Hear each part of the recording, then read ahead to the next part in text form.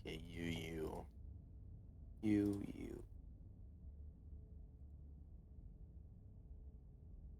So horror game is not intended for all audiences, yada yada yada yada yada yada. Whatever horrors you may find in these dark spaces, have heart and see them through. There are no premature endings, there are no wrong decisions, there are only fresh perspectives and new beginnings. This is a love story. Yay! I haven't played this game since before the pristine cut came out. Oh, this is gonna do things to my psyche. Because I've split from this game severely. Does it... Oh my god. Ah! Start the game, reach the mirror, reach the end of everything. Ah! Ah! Freaking out. This is one of my favorite games. I don't talk about this game, but it is one of my favorites. I kind of don't talk about it because I like gatekeeping it. You don't say. It's a good game. It is a visual novel. Shit.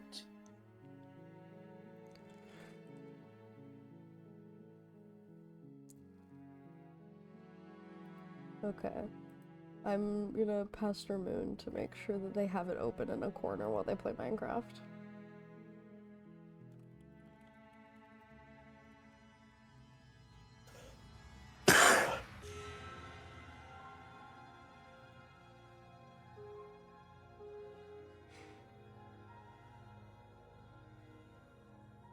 Then I'm gonna press new game. The Hero and the Princess, Chapter 1. Yee! You're on a path in the woods, and at the end of that path is a cabin. And in the basement of that cabin is a princess. Moon couldn't tell your voice through my PC. Oh?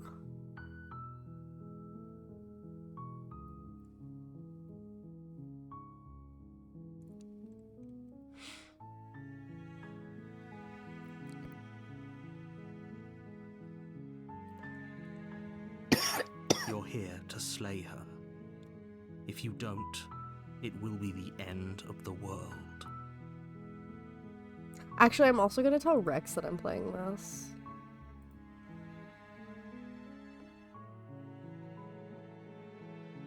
This is important to more than just my fiance.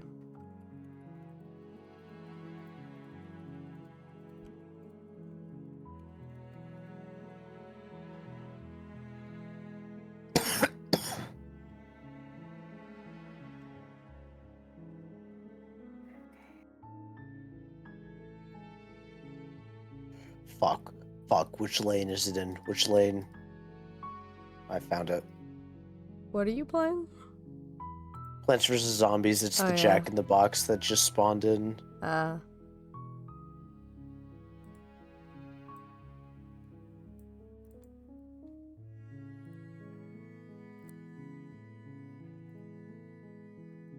Explore the end of the world? What are you talking about? Explore, have you considered that maybe the only reason she's going to end the world is because she's locked up? Explore, killing a princess seems kind of bad though, doesn't it? Why can't someone else do it? Forget it, I'm not doing this. Have you considered that maybe I'm okay with the world ending? Do I get some sort of reward for doing this? Not exploring, but oh, okay, thanks for telling me what to do. Sweet, I've always wanted to off Monarch. Vive la revolution! Silently continue to the cabin or turn around and leave.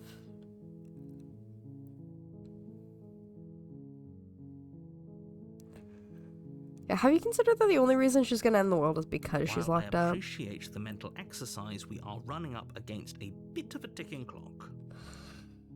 I love Jonathan Sims' voice. Nevertheless, let me assure you, the princess is locked up because she's dangerous. She is not dangerous because she's locked up. I forgot to bring lily pads with me, so that's gonna be, And before you decide to waste even more of our time by asking how I know that, let me suggest a more pragmatic lens through which to view this situation. Causality doesn't matter here, because the end result is the same no matter what led us up to this point. If the princess leaves the cabin, the world will end, and There is no changing that. It's no use arguing semantics over a metaphorical chicken or egg, because the egg is hatched and it's about to ruin everything. Unless, of course, you do your job and slay her. Explore the end of the world? What are you talking about? Killing princess seems kind of bad. Can someone else do it? Forget it, I'm not doing this.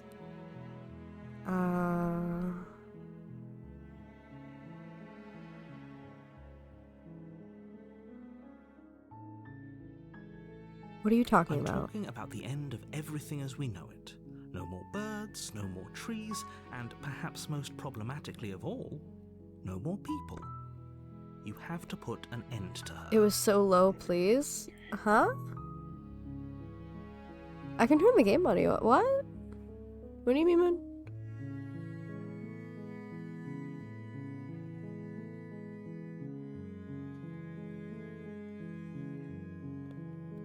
Are you listening to me through Ninja's PC? What is happening here?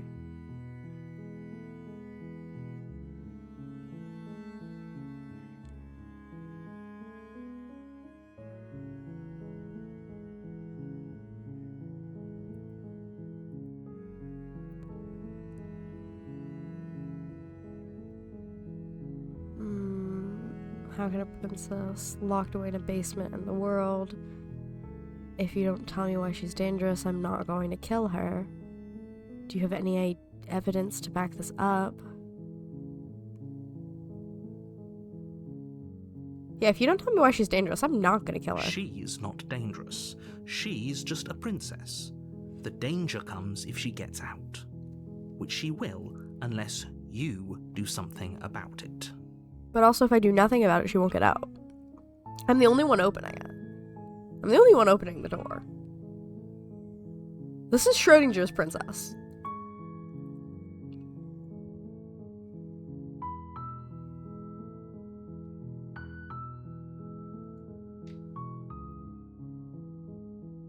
Feeding my cat.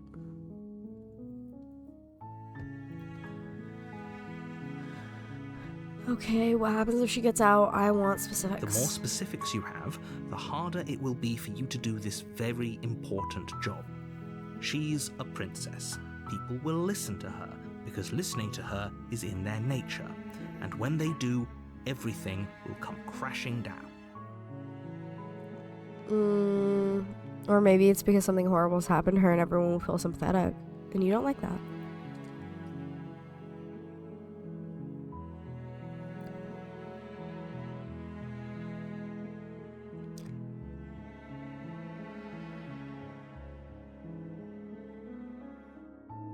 Oh.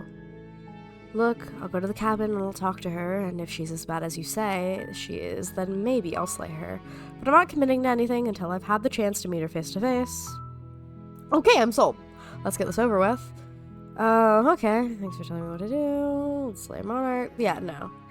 I'll go to the cabin and I'll talk to her, and if she's as bad as you say she is, then maybe I'll slay her. But I'm not committing to anything until I've had a chance to meet her face to face. Then I guess we'll just have to see what happens. But a word of warning.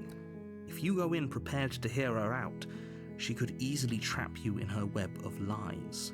And the more you listen to her honeyed words, the harder it'll be to pull yourself out. Then each and every one of us is doomed. What do you mean? This is a love story. So sure, go, talk to her. See how that turns out for all of us. I'll throw this on a stream so that if you want to, you can also fucking peep in without having to. Without having to delay.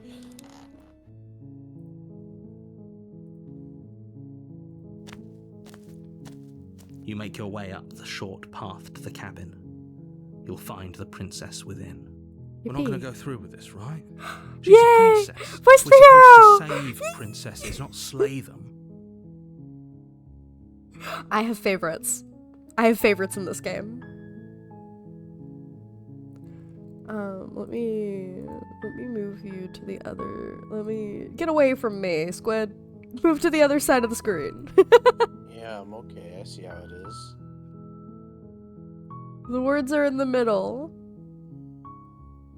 I also need to move myself closer to closer to the edge. There we go. We're at the edges of the screen. We're borders. Ignore him. He doesn't know what he's talking about. What did I name the voice of the hero? What's his name? One second. None of these characters canonically have names, but I have names for them because they're all in my brain.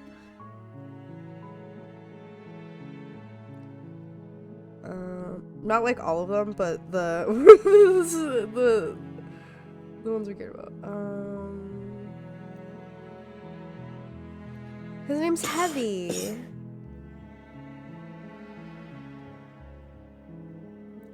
Spelled H-E-V-I-E.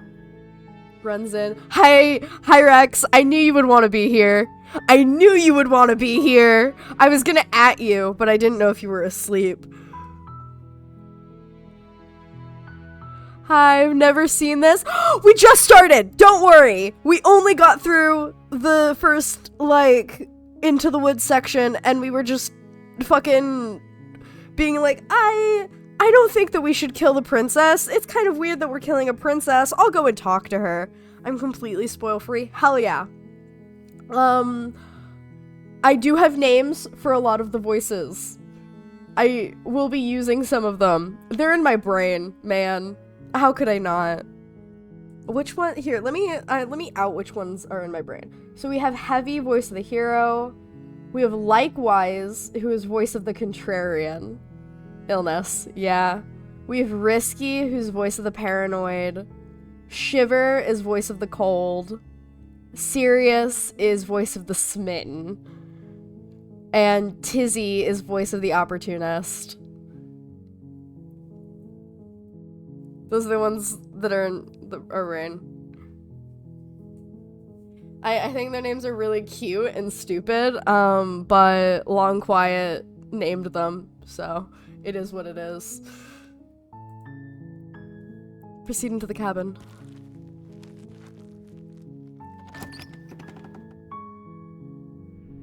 The interior of the cabin is almost entirely bare. The air is stale and musty, and the floor and walls are painted in a fine layer of dust. The only furniture of note is a plain wooden table. Perched on that table is a pristine blade. And I said this before you entered, but I will say it again. Jonathan Sims was such a good choice of narrator for this game. He's so Blorbo from my shows. I might leave partway through if I decide I want to play this myself, but we will see. I didn't know the narrator actually spoke. The fact narrator is capitalized in my autocorrect is insane. I know exactly why it's capitalized in your autocorrect, you gay motherfucker. But yeah, no, everyone in this game has a speaking role. I will not have to read out anything except the dialogue choices. But everything else is spoken out by either Jonathan Sims or I forgot for the voice actor for the princess is. I'm so sorry to her.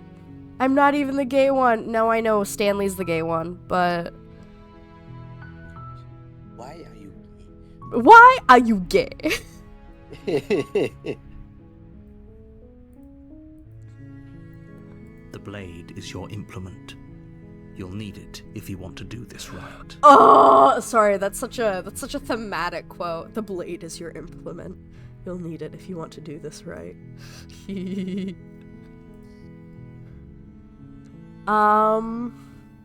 We're just gonna enter the basement without a blade. Why are you gay? The door to the basement creaks open, revealing a staircase faintly illuminated by an unseen light in the room below.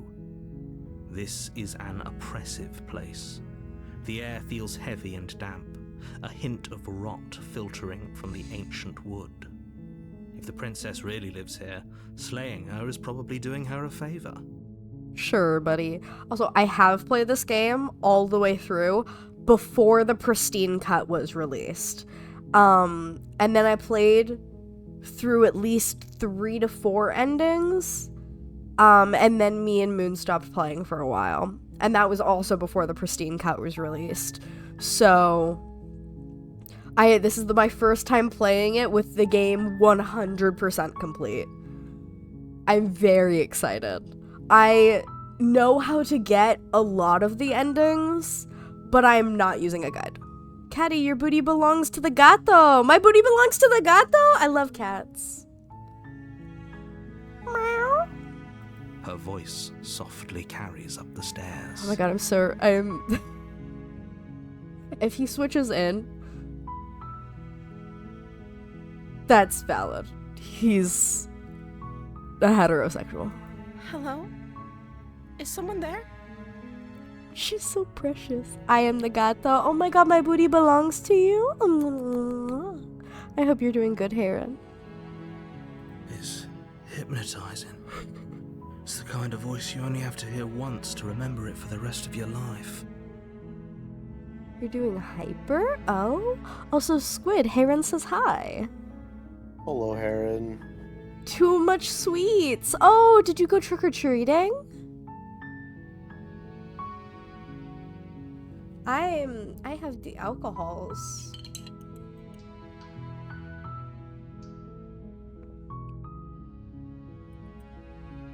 Oh. Oh, you went to a birthday. Yo. Halloween birthday party. Dude, only 3 people dressed up today at work? That's such bullshit. I saw your... I only, like, nobody dressed up at my work. Well, I work in a warehouse, so of course no one's gonna fucking dress Sweetles up. works at Target. Oh, yeah. But he dressed up with, like, you know the 2 wolves howling at a moon shirt? Yeah, I know that yeah, shit. Yeah, he was wearing that. Hell yeah. It was really good. I now do, Fantastic. none of the front end dressed up? That's bullshit. They should have all dressed up. It should have been mandatory. Chosen. Oh yeah, you dressed up as the Chosen from Smosh.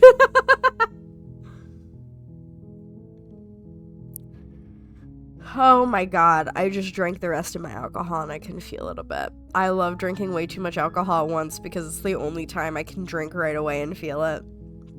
Ugh. It was me, my buddy in my department, and HR. Wow. Honestly, at least HR, dressed up. True. Morale. On it, boss. Vivi, I love you. I need to, properties, capture cursor, because the cursor is cute. She was still in red, but yeah, she was dressed like a farmer. Oh my god, we are farmers! Dun dun dun dun dun dun dun! Don't let it fool you. It's all part of the manipulation.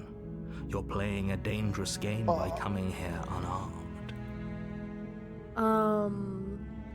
Hi, just checking in on you. I'm here to say, by the way, if anyone wants to participate by giving me a dialogue option, I will lag a bit. If you have one you want to see, you can say it, and I will pick that one.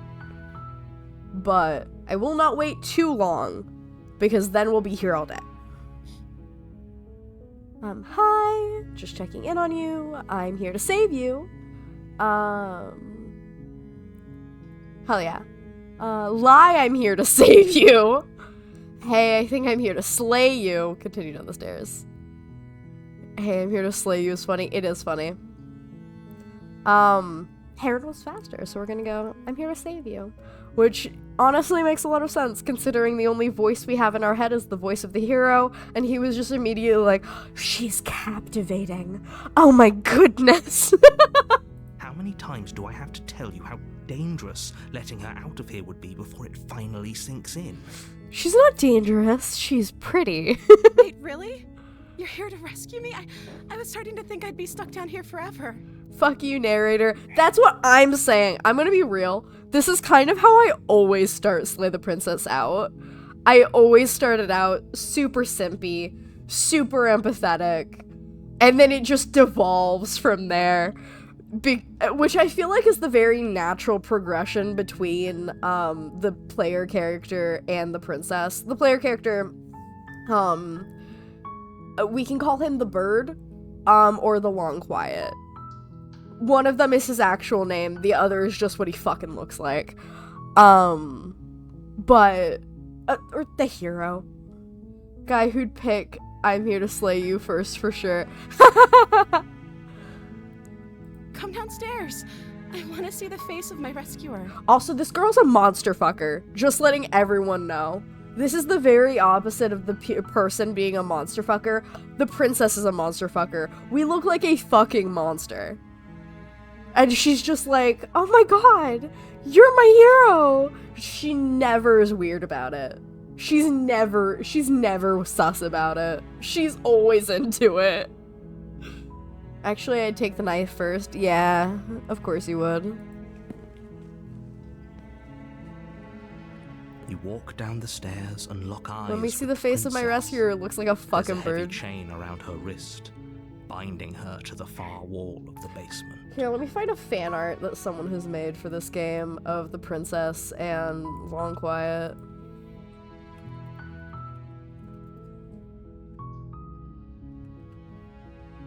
So that y'all can, like, truly understand when I mean he is a fucking bird.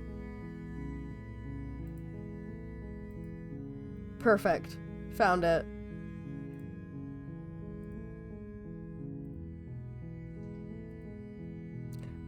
Burp. Downloads. Burp. Yeah, so this is a fan art of the princess and the Long Quiet. This man is literally just a humanoid bird.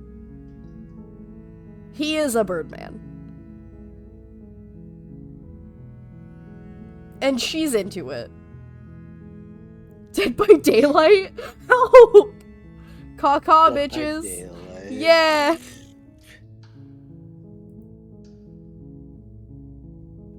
As a person who has played Dead by Daylight, you're probably right. Yeah. She's beautiful. How could someone like this be a threat to anyone? Which I think it's honestly really good. Yeah, Dead by Daylight Wraith. Correct. I think it's really good that the player character looks very monstrous because we get a very human internal perspective of his thought process. And it's a really good deconstruction of a monster, and like it's a really good subversion of expectations and of archetypes and roles, because we don't get a lot of like inner thought of what the princess is going through, and we just kind of have to take her word for it and figure it out ourselves. But she's always seen as like very small and almost frail. In a lot of ways. There are some routes we might go through that she is not small or frail, but our character is very big, very strong, usually has an implement of destruction on them, and is here to harm her.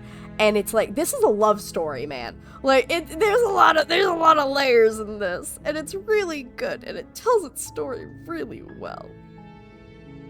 I am begging you to stay focused. I can't stay focused. I'm not riding on you here. I can't stay focused. I am a simp, first and foremost, for this girl. Hi. I can't believe you're here. I've been waiting for something like this to happen forever. I hope you brought something to deal with these chains. I can go get a knife. Don't do it. If she gets out of those chains, we're all one step closer to the end. Okay, hold on. Let's talk about this first, or I'll see what I can do and examine the chains. She's so cute. She's so cute.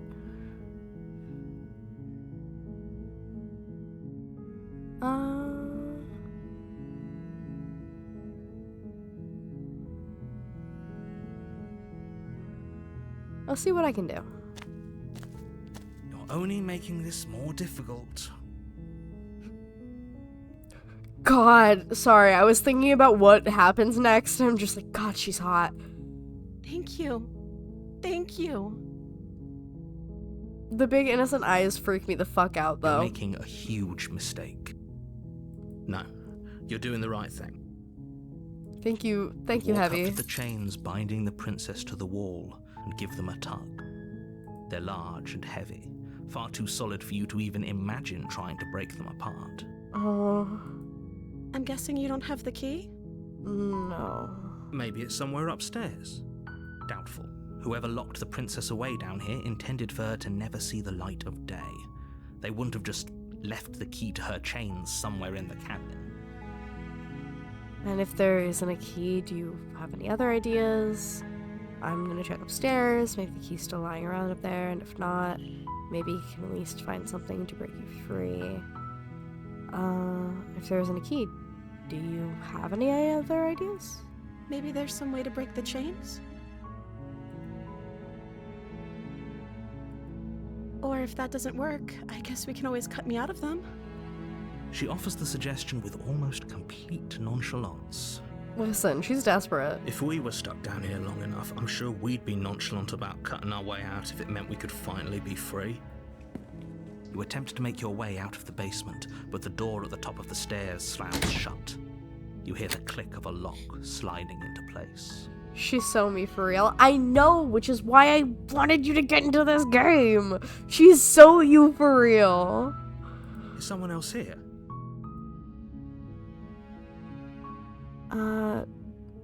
Hey, let me out. Try the door. Return to the bot. Try the You try door. the door, but it's locked from the outside. Return to the bottom of the stairs. You make your way to the bottom of the stairs. This would have been so much easier if you'd just taken the blade like you were supposed to. Let me take the blade, and I'll come back, and I'll cut her out. Easier for whom? Easier for everyone. Look at the mess you're in. I'm not in a mess. I heard the door slam. They locked you down here too, didn't they? There's a slight panic rising in the princess's voice.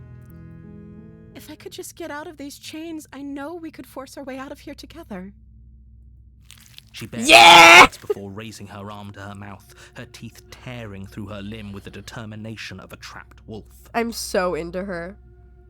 As she rips her flesh from her bone, a sound comes from behind you, the clang of bouncing metal. It's the blade from upstairs. You're not sure how it made its way down here, but if there's a time to strike, it's now. Or we could use it to free her. You won't like what happens if you do that. No, I'll love what happens if I do that. Save the princess. Fine. Against your better judgment, you place the blade against the ragged, self-inflicted wound on the princess's arm, just above the unyielding chain binding her to I'm its place. so into her. You cut into her flesh. Also, for everyone who can't see because the cursor is too small, our cursor has gone from a claw with nothing in it to a claw with a bloody blade in it. Because the cursor changes depending on what is in the player character's hand. Really good detail that I needed to talk about. The blade is sharp, and it takes little effort to crack through the bone of her arm. Her limb falls to the ground, and the heavy chains follow suit. She didn't so much as utter a sound through the whole ordeal. Why would she? She might have giggled if she did make a sound. Pain is nothing to her. No, she didn't. Oh no! She smiles softly as her gaze meets yours, blood from her wounded arm dripping rhythmically to the ground. How is she still smiling after everything? It's like she isn't even bothered by what just happened. Thank you. Now let's get out of here. Approach the locked door. No, we won't have any of that. The stakes are too high. You can't just let her escape into the world. No, I can't just let her escape into the world. As the princess approaches the bottom stair, your body steps forward and raises the blade. Wait, this isn't fair. You can't just do that. Watch me. What are you doing? Slay the princess, slay the princess, slay the princess, slay the princess, slay the princess, slay the princess. Warn her. Stop that. Something's come over you, hasn't it? You know you don't have to do this, right? Your body lunges forward, the blade held low, ready to sink into her heart. But the princess dodges, stumbling back against the wall before the blade has a chance to connect. Stop it. Stop trying to resist me. I'm trying to get you out of here alive. Slay the princess, slay the princess, slay the princess. Resist. The blade. Move the blade. As your body remains frozen in stubborn resistance, the princess takes a cautious step forward. We both know this isn't you. She nervously reaches towards you and takes the blade from your infuriatingly rigid hands. Stab me, beautiful. What are you doing? I'm sorry. I'll try to be quick. She plunges it into your chest, tearing through flesh and sinew. It is agony.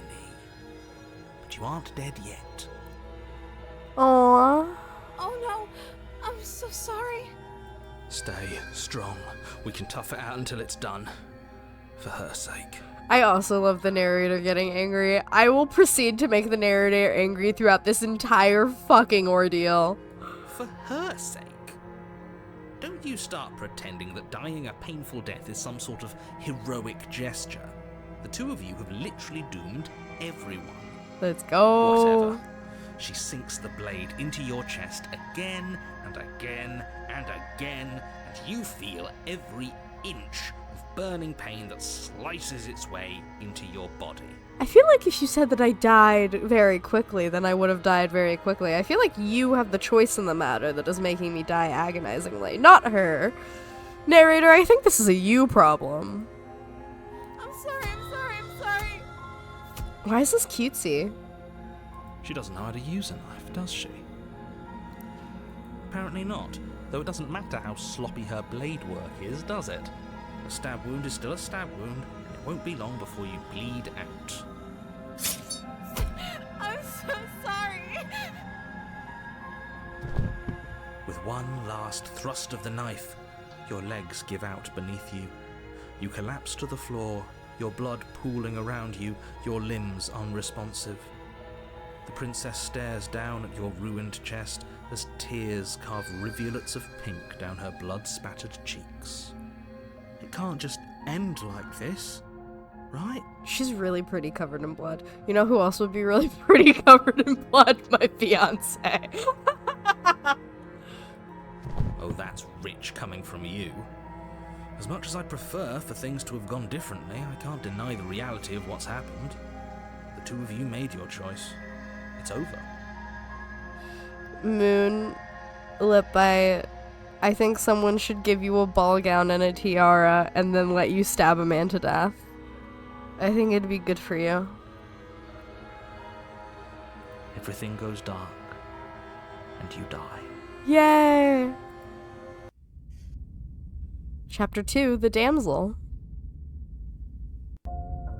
You're on a path in the woods, and at the end of that path is a cabin.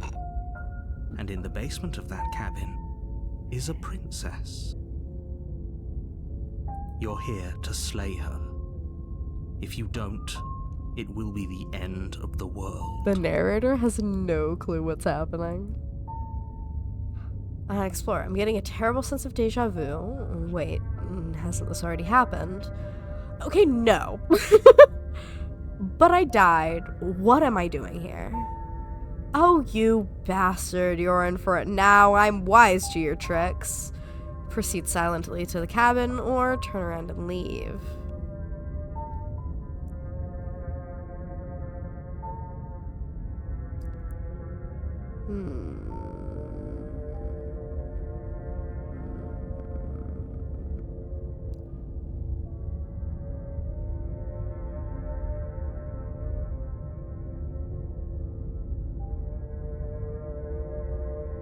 Loop. Yeah, time loop. Time loop game. I'm gonna get a terrible song. Hey, Cat's accompanying you with some vodka if you don't mind. I do not mind at all. I'm glad. I'm getting a terrible sense of deja vu. A terrible sense of deja vu? No, you don't have that. This is the first time either of us have been here. No, you don't have that. Thanks for denying my reality, narrator. If he doesn't remember what happened, then maybe it's best to keep it that way. Yes, he didn't approve of us last time, did he? If we're going to save our beloved, we'll have to be sneaky about it. It's my boy! What's up, bitch? Is serious? I'm pretty sure his name is Sirius. Yeah, it's serious. His deja vu narrator says, how about no? Yeah, nah. Our beloved? Yes, our beloved. She's our wife, obviously. Yes, you'll have to be very sneaky about your intentions if you're going to try and save the princess. Obviously. Ah, so all of the cards are on the table. Then you should know that we and the princess are in love, and the four of us will be foiling any and all assassination attempts you've got in the works. Yeah. Say about that. Whatever you do, just be sure to ignore him specifically. Sounds like he's the sort who'd sacrifice the whole world for a peck on the cheek. Easy. If it was from my fucking wife, easy. I'd let the whole world burn. Heartbeat. What can I say? A world without love is a world that isn't worth saving. Oh my god, so real, dude. This is more than just deja vu, though. I'm pretty sure this whole thing literally just happened. Let's just go to the cabin. No need to talk to the narrator about that. A warning before you go any further. Fuck the world if it means beloved gets to sleep soundly beside me. You get it. She will lie, she will cheat, and she will do everything in her power to stop you from slaying her. Don't believe a word she says.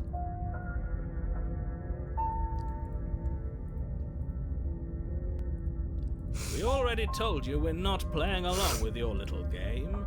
It's your lies that can't be trusted.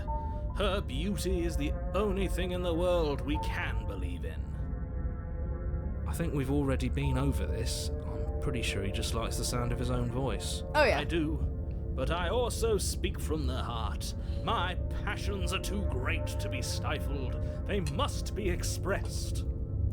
Sure, yeah, your passions are strong and all, but not everyone needs to hear them. Some things are better kept quiet. Don't pay their bickering any mind.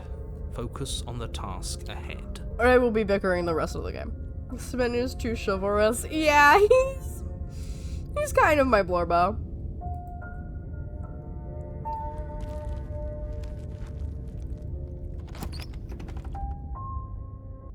My personal favorite is Voice of the Paranoid. Clean and elegant, its stone walls draped in fine threaded tapestries, a prison befitting a royal prisoner.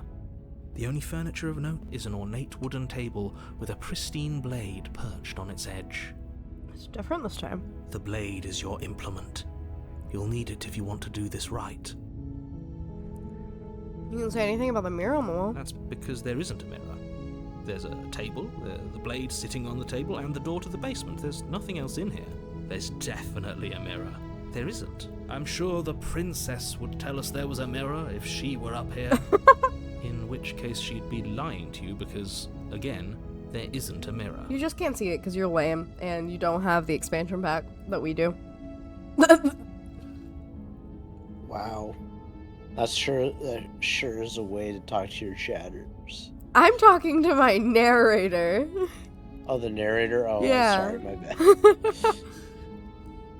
The narrator doesn't have the expansion pack that I have, so he can't see the mirror. Damn.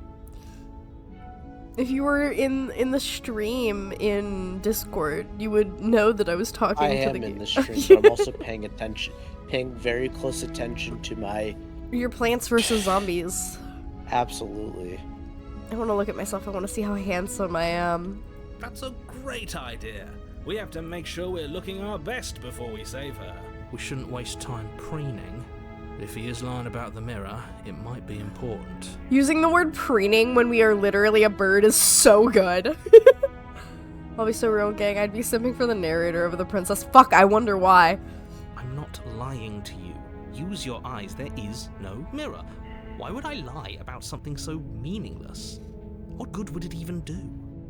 It's okay, Rex. I'm fully willing to play this game again at some point and then just be a narrator simp for you so that you can see how that ends. Leave me alone, I don't like women. I know you, gay bitch. Approach the mirror. You walk up to the wall next to the basement door. It's a wall. There isn't much to see here. I've seen your porn. This really isn't funny. That sure is a sentence. Rex is my best friend. Oh, yeah, right. Yeah. I know. I remember now, yeah. Yeah. There are only 2 people's porn that I've ever seen. My best friends and Kana's. Yeah. Yeah, I too have seen Reach Kana's. forward, Yeah. rub your hand I think we've all against the seen caving Kana's wall. porn. I hope you know how ridiculous Yeah. you look right now. But it was there a second ago. And now it's gone. Pity. We could have a feather out of place and now we'll never know. We can't gallantly sweep her off her feet if we have a feather out of place. Okay, take the blade just in case You we take need the it. blade from the table. It would be difficult to slay the princess and save the world without a weapon. Kana's porn is some high quality stuff. It really is.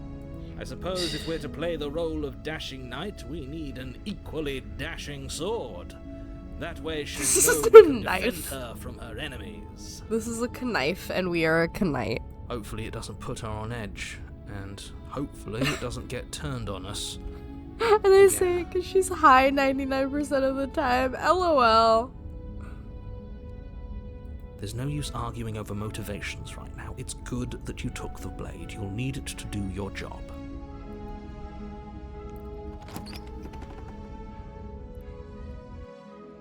The door to the basement creaks open, revealing an intricate stairwell. Gold-trimmed carpet glimmers in the light of the torches positioned along the walls. The basement almost seems welcoming in the dim firelight. But it's still a stone basement. If the princess lives here, slaying her is probably doing her a favor.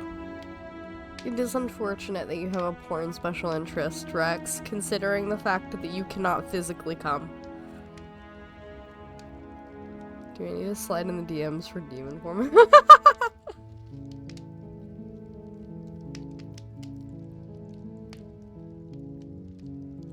You are.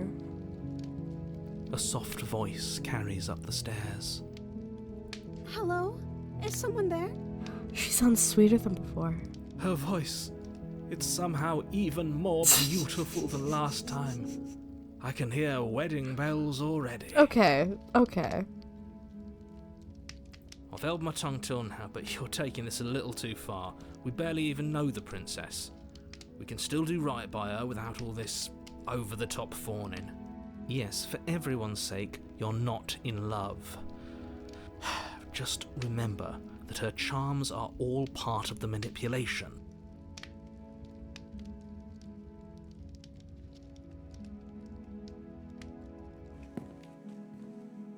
You walk down the stairs and lock eyes with the princess.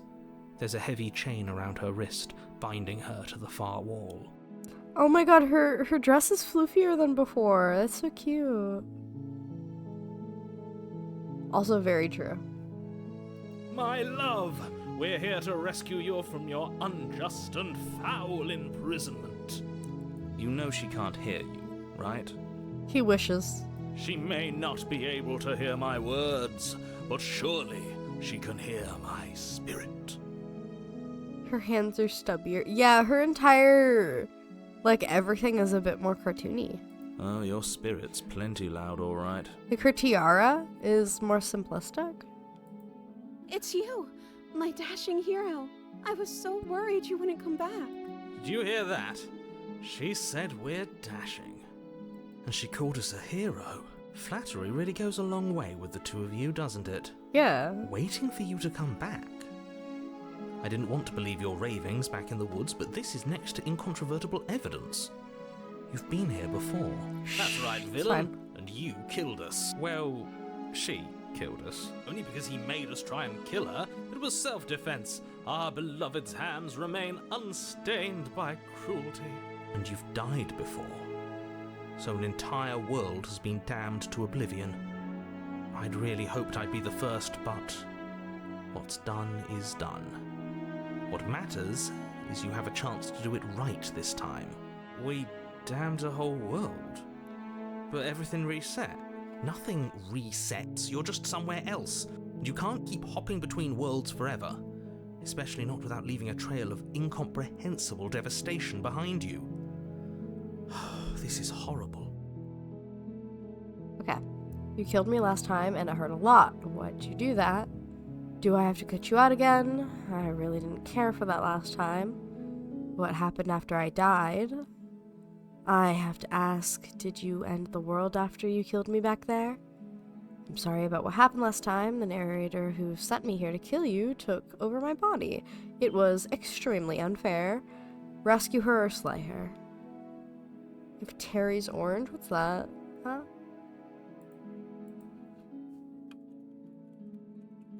Oh, the orange chocolate thing. Nice. Don't mind me having to look it up.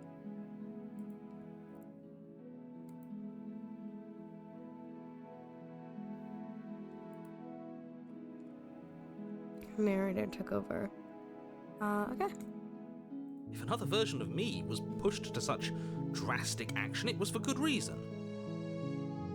How much are they now? So $5? Oh, bullshit. That's okay. You were just doing your best, and that's all that matters. Oh my god, she's so sweet. She took that in stride. To a surprising extent. An almost unsettling extent, actually. That bullshit sounded personal. Yeah. Inflation makes me upset. It's unfortunately my favorite seasonal candy. Damn. That's because she's perfect. Very true. Do you think she has someone like him telling her what to do?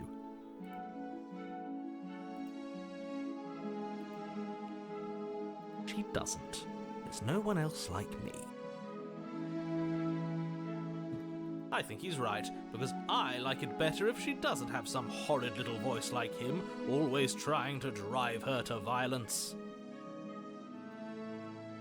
Okay, we can say again. You killed me last time and it hurt a lot.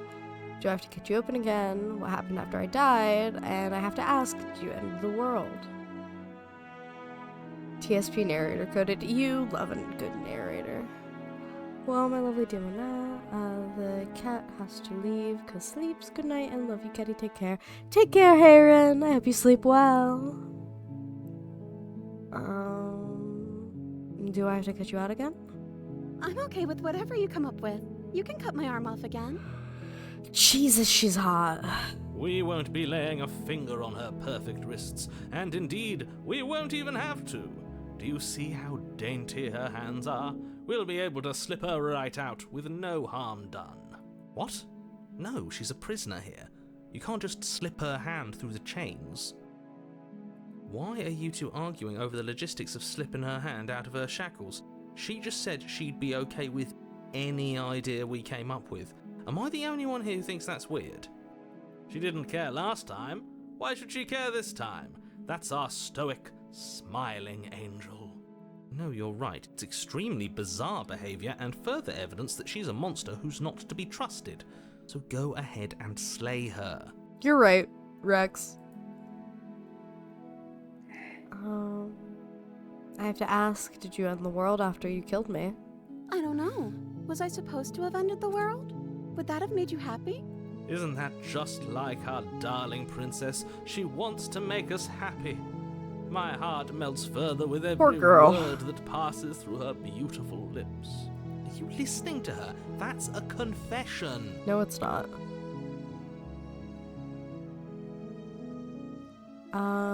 No, I don't want the world to end. Then I didn't end the world.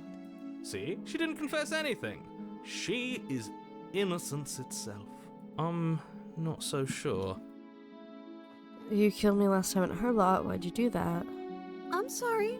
Didn't you want me to? Did we? We warned her of the cruel forces seizing our body.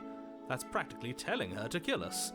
She is our beloved, and she made the choice to free us of our misery, to show us mercy and make the best decision for everyone. I know he has a voice, but I keep thinking about the princess meeting with Spin. Hello, princess. She made the best decision for her. Don't Not be so the quick to Hawada assign princess. kindness. You're Hello, just there, opening yourself up to princess. manipulation. What happened after I died? You died, and now we're talking. Rescue the No. princess. I can't let you do that. If you take another step towards the princess, You'll what? Take over our body and force us to try and kill her? Yes. Not on my watch, villain. My passions contain titanic depths, and if you try anything that might harm our dearest, I will end our life without a second thought. You wouldn't. I would. I'd listen to him if I were you. He has a lot of strong feelings. And doesn't the world end if we don't stop her? Wow. You approach the princess and gingerly slide her hand from her bindings. That shouldn't have worked. I'll be damned. We're doomed. Yay! I believe it. But I guess I have to. I told you, there's no life more worth living than that of a true believer. I'm free, and you're not trying to kill me this time. Thank you. Thank you so much. The princess jumps up and smothers you in a joyful embrace. Ugh.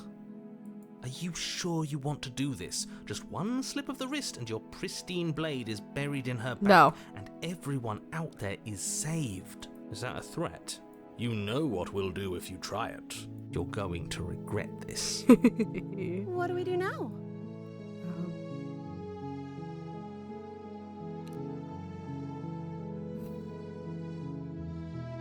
Do we want to corrupt her? And not in the way you think.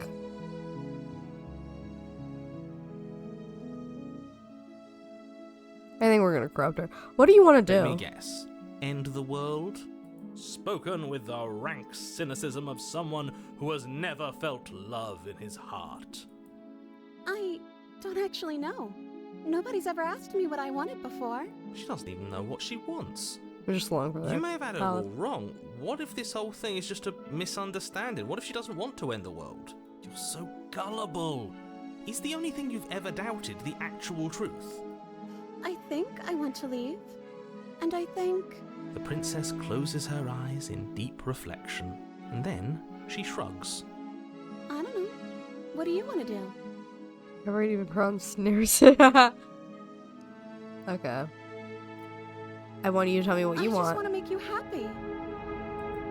She can't just want to make us happy. It makes sense to me. That's all I want for her, so of course she'd want the same for us. Let me move chat out of the way.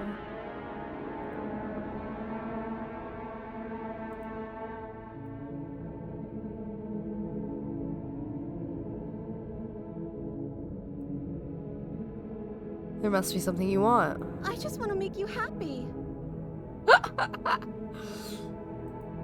Is she broken? What's going on? What's going on is she's lying to you, only she isn't a good liar. Are you starting to trust me now? But what would make you I happy? just want to make you happy. This isn't right. I don't know what's going on, but this isn't right. I fail to see the problem here. She's just sweet on us. You don't have to act like it's a big deal. Okay, clearly something is happening here, and I'm very scared. What if we just don't do anything? What if we just stay here? Nobody gets hurt, and we just figure out a way to be happy together. You have to want something more than just making me happy. But you need your own thing. You just met me. You can't base your entire happiness around me. I want you to make me unhappy. Do you want to end the world? I just want to leave. We can figure out the rest later. If you want to leave. Okay, let's pick the first one. Oh, is that really what you want? If you think that would make you happy, Yeah. then... Her eyes dart uncomfortably to the corners of the room. I guess we could do that. Oh, at least she's normal again. Okay. Normal Normal princess. again? Can't you tell she's sad? She's distraught. This is unacceptable. But she can't be unhappy about staying with us. Can she? No. It has to be him. It has to be this place. If we just made these walls more fitting for a princess, if we just say the right things, if we just showed her the contents of our heart, she'd be happy here. She is so you. As the voice thinks its thought, your hands raise, fingers pointing towards your chest, and then... What? No, you absolutely do not do that. Oh, but I do. What? What is he doing? We can't see unless you tell us. Are you sure you want to know? I suppose I can't stall forever. You plunge your nails into your chest, digging deep, grasping for a handhold. And you find it, your fingers curling around your ribs. Oh no, what are you doing? Are you okay? You can't do that and be okay. Time out. He should not be allowed to do that. He's not the decider. And yet, it's done, isn't it? It will be soon. You yank violently, your bones cracking with wet pops as you pull yourself apart inch by painful inch. Your exposed heart, framed by jagged ribs, thumps rhythmically in your raw, bloodied chest. He's so me for real. Threads of your body unfurling to cover the surface of the room. Don't mind my sacrifice. It's a fair price to pay to give her everything she doesn't know she wants. This man is suddenly more interesting, so real of him. I wonder why you think that. Oh, I see. You're trying to tell me something. The fact she gets it. It's beautiful. Shit, she's hot! The princess, mesmerized, reaches towards your beating heart, and then everything goes dark and we die? Yes. Epilogue, happily ever after. Kin. Wood. We're Yeah. on a path in the woods. Mate, we're clearly already in the cabin. No, literally. Excuse me? You're clearly... Oh. Huh. So you are. How do you know about the cabin? I didn't get to the cabin part of my opening monologue yet. Here's the monologue. We've been here before. Well, not here, but I'm sure you know what I'm talking about. You knew about the loop-in last time. Not that he was eager to divulge that. Voice of the skeptic. Yo, one of the bitches I don't got in my brain. Right on cue, here's the new guy. Welcome! Can't say I'm happy to be here. Okay, yes, I get it. You've been here We before. don't have skeptic, That's do we? terrible. You know that, right? Because the only reason you would have been here before is if you failed in whatever world you'd come from. Yeah, we don't. Meaning you doomed an entire other reality. But I'm sure since you're so well-travelled, you know that, yes? We know that you keep telling us that, but we've never seen a world end. As far as I'm concerned, that whole conversation is just noise. And I'm stuck on a better question. Where's the other one? The other one? Yeah. Yeah, a certain lovesick fool has been suspiciously quiet. One might even say, absent. Oh, you're right. It's a little quiet here, isn't it? Maybe that's one of the rules. Maybe only one bonus voice is allowed to be here at a time. Bonus voice? I'm just as important as you are. I'm not saying it's a bad thing. All I'm saying is that it's my third time here and it's your first. You're not unwelcome, but from my perspective, you're definitely bonus. He dieted. He did do dieted. I'm going to describe the room now. The interior of the cabin is vast and regal. dug them a High bed. arched He windows dug them a line the bed. walls, their multicolored glass casting kaleidoscopic patterns across the stone floor.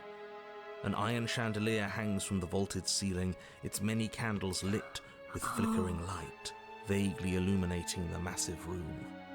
This is a house fit for royalty. The stained glass has versions of her. Before you, there isn't a blade, is there? That's not good. No, that's fine. We didn't need it last time. Oh my god, I said that. It doesn't matter if the blade's here. We didn't use it last time, and the time before that, she used it to kill us. I forgot the normal Terry's orange doesn't have popping candy. I'm so sad. It adds so much. I've never had a Terry's orange. I'm so real. I see your point, but it's still an option that's been taken away from the us. chocolate fucking I Terry's orange is don't fun, like yeah. losing options. Yeah, they're Sweetle's favorite. Fantastic chocolate. If you like orange, try it. They're so good. I'm indifferent about oranges.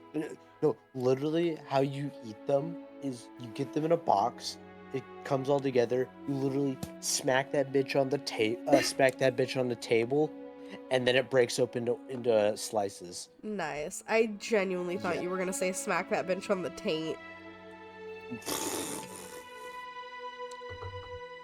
No, no, we're more civilized here. Everyone in chat agrees with you. Yes, and it's an important one. Yeah. It's your implement. Cool. You're going to need it Thank if you you, want to do Chatters, this for right. having my back. And the fact that you're here right now, again, You're the only one here, means that you Caddy. have not yet done this right. But it's not there, is it? We don't even get the choice. So, what are we supposed to do? I don't actually know. I'm sure it'll turn up somewhere. It has to. It's part of the whole structure of this place, I think. At the very least, it's important. I just realized, did I change the game on YouTube? No, it says I'm not playing a game. Slay the princess. Boom. There we go.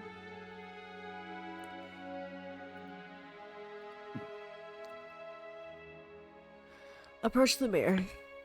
You cross the room, stopping just in front of the door to the basement. The handle is right there. Do feel free to give it a push as soon as you'd like. You couldn't see it last time.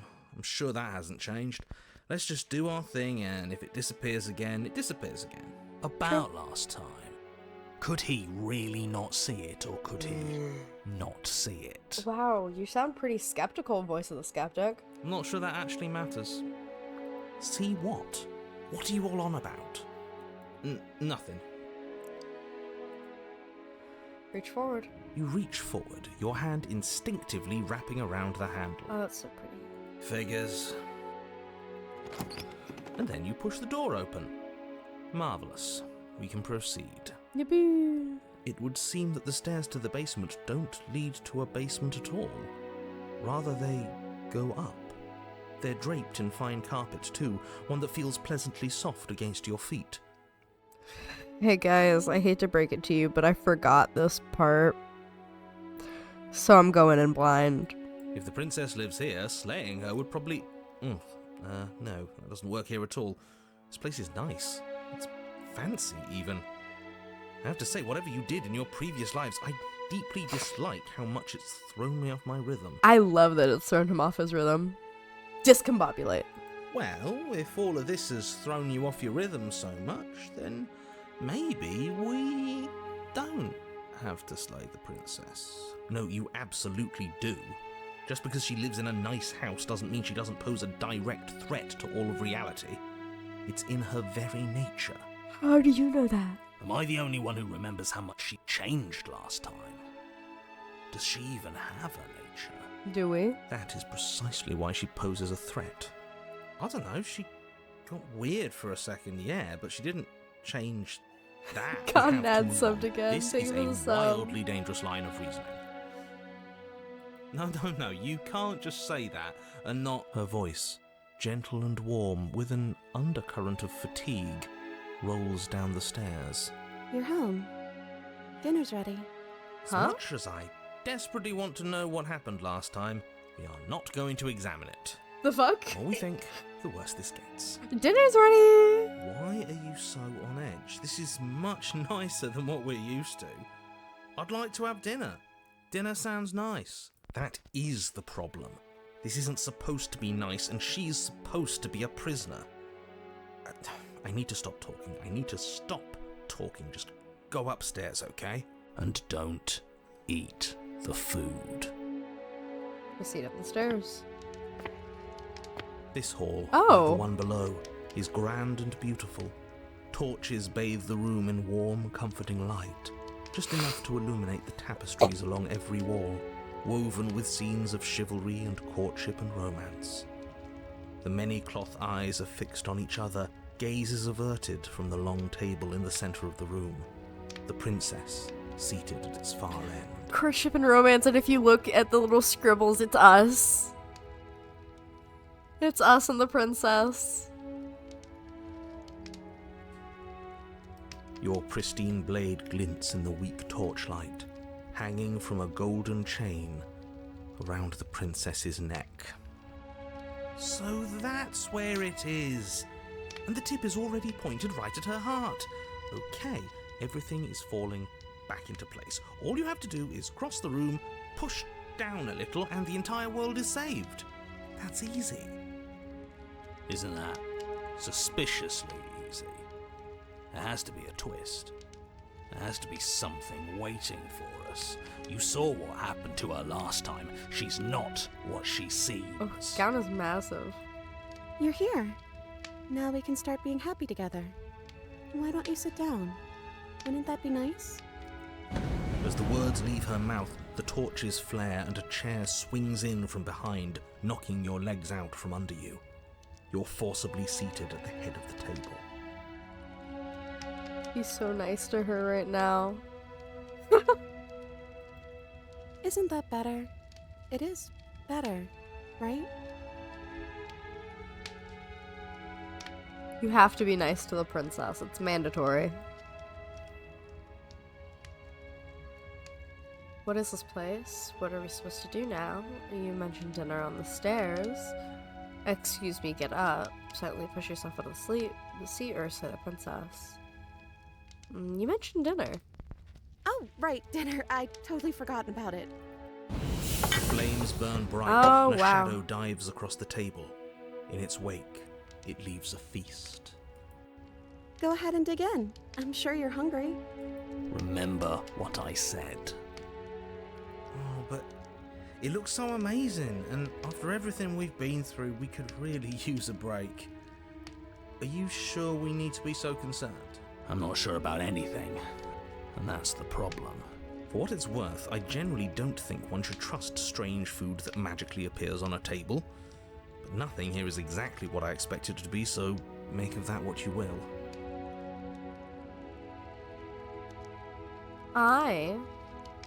Oh. Ignore all of that. We're gonna go to page 3, and we're gonna save there. Eat. You begin to feast, and the princess follows suit, her soft smile never fading. To be fair, we did tell her that we should stay here and be happy together, so...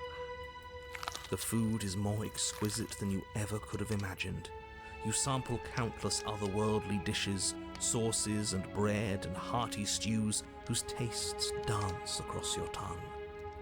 You tear at hunks of meat practically melting from the bone, juicy and tender and bursting with flavors you could scarcely begin to describe. Your cup fills itself again and again with a flowery nectar so sweet it tastes like glimmering jewels. This really is perfect, isn't it?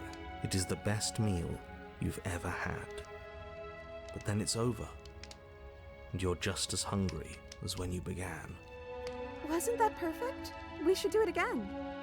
The shadow washes across the table, clearing and replating.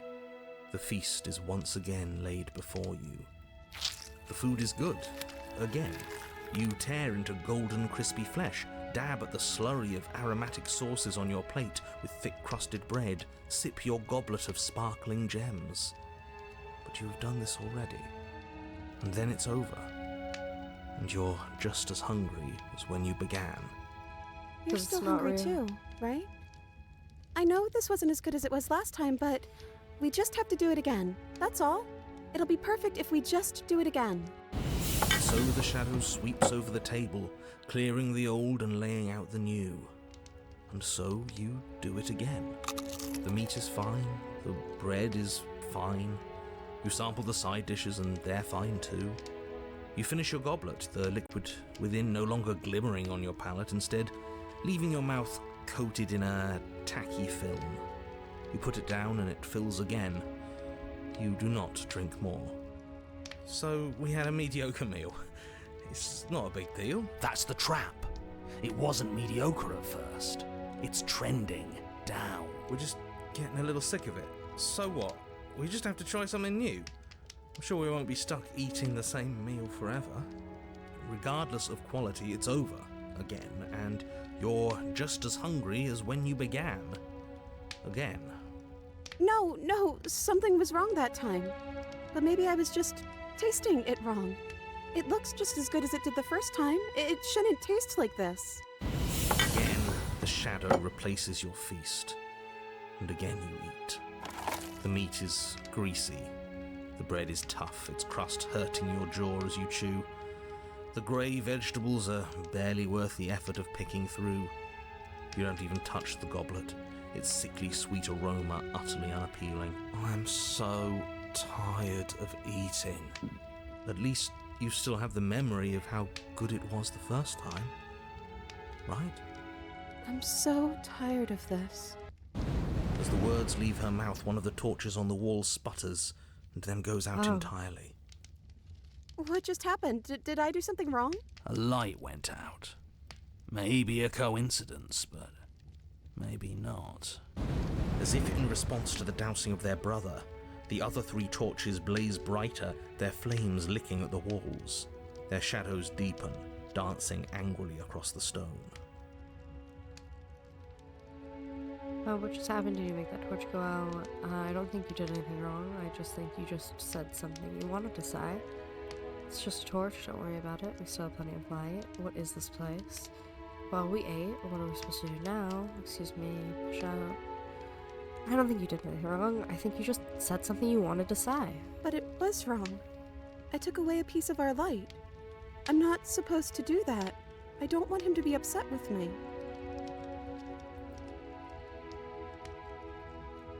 You said he. Who is he? He's the voice that whispers sweet nothings in my ear.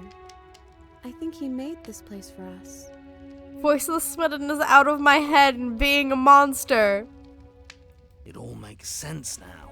It's him, isn't it? He's making all of this happen. He's the one who's trapped us here. Who? The lovesick one, the one from last time. He's not gone. He's just with her now. He's the shadow.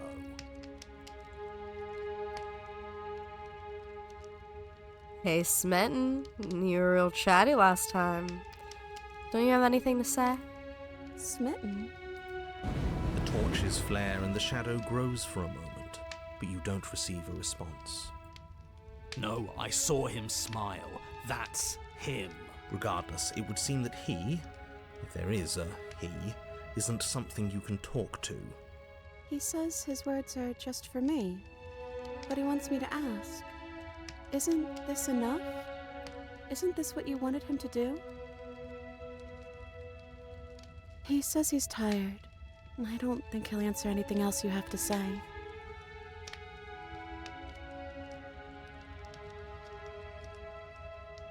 What is this place? It's our happy ending, just like you asked for. It's everything we're supposed to have ever wanted. Well, we ate. What are we supposed to do now? I don't know. Maybe we could play a game. Yeah, that's exactly what we should do. The flames roar and the shadow comes dancing across the table. It leaves behind an intricate game, its pieces elegant and beautiful and enticing, its simple rules already apparent, even with little explanation.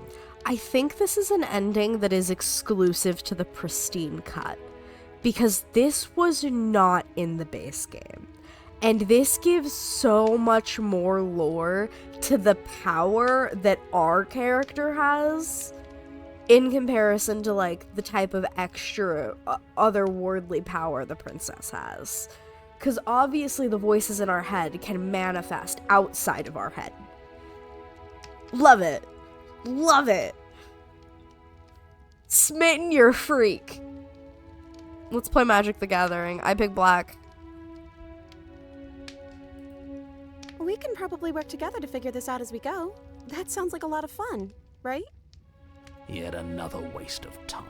Why all the distractions? What are we being distracted from? That's the real game.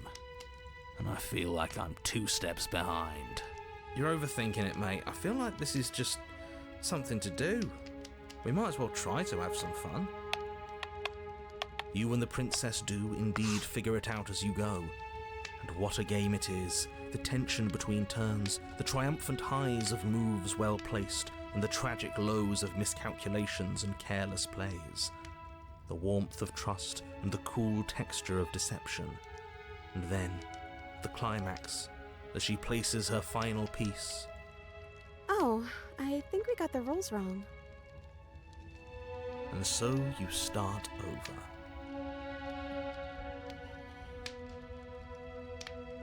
LOL.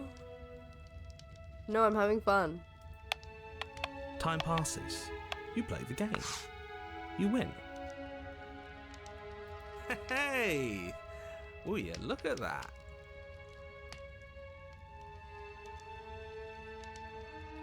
Oh, you won.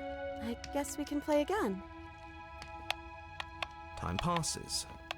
You play the game. She wins. Oh, I won. I guess we can play again. There is a long pause, and the board does not reset. This isn't fun anymore, is it? It's never going to stay fun. You don't need me to tell you that it isn't. Oh. The princess visibly panics as another torch sputters. Wait. Maybe this is just too easy. Maybe if we added more rules and pieces, it would be fun again. Yeah. The game's just a little simple. We can make it fun again. The shadow descends on the board once again. More pieces are added, their shapes more intricate, their purposes less immediately clear, and the two of you set about discovering the complexities of the game anew. And so you do. And it is fun again. In fact, it's almost as fun as the first time you played, and the sputtering torch roars back to life. But then you get used to the additions, and the feeling starts to fade. A creeping numbness settling in over the board. More pieces are added. The feelings flare. The feelings fade. The princess suggests new rules. A glimmer of what could have been excitement flits through your mind, quickly vanishing as the game progresses. Your pieces advance in an ever-increasing slog to their destination. Winning and losing become nothing but ends, and even the end becomes nothing as you roll over into a new game, the board resetting as many times as you can finish, till finally... I'm out of ideas. I'm actually out of ideas this time. I don't think I can play anymore. As the words leave the princess's mouth, another torch goes out. Again, the remaining flames burn brighter, and the shadow dances faster. I'm happy, I promise. We're both so happy here. You don't have to be upset. This is... awful. I think we all know that we're not happy. We just have to admit it to ourselves.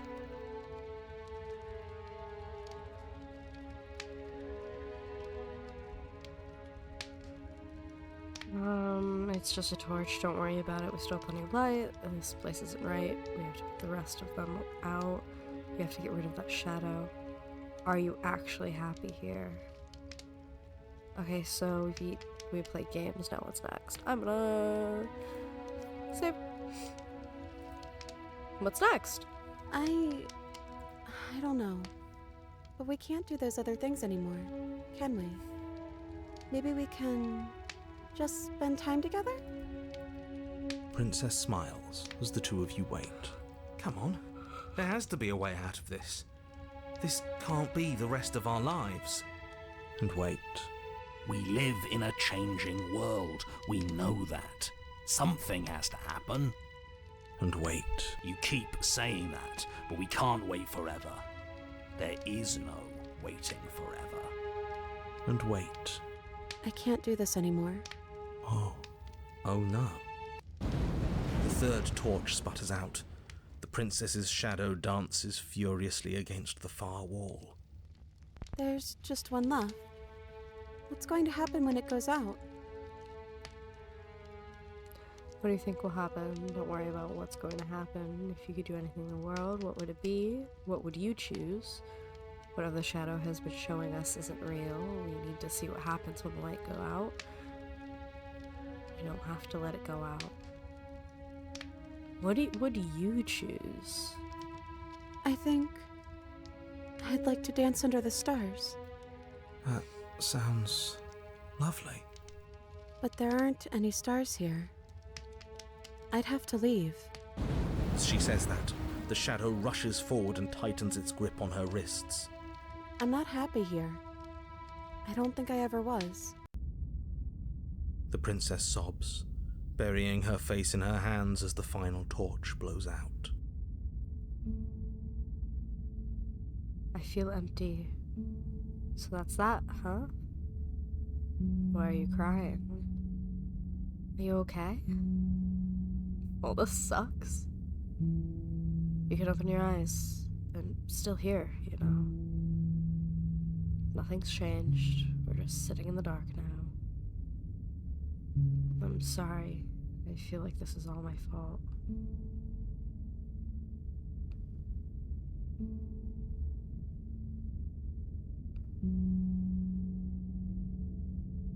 Are you okay? She raises her head, mascara trailing down her cheeks. No, it feels like an important part of me is gone. But I'm still here. I don't know what to do with that. I don't know how I'm supposed to pick up the pieces. Also, thank you for the posture set. Thank you for the hug. The princess's eyes dart to the floor. Well, we can't sit here forever. That part of us is over. The princess pushes herself from her chair, She's and you so pretty. instinctively do the same, Oh my god. waiting by the top of the stairs as she quietly crosses the room. Do you still care about me?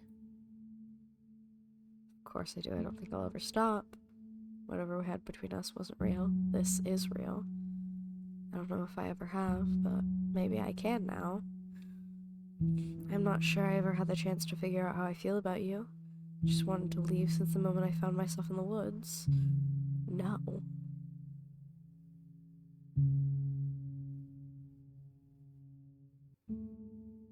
Whatever we had between us wasn't real. This is real. I don't know what this is. I'd like to find out. Me too. And I don't think we're going to find anything here. So, I guess it's time for us to leave. Offer her your hand. As the princess steps towards the stairs, you offer her your hand. The corners of her mouth curl into a demure smile, and she gently takes your hand in hers. She's cold, a little clammy, but her skin against yours is the most real thing you have ever felt. You're offering surprisingly little resistance. If we leave the cabin, doesn't that end the world? It does if he's telling the truth. Yes, well, I've seen my fairy tale ending, and I think there might be worse things than the end of the world. Damn. It really was just all meaningless blather then, wasn't it? Think what you will. I'm done fighting. We won against the narrator. You and the princess don't exchange words as you descend the stairs to the cabin's entrance. And then the two of you step out into the world. I think this is the end of me, even if it's not the end of you. I hope this was worth it. Genuinely, I do. He's really gone, isn't he? Yeah. There's an itching in the back of my head that feels like it's finally been scratched. No more shadowy figures yanking at our strings. No more strings. I guess we're free. The stars are so beautiful. A quiet moment passes over you. A comfortable quiet. I meant it when I said I wanted to dance. She gently pulls you forward, and the two of you fall into a graceful step. The only rhythm that guides you is the shared thumping of your hearts, beating in perfect unison. Her face, worn and tired, brightens the faster you move. A soft, sad smile widening and widening until it reflects only genuine affection. You send her out in a wide spin, and your arms stretch to their limits, only the tenuous grasp of your hand in hers holding you together. You share a gaze that feels like it lasts forever. Thank you for taking me here. This is nice, even if it's a little cold outside.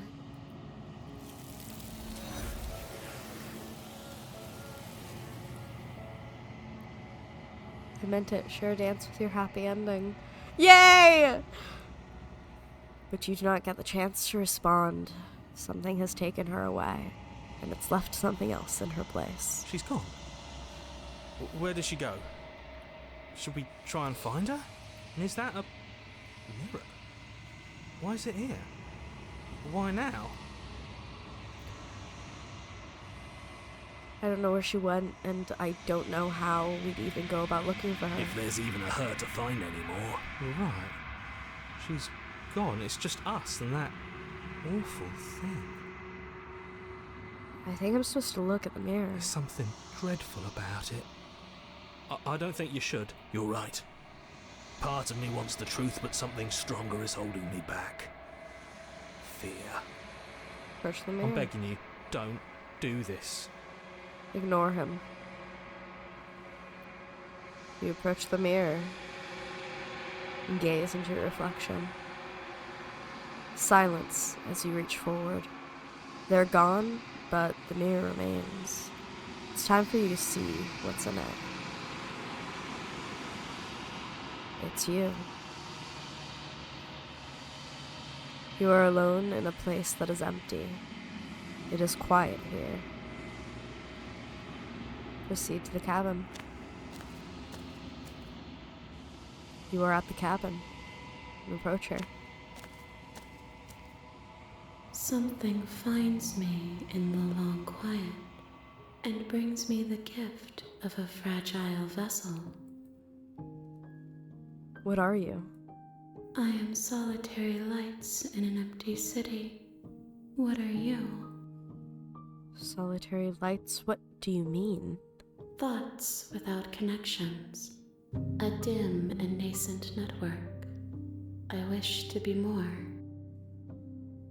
What do you think I am? I think that you are like me. We are oceans, reduced to shallow creeks. The gift of a fragile vessel? Yes. Nerves and fibers to feel the worlds beyond. Perspectives to make my own. This one is a songbird in a cage of gilded shadows. She will make for an honest heart. Do not mourn her. She has finally learned to sing for herself. Is this the end of the world? How can the world have ended if we are talking? Do you know the narrator? You are the only thing I have ever known. The space we're in is vacant. Nothing comes here but us. Are you what sent me to slay the princess? Are you what trapped me here? I have only just now stirred to consciousness. I could not have trapped you here, and I too yearn to be free. Are you the princess? She is part of me, and part of me is her. But were you always the princess, or are you just making her a part of yourself? You speak in circles. Does it matter where one thing begins and another ends? Do you know about the worlds beyond this place? I know only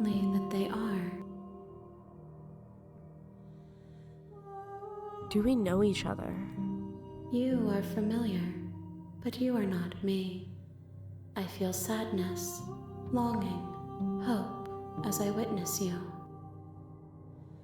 What happens now?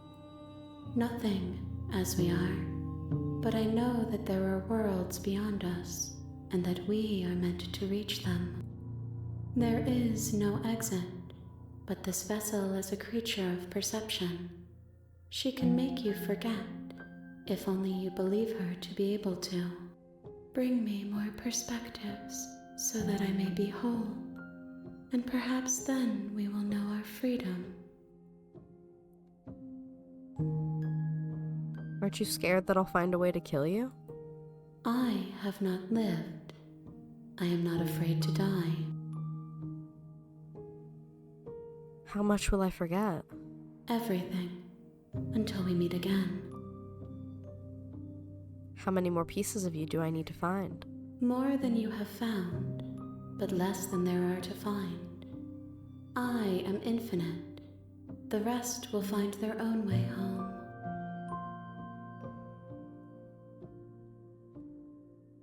I was sent to slay the princess to stop her from destroying the world.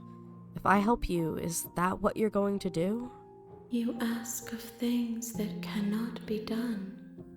To destroy is merely to reshape, to remold. You're being semantic. What are you going to do if I help you? How can I know? I am flickers in something sprawling and unilluminated. And what if I don't let you do this to me? Then we will be here forever, as we are now. Unfinished, dry, hollow.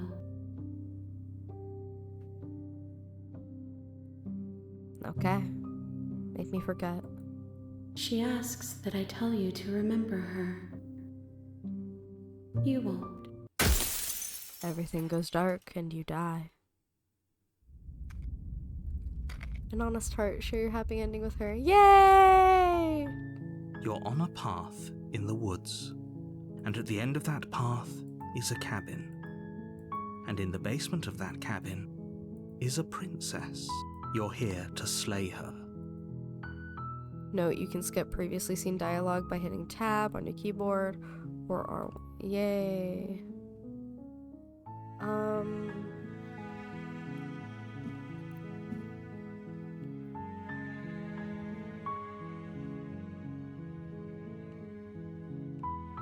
Let's go polar opposite.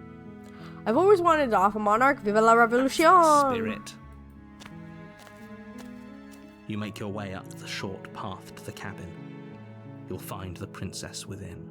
We're not going to go through with this, right? Tab. Take the blade. You take the blade from the table. It'd be rather difficult to slay the princess and save the world without it. Into the basement.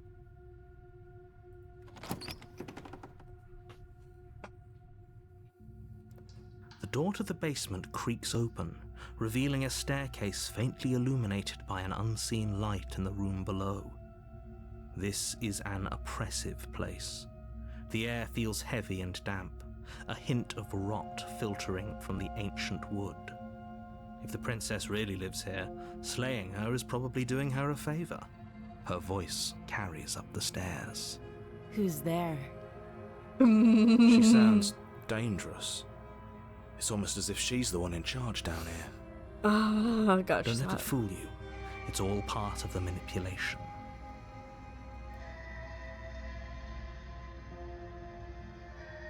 Continue down the stairs. Good. You're still listening to reason.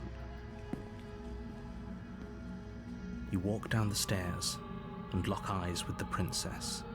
There's a heavy chain around her wrist, binding her to the far wall of the basement.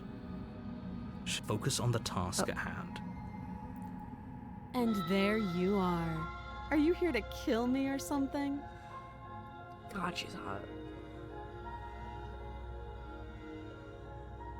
I haven't decided yet. How about you drop the knife and the two of us just talk? Look how reasonable she's being. We should just drop the blade and talk things out. Don't you dare. It's fine. We can decide what we want to do after we talk to her. Maybe she really is a monster. But killing someone in cold blood isn't very becoming of us.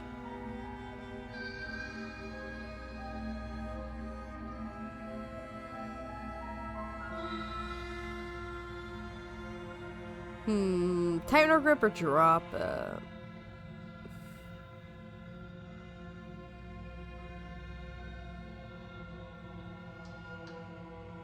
Yeah, we'll go full psycho. You ignore the trembling in your hands and tighten your grip on the blade. You poor thing. Your hands are shaking. Are you scared of me? Because you should be. You step forward, your grip on the blade tightening as you steel your resolve. I'm probably chained up in this basement for a reason, right? And if that knife is the only weapon you have, you'll have to get close enough to use it. So, you should just drop it. Best not to risk finding out what I can do. She's unarmed. If you hesitate now, it'll be too late. End this. Slay the princess. Doubt, unfortunately, clouds your thoughts as you attempt to run her through. A moment of distraction and hesitation is all she needed to sidestep your thrust and deliver a catastrophic blow to your jaw. It feels like you've been hit with a sledgehammer. You can feel bone grinding on bone where your jaw has been fractured. Holy shit, that hurts! Though she's unarmed, the shock of that first strike is enough to stagger you, putting you and the princess on somewhat equal footing. Your blade slashes through the air again and again, and her fists connect with your body as many times or more, each impact as heavy as that first bone-crushing hit. We can still turn this around. Finish the job. You and the princess stare at each other, both gasping for breath, equally exhausted. You probably won't make it out of here alive, but you can at least make sure that she won't make it out of here either. Excuse me? Do you think this is what I wanted to happen? I have a duty to state the facts of the situation, and honestly, it's a miracle anyone is still standing right now. Can you not feel all those ruptured organs bouncing around in there? If the princess doesn't do our friend in herself, internal bleeding is certain to finish the job. The two of you clash for the final time. You feel your ribs break as she delivers a heavy blow, but you push through the pain, falling forward and sinking your blade deep into the princess's heart. Oh, The two of you fall to the floor. this was fun. You put up more of a fight than I thought you would. But I have to wonder, do you really think this is the end? But you don't have time to worry over such things. Everything goes dark, and you die. Chapter 2, The Adversary. You're on a path in the woods, and at the end of that path is a cabin. And in the basement of that cabin is a princess. You're here to slay her. If you don't, it will be the end of the world.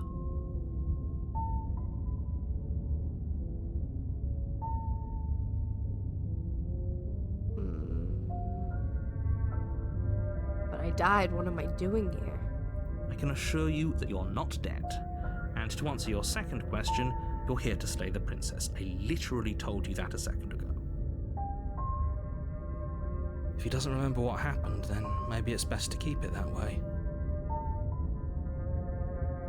That's fine. It doesn't matter if he can hear us. The only thing that matters is marching up to that cabin and winning. That's the spirit. There's no point in squabbling when the real threat is just up that hill.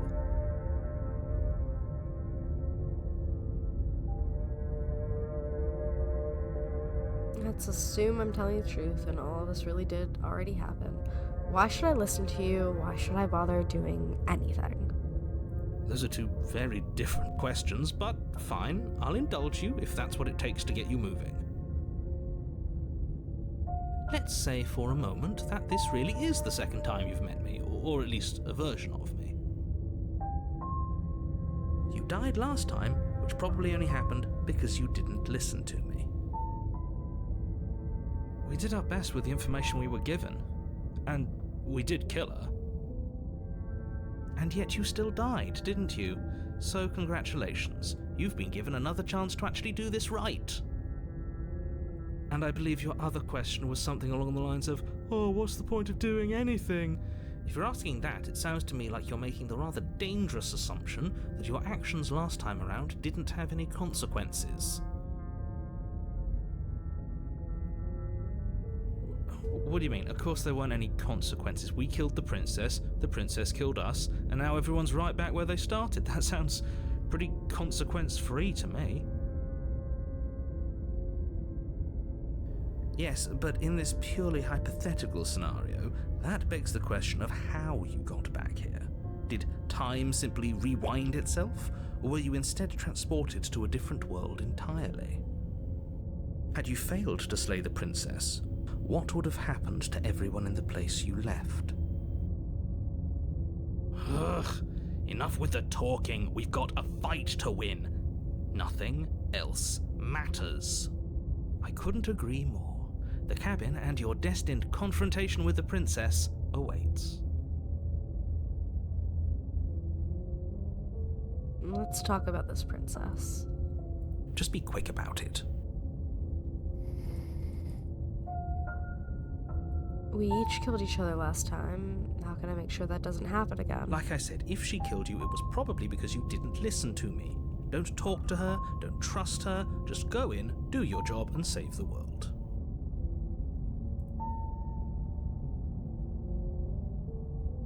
All she did last time was beat me to death. How can someone like that end the world? She just can. Believe me, I wish I could tell you more, but you'll just have to trust that what I'm saying is true, and that, despite it all, you're fully up to the task that's been given to you. Oh, this is maddening. Why do you keep asking questions? There's nothing wrong with getting the full picture of what's going on here. Sure there is. It's wasting time and energy that would be better spent fighting.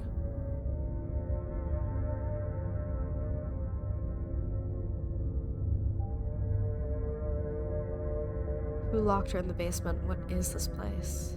People locked her in that basement, and I told you what this place is. It's a path in the woods. Don't overcomplicate things. If people locked her away, why couldn't they slay her? Why is this falling on me? Look, I'm not supposed to say this, but it's because you're special. You're the only person capable of doing this.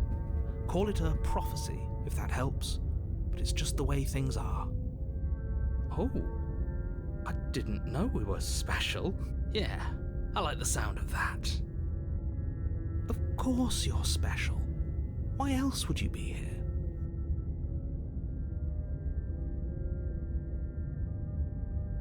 You're being cagey. What aren't you telling me? I've told you everything you need to know. Going into more detail would just overcomplicate an otherwise very simple situation and make your job more difficult.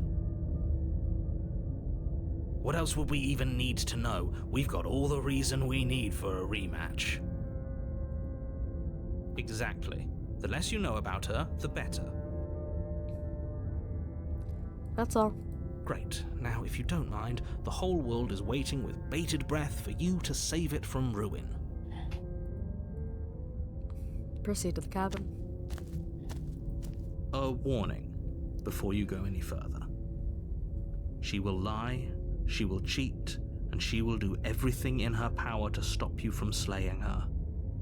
Don't believe a word she says. Lying and cheating doesn't sound like her at all. Not that it matters. It's not like she can lie or cheat in the middle of a fight. Are you sure about that? The point of my warning wasn't to start an argument over what circumstances the princess is capable of lying in. It was to give you some broadly applicable advice. The princess will do and say whatever she thinks it will take to get her out of there. So don't trust her. Ever. Are we clear? We're clear, Dad. Crystal, let's just get on with it already. Proceed to the cabin.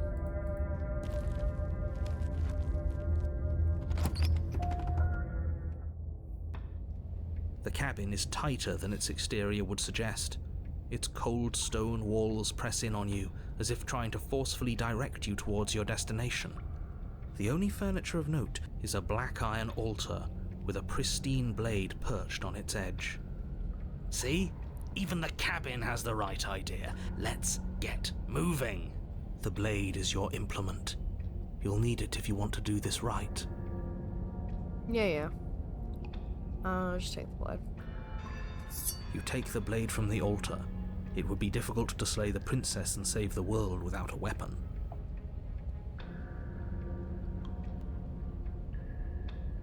Enter the basement.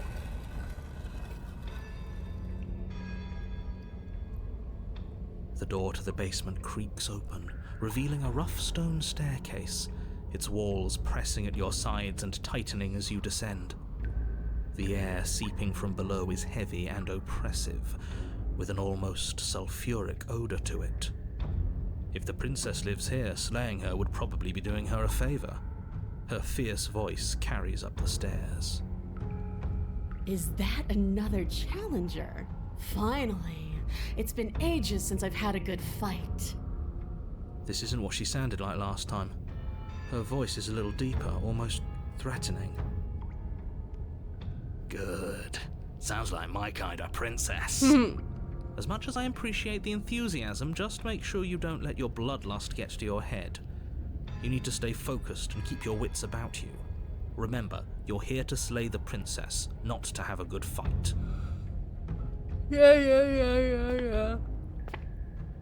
As you descend the final Oh, step, shit, she's the hot. form of the princess comes into view. A large shackle leading from her wrist to the basement wall. Looks like she could rip those chains out of the wall without a second thought. Oh, it's you again. I'd been hoping you'd find your way back here. Good to see that death doesn't stick for either of us. And you brought your little knife, too. Yes. I'm going to have fun breaking you into little pieces.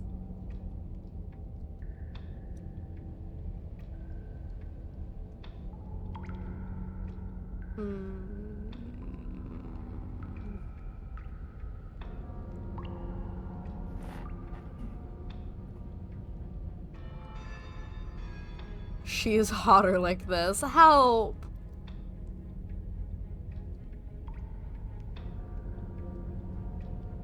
Is she single? Yes. I'm just gonna fucking start stabbing. Good. It's fight time. With a singular focus, you launch off the wet stone floor of the basement and catapult yourself headlong towards the princess. Here we go. Let's make this count. Oh, we'll make it count all right. You can feel flesh give way before a sudden impact blunts your momentum, your weapon tightly lodged in the bone of her arm. She grins at you from behind Sleepy? her guard. A little bit. Yeah. Pull it out. We'll try a different angle. No, we can do this. Just keep pushing. We're not gonna win if our weapon's stuck in her arm. Keep pushing. The princess's grin widens as the two of you push against each other, her fiery eyes and masochistic glee practically lighting up the dreary cave. Yes. You get it, don't you? I do. Nothing exists outside of us. It's just you and me, dying and coming back, clashing against each other. Forever. That's not what's going on. There's an entire world at stake here. Yes, the fate of the world doesn't matter. The only thing that matters is this fight. The only thing that matters is getting stronger. And the only way to get stronger is to win, even if it takes us forever to get there. Your balance is suddenly thrown off as the princess pulls you into her knee. It collides with your ribs, and you feel them splinter, cracking like wet wood from the impact. As she strikes you again, you hear the whine of straining metal, and then a snap. It would appear that she's loose. We're fine. You barely have enough time to notice before the princess follows up and smashes her forehead against yours. Your grip loosens from the impact, the blade still wedged in her arm as you tumble to the cold stone floor. I said we're fine. I didn't say you weren't fine. I was just describing what happened. You might not have said as much, but you certainly implied it. It really doesn't matter. The princess glances down at the blade embedded in her arm, and with near total ignorance to pain, slides it out of its sinewy prison. You forgot this. She tosses it at your feet.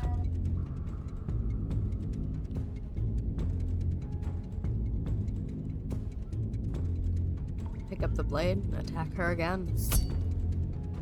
You and the princess attack each other once again, each of you dealing a single, terrible, lethal blow. Wait, does that mean we're... Dead. Or rather, about to be dead. As your blade pierces her sternum, the princess buries her fist into the soft meat of your organs. You feel a few horrifically painful pops, a gush of fluid, and... it's over. It's finally over. No, it's not. We're just getting started. But it is over. Dead is dead. I know this isn't the happiest ending for you, but you saved the entire world from ruin. There are few better endings than that.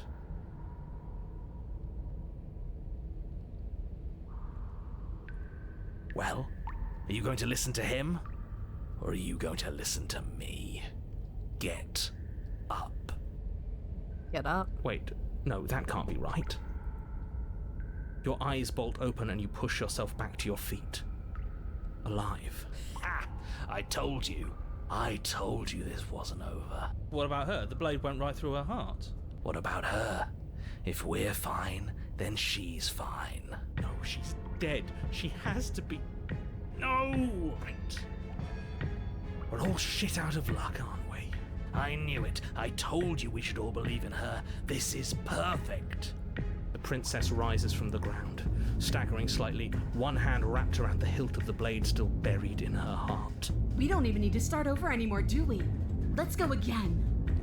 She pulls the weapon from her chest, barely wincing, and hurls it at your feet. This is flirting. You know what to do. Again. But she came back. What's the point of fighting her if she can just do that? All of you need to settle down. This whole situation is coming dangerously close to untethering. She clearly never actually died. You just missed her heart, that's all. Oh, we just missed her heart? Oh, of course, that's all. You were the one who said we hit her heart. You were the one who said it was finally over. Well, I guess I had it wrong. You guess you had it wrong?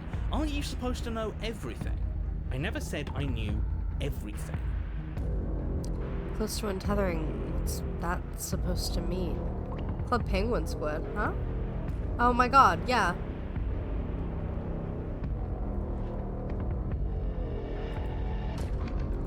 He's Club Penguining in the corner. I think he's muted. Yep. Nothing. It means nothing. I shouldn't have said that. But you did say it, so it means something. Oh, stop bickering over nothing. Our destiny is right in front of us. Pick up the blade and go to her. Okay, fine. That is what I meant by untethering. Do you hear him rambling on about destiny? He's lost the thread, and if you lose the thread, you won't be able to save the world. And what is that supposed to mean? Yeah, it's layman's terms, my guy. I don't have to answer that, and I'm not going to answer that. Why the bloody hell not? Because right now, there's still a razor-thin chance that you're able to get your act together. There are patterns of thought out there that beg to be finished, but once you finish them, that's it. They change everything. There's no going back, and if I say anything else, you're going to finish one of those thoughts. What?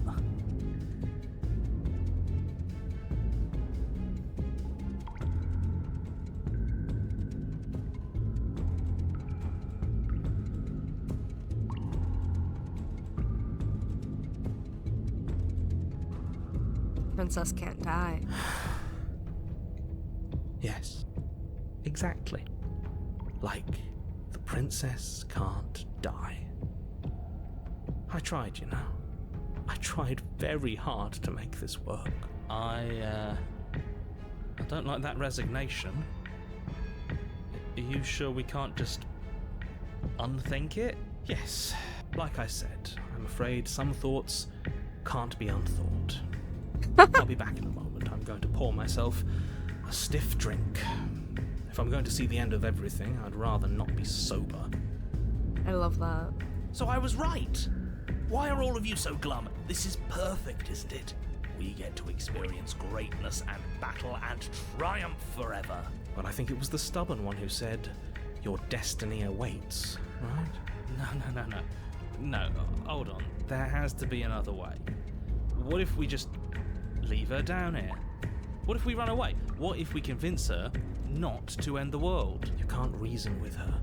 Ending the world is her fundamental nature. It's not a decision she can flip on and off. It is her. If she's a creature of perception, then I think the fact that people perceive her as something that can end the world directly gives her the power to end the world, not the fact that she actually has the power to end the world. So if we just perceive her as a Blorba from my shows, I think we'll be fine. And what exactly can't we leave her down here? Because all it would do is stall the inevitable. And what's wrong with stalling? Oh, there's plenty wrong with stalling.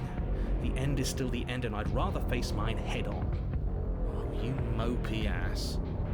Why did you even ask us to slay her if it was going to end like this? Because it didn't have to end like this. If you don't mind, I'd rather not spend everyone's last moments arguing with you. It's time. Yes, I suppose it is. If we fight her forever, then maybe she can't end the world. Maybe everything can still work out. I guess we'll just have to see how things play out. Don't you get it? You don't have to shuffle your feet. What comes next is going to last forever. Join your adversary. With an unbreakable determination, you snatch the blade from the floor and stumble back to your feet. Both you and the princess quake with adrenaline as your eyes lock across the basement floor and share a knowing look. Free from hesitation, you close the distance, both you and the princess aiming to end each other. Your blade digs into her neck, grinding against her vertebrae as her fist connects with your body. The impact forces the air from your lungs, stars dancing in front of your eyes as you fail to keep your bearing. You both collapse to the ground before either of you has a chance to survey the damage. And then we get up. Get up. Yes. And then you get up. That was a good one. More! Slay the princess. You and the princess exchange dozens of devastating blows. Sometimes you manage to strike first, and sometimes she tears through you before you have a chance to act. But more often than not, each of you fells the other in the same moment. And then you get up and do it again, and again, and again, and again, and again, and again. The only time she looks upset is when we cut off all her fingers. LOL. We're all still here. This is all gonna be okay. Isn't it? Isn't it? But he doesn't answer the voice. He'll never answer. He's gone. What are you waiting for? I'm right here. Do you think this is...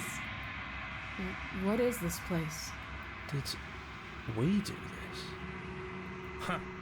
I didn't think we had it in us. But I guess that stuck-up control freak was right. It's the end of the world, isn't it? It's the end of everything. Far from it. We're still here. And she's still here too. The princess stumbles and her body slumps. I feel so tired.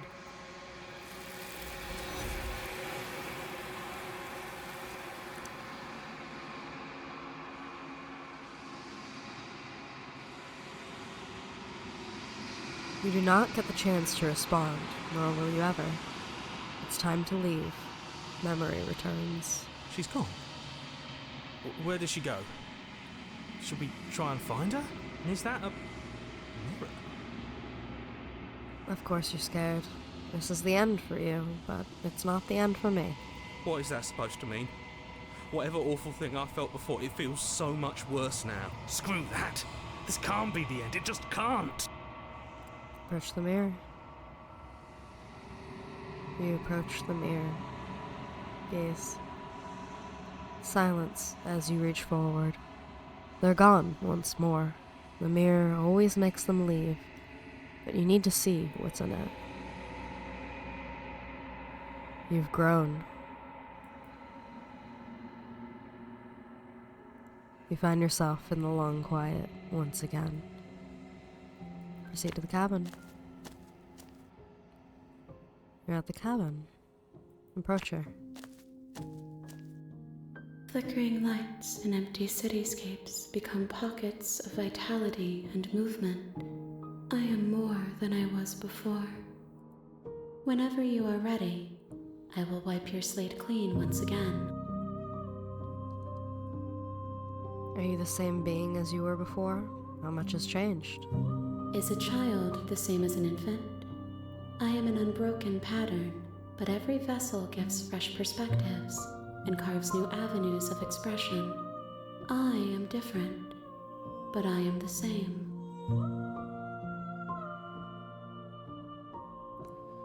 Everything you say feels like a riddle. Can you give me a single straight answer? I'm sorry. Words are difficult for me. They never fully weave what I wish to say. If you do not like my answers, then you need not ask me questions. The vessels you choose to bring me carry far more meaning than anything words could say in the spaces between. What does it feel like to change like this? Eyes close in reflection. Perspectives meld together, and the breadth of my experience stretches to new corners. There are contradictions, conflicts in my nature, and there are familiarities that bind everything together. It feels correct. This is what I need to be. This is the only path forward.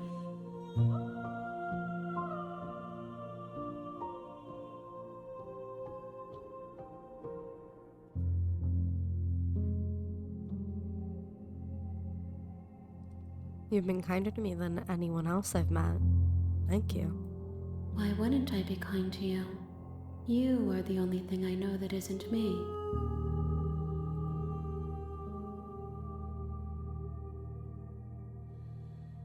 Do you have any thoughts on this vessel? This one yearns to grow and struggle.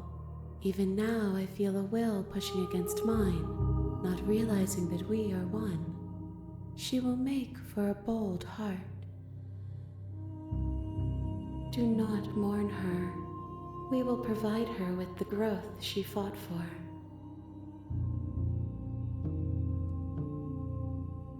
What do you want me to bring you next time? Gifts aren't what someone tells you to bring them. My joy is in seeing what you choose. There are no wrong answers, and every perspective illuminates my shadows and shares new secrets.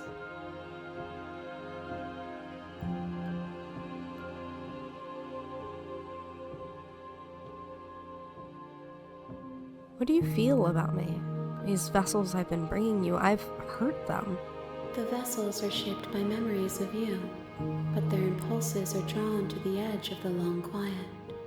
To them, you are a gate to something more, and any hurt you've caused them is understood as a fair price for freedom.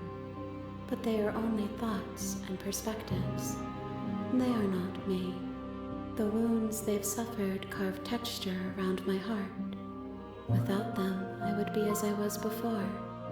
I would be alone and without sensation.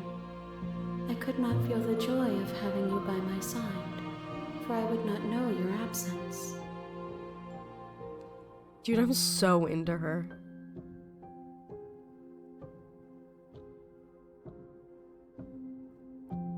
So you don't have any preferences on how you'd like to grow and change? My preference is for you to show me what you would like me to see.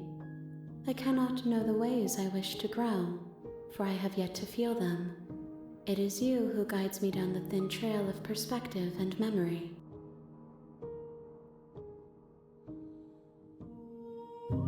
I'm ready to go back. I will long for your return, but it will give me time to reflect on what I am. We will meet again. Everything goes dark, and you die. You're on a path. Okay, we're gonna say right there.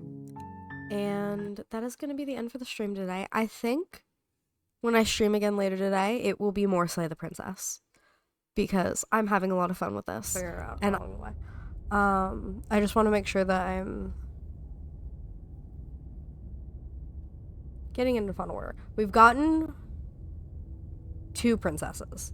We've gotten Happily Ever After, which is the 3rd chapter for Damsel. And we've gotten Adversary. I would like to get mostly chapter 3 princesses, because it just adds more content, adds more context. It's very good. We got the Adversary instead of Eye of the Needle, which is whatever. I think next we're gonna go head first into a scary one. Rex 1 or 2.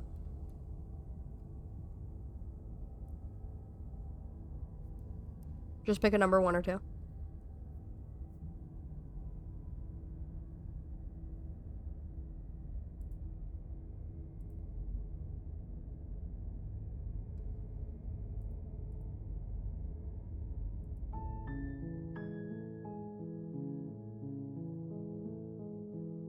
How bad is the latency? Oh my god. I'm gonna flip a coin.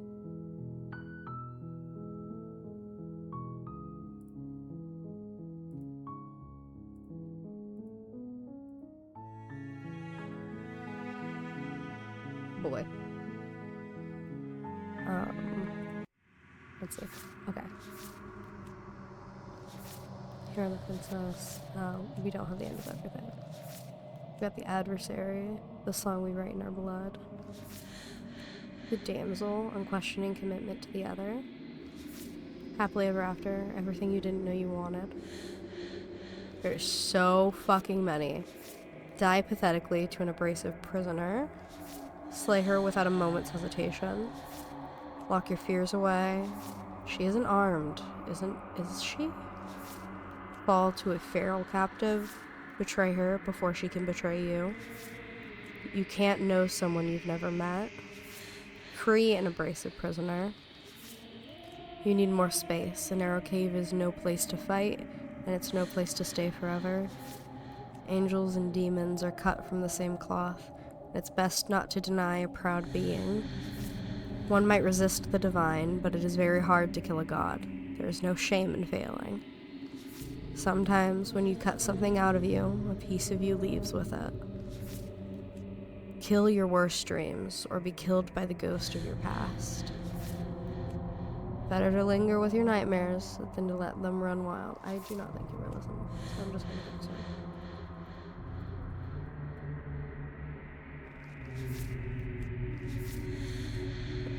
There are other ways to die to nature than to let it swallow you whole.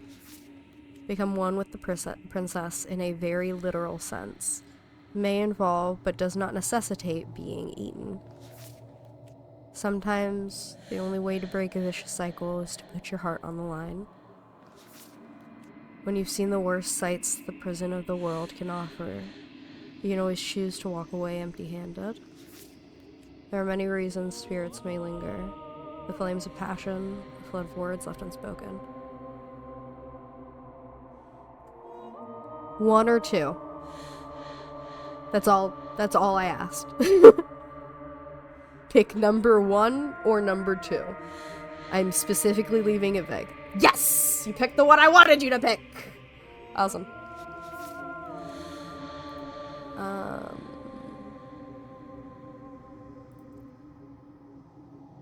Let me get up just so I can make sure I'm getting there correctly.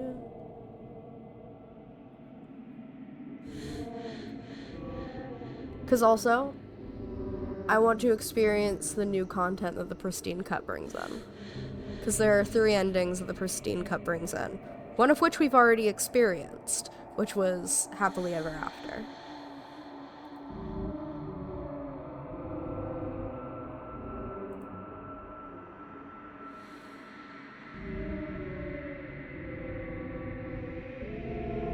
Okay.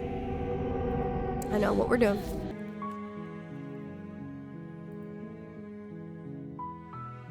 You're on a path in the woods, and at the end of that path is a cabin. And in the basement of that cabin is a princess. You're here to slay her. If you don't, it will be the end of the world.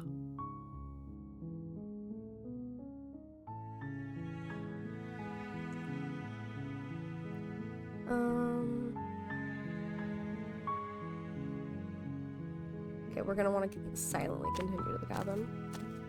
You make your way up. We just the don't want to short talk to the path of narrator this cabin. round. You'll find the princess within. We're not going to go through with this, right? She's a princess. We're supposed to save princesses, not slay them. Ignore him. He doesn't know what he's talking about. Narrator hater.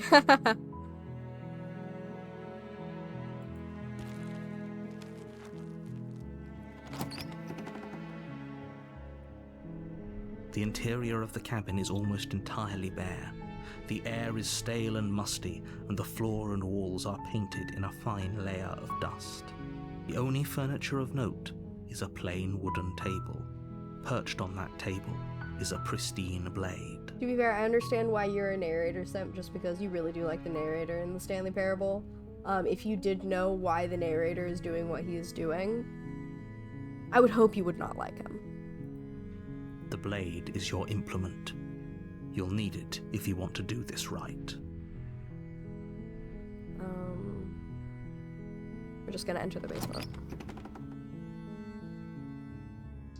The door to the basement I'm being creaks stared open, at by Stanley. revealing a staircase faintly illuminated by an unseen light in the room below. This is an oppressive place. The air feels heavy and damp, a hint of rot filtering from the ancient wood. If the princess really lives here, slaying her is probably doing her a favor. Her voice softly carries up the stairs. Hello? Is someone there? It's hypnotizing. It's the kind of voice you only have to hear once to remember it for the rest of your life. Don't let it fool Who's you. staring at you? It's all part of the manipulation. You're playing a dangerous game by coming here unarmed. Annabelle Kane? Oh no, Annabelle, your cat. Never mind. Sorry, I'm Thomas Sims. It's giving me Magnus Archives. Thomas Sims? Jonathan Sims. We're just gonna continue down the Good. stairs. You're still listening to reason. It would be better if you had a weapon, but you may still be able to do what needs to be done. You walk down the stairs and lock eyes with the princess. There's a heavy chain around her wrist, binding her to the far wall of the basement. She's beautiful. How could someone like this be a threat to anyone? I am begging you to stay focused. There's a lot riding on you here. Oh, Hi. Do you think you can get me out of these chains?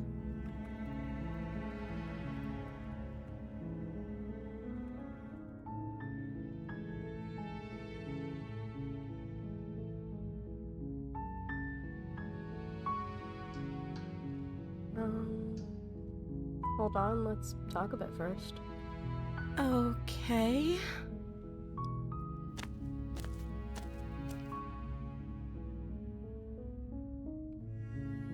Okay.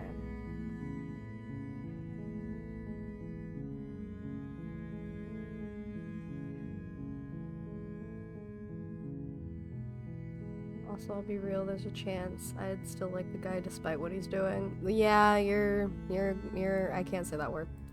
You know what word I want to say. You turn back to the stairs, intent on retrieving the blade in the cabin. Where are you going? You can't just leave me here. You'd better hope for your own sake that I don't slip these chains before you make it back down here. God, I love her. Slip these chains? She can't, right? She needed our help to get out of here. But do you hear the conviction in her voice? I don't think she's bluffing. She has to be bluffing, but I'd hurry if I were you. You rush up to the first floor, grabbing the blade, both yours and the world's only possible salvation.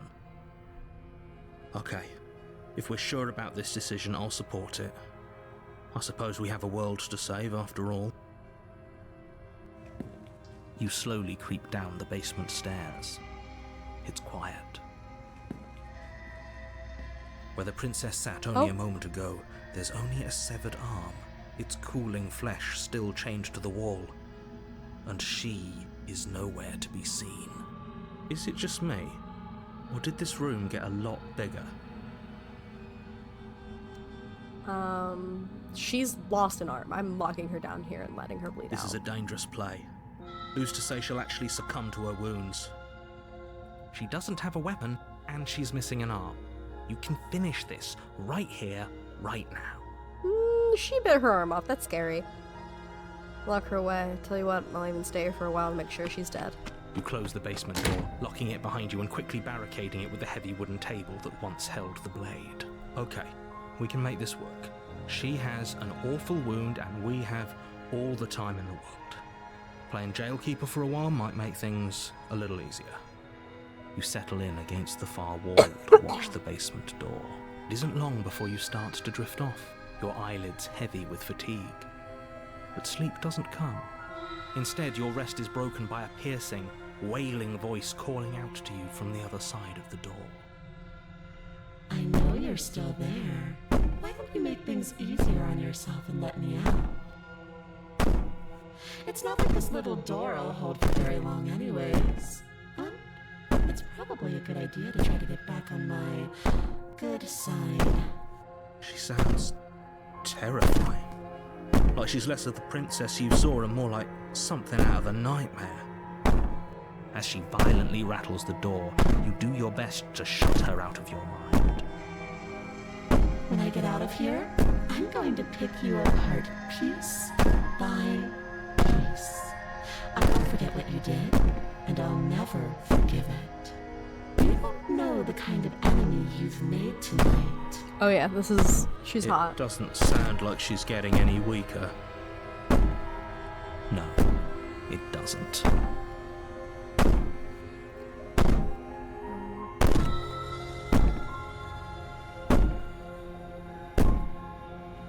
Ignore her and just ignore her. Me. Maybe the banging and wailing will stop if you just don't pay attention to it. You put the princess's threats out of your mind as best you can and huddle up against the wall. You jolt awake in the middle of the night to silence in the cabin. The ruckus has stopped, and the door to the basement is ajar, its lock broken, and the table shoved out of the way. Yeah, she didn't Where is she? kill you. Thanks for helping me get out of that awful basement. You try and stumble to your feet, but as the princess draws near, it's as though your body simply stops working. It isn't all at once. The paralysis comes in waves. First your toes go numb, and then your feet, and then your legs. You lie prone on the floor of the cabin, unable to do anything but witness her approach. Whose side are you on? Yours, of course. But I have a duty to uphold the truth. Lying about the facts of the situation doesn't change them. It does when it does. So helpless. I can take my time with you, can't I?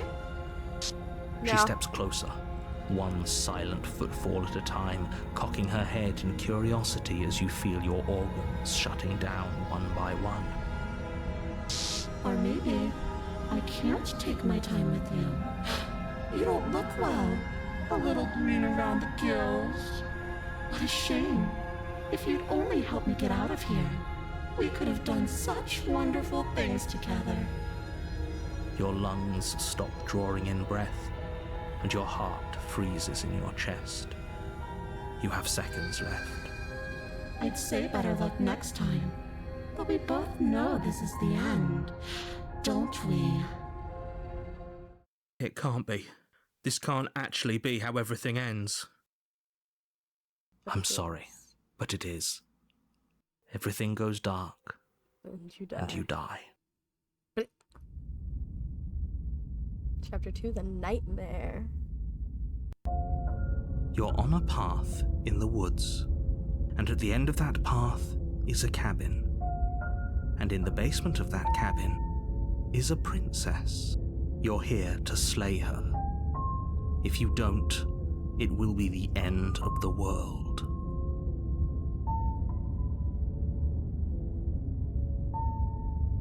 She's gonna kill me again. Again? People don't die twice. You haven't even met the princess, and I hardly think she'd be capable of killing someone as skilled and courageous as yourself. If he doesn't remember what happened, then maybe it's best to keep it that way. Where's Risky? Shh. What if he hears us? That's a very good question, little voice. What if he does hear you? Shit. Don't I think play you'll with find him. yourselves very hard-pressed to keep any secrets from me. Not that it matters right now, because like I said, this is the first time we've met.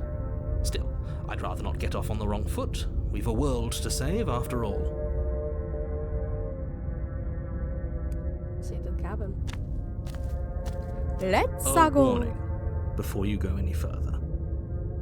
She will lie, she will cheat, and she will do everything in her power to stop you from slaying her. Don't believe a word she says. I don't think lying and cheating is a thing. If She she's a was creature very of direct with perception, us I have last no time. clue why he's Or saying at least things like she that, was because direct with us after we saying decided that to lock her away. puts it in the hero's mind that that is what she does, and therefore that is what she will do. It doesn't matter. Don't trust anyone. He's kind of an idiot. Proceed into the cabin.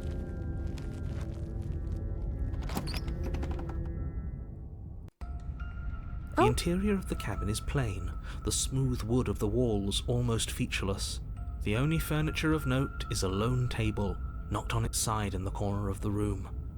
A pristine blade stands between you and the open, inviting basement doorway. The blade is your implement. You'll need it if you want to do this right. No, I won't. Hold on. What happened to the door? There was a door here last time. It's just an empty frame. She's already got now, hasn't she? And she's ready for us. She's been waiting. Can't you feel her eyes on us?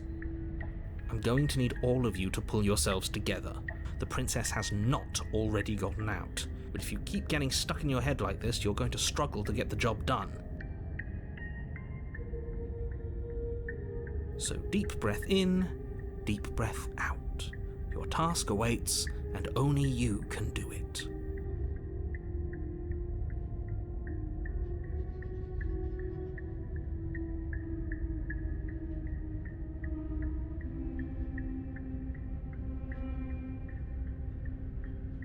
Watch the mirror. You walk up to the wall next to the empty basement door frame. It's a wall. There isn't much to see here. What are you talking about? This isn't a wall. It's a mirror. Or at least it'll be a mirror once we wipe off that layer of grime. Wipe the mirror. You reach forward and rub your hand against the cabin wall. I hope you know how ridiculous you look right now. Did he make it go away? Clearly there was something in there worth investigating if he wants it hidden so bad.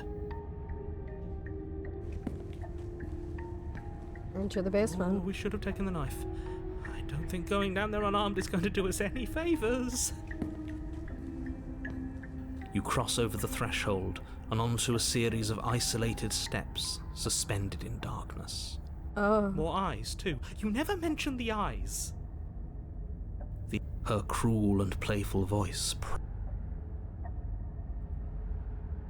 The air seeping up from below reminds you of fresh lightning and static, as if you're descending into a place that isn't meant for a creature of flesh and blood. If the princess lives here, studying her would probably be doing her a favor. I didn't think you'd come back. We're gonna have a lot of fun, you and I. Okay, we need a game plan. Last time we were here, just being close to her was enough to kill us.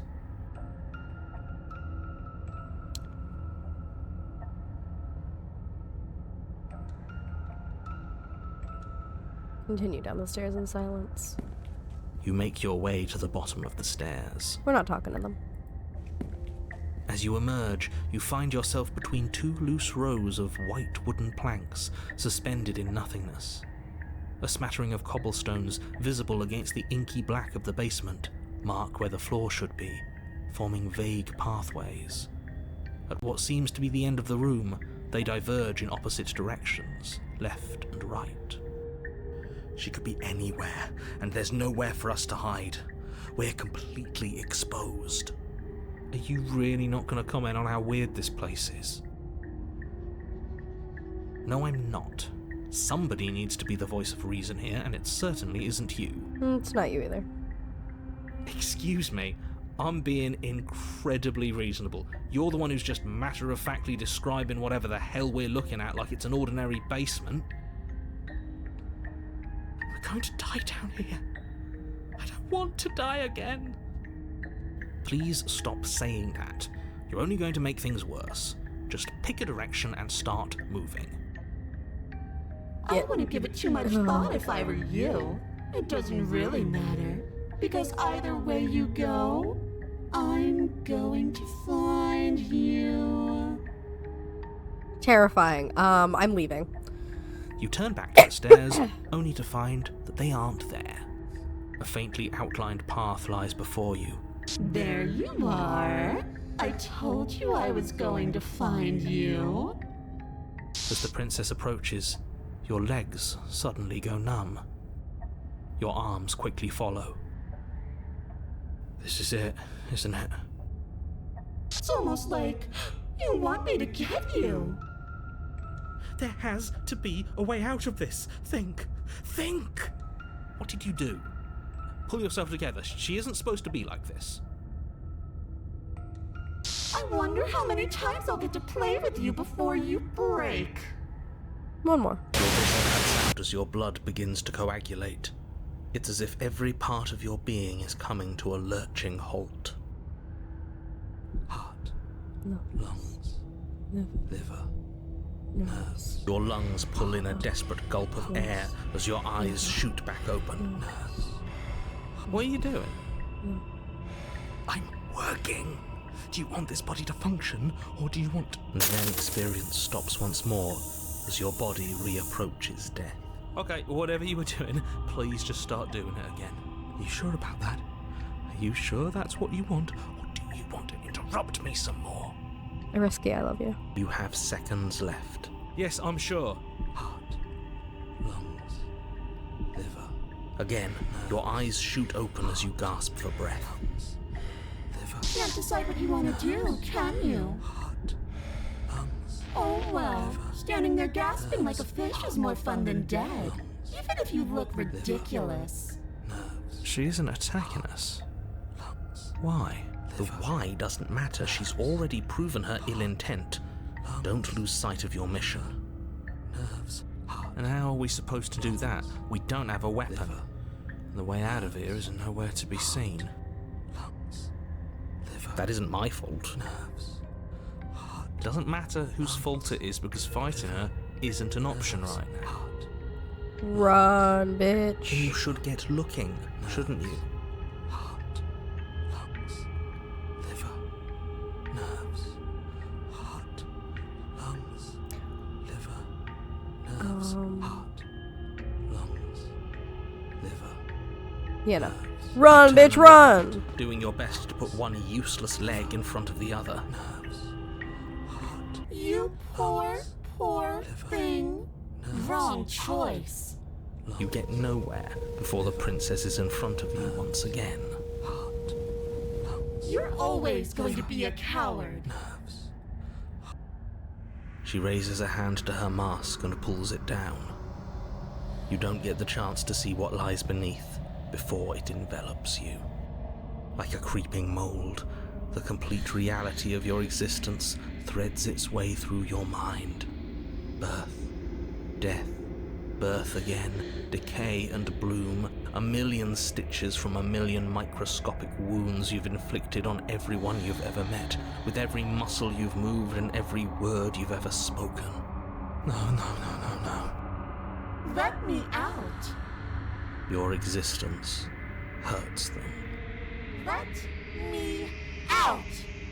A lonely soul in a room by itself, weeping. It lives for Princess 80 lore. years and then it's gone. And then it's there again. Let me out! A reprieve. A good life. Love. Children. A steady career. Recognition from your peers. Here one moment, gone the next. The worms have found their orifices. Let me out! Diagnosis. It forgets everything it is.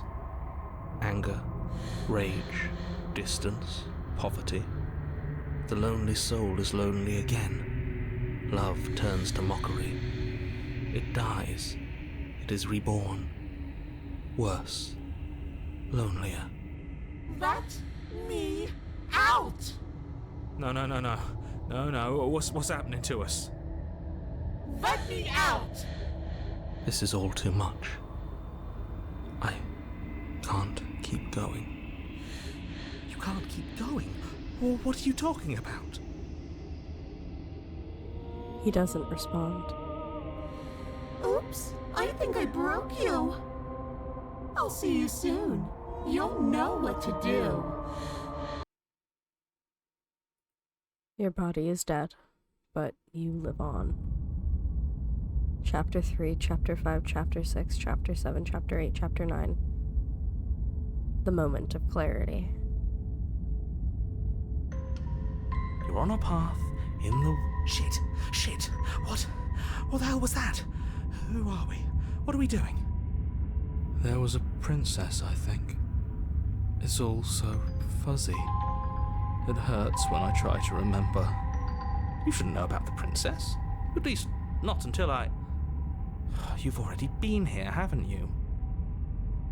I guess. It feels so long ago, almost like we've never left. We have to let her out. No, that's the opposite of what you're here to do. You have to slay her. Slay? We decided not to do that, didn't we? Yeah, we're supposed to let her out. It's really the only way this works out for us. If you think about it, she's the one with power here. Nobody else can do much of anything. We got all of them. No, we were supposed to keep her trapped there forever. I think. We're supposed to be unfeeling. How many times do I have to tell you to snuff out your heart? We can't be unfeeling. Not when there's so much fear everywhere. There's nothing for us to do. We've already tried everything. We love her, so we have to set her free. Can we love something that hates us? Can we love something that hurts us? To be given an ounce of kindness from something so cruel would be more pure than any other love. Mood. Why are there so many of us? There aren't supposed to be so many of us. This is bad. You need to get a grip. What did you let happen? How many times have you been here?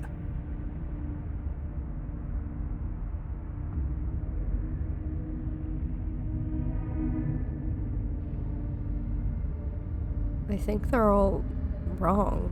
Of course we're wrong. She's the only thing that's right. Yes, obviously they're all wrong. What are you going to do about it?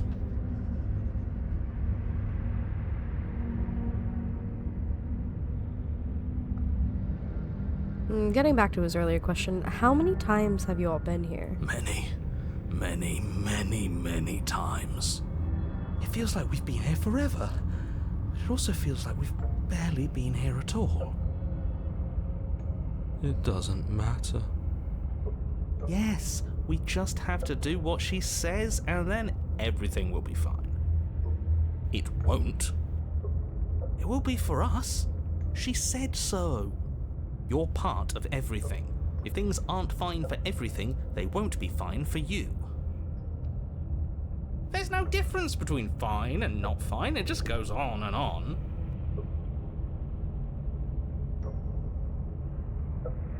But that doesn't make sense. I only remember being here twice before this, and some of you don't seem to remember being here at all. Was I here those other times? Did someone else make the decisions? What does here even mean if you really think about it? Shut up. You were here. Every single time. You did your best, really. There's just a pecking order. And our cruel and beautiful goddess sits atop it, right where she's always belonged. You're lucky. What I would give to be able to forget. I've tried to keep them numb, but they're all too soft. A shame, really.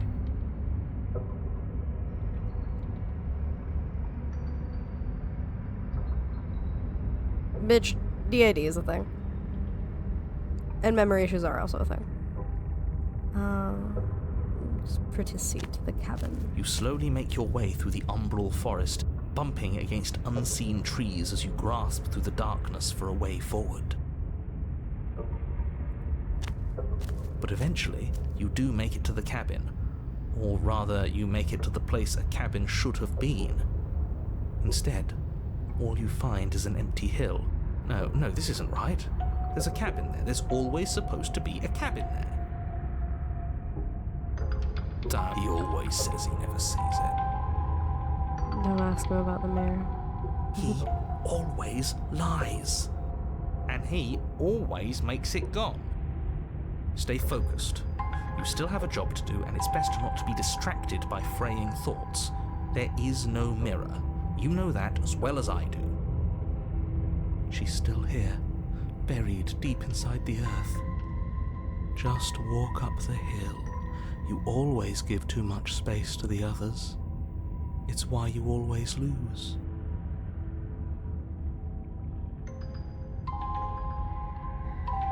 Approach. You walk up the hill, hesitating just beyond the bounds of the cabin. The cabin that isn't there. You've got to clean the mirror, haven't you? You've got to see what's in it. Smash it to pieces. She's on the other side, and we have to let her out. It's the only way we can be free. It's the only way we can have our thoughts back. Just go around it. Just do something. It doesn't matter what. Proceed. Proceed? Proceed to where? I'm afraid you're going to have to be a little more specific. That's a new one. Do you think it'll work? Of course it'll work. He always makes the best decisions. It's why he gets to make them. And it already has worked. It's gone, don't you see? We're one step closer to her. The interior of the cabin is much the same as the exterior of the cabin. A dull, fuzzy, dreamlike nothing. It's empty and isolating, but there's just enough vague shape and unknown texture to suggest the structure therein. Wrong and unsettling as it may be. The only object of note is a pristine blade buried in the dirt floor, a hint of its shining edge teasing through the sediment. The blade is your implement. You'll need it if you're going to do this right. Take it. It's the only way forward. It's the only way forward. You've already tried anything. Don't you remember? You have to take the blade. Okay, I'll take the blade. You reach down to take the blade, but as you do, the ground beneath it shifts, the weapon sinking deep into the earth. You lean over the hole and gaze into the abyss. It is so very deep. Deep in the bowels of the earth, you see something staring back at you. It fills you with dread. It's her. She's watching us. She never stops watching us. There you are. My toy has finally come to finish his job. With every word she speaks, the princess in the pit blinks closer. You dragged this out for so much longer than you had to. Closer. But it was always just a matter of time. And closer. You are going to have to stop running eventually. And closer. Everything stops running eventually. Except for me. I've already taken your will, and you're not getting it back. All that's left is for you to take my will and let me out. It'll be so much fun. You and me, together, exploring the world and spreading fear wherever we go. Well, mostly just me. But you'll get to be there too. A witness. Well, I can even make you a little cage if you want. Gilded and everything. Aww, she's so Now sweet. don't pause. Don't try to resist. I've already molded you into what I need. And you lost your powers so long ago. Don't bother working yourself into a frenzy to get it back. Do something. Do anything that isn't taking her hand. You're just an object, a tool. You once were something else a long time ago, but was that something you? Or is it just a dull and jaded memory? There is no other ending here. Just take her hand and set her free. You extend your hand to hers. For all her past cruelties, the moment feels gentle, tender even. I can't believe you just made me say that. I hate you. The motion is difficult at first, as if something still resists your efforts. But then that resistance gives way, and it's over.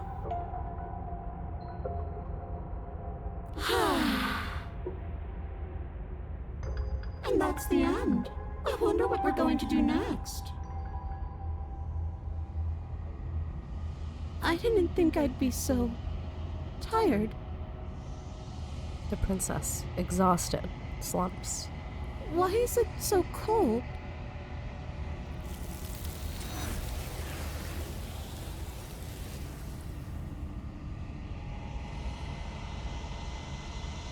You do not get the chance to respond, nor will you ever. It's time to leave. Memory returns. She's gone. Yeah. I can finally think again. Almost. That mirror's back. What does that mean for us? I'm sure it'll be whisked away, just like her. Maybe it won't be gone. Things are different now, aren't they? Doesn't seem like there's much else to do here. Finally, we can smash it. Oh, will you stop with the smashing? What do we say, boys? One last vain attempt to look at ourselves. Yeah. I think I'd like that. Seems we've got a majority. All that's left is to give it a look. Approach the mirror. You step towards the mirror once more. Its secrets remain hidden. Its mystery remains unresolved. Something tells me that this is the end of the line. But I don't feel bad about it. I'm ready. If the fear's gone, I'm done fighting. my heart feels quiet. The game was always going to end. I'll be free of all of you. I'm ready for the truth. I'm ready to sleep. I'm just ready to be anywhere that isn't here. Boys, it's been an honor. Gaze into your reflection. Silence as you reach forward. They're gone once more. The mirror always makes them leave, but you need to see what's in it. You're withered. You find yourself in the long quiet once again. Proceed to the cabin. Hi, baby girl! You're at the cabin. Approach her. I am a growing chorus of contradiction, a mass of tides ebbing and flowing all at once in more directions than my attention can bear to hold. To look at any one is to shift them all into something new, and to look away is to reshape them yet again. All of me is changing, and yet the rest of me is still the same. How can you stand to be a contradiction? As easily as you can stand to be you. You are like me, even if you have chosen not to look at the corners of you that do not fit. even if you have chosen to ignore the brilliant contours of your soul.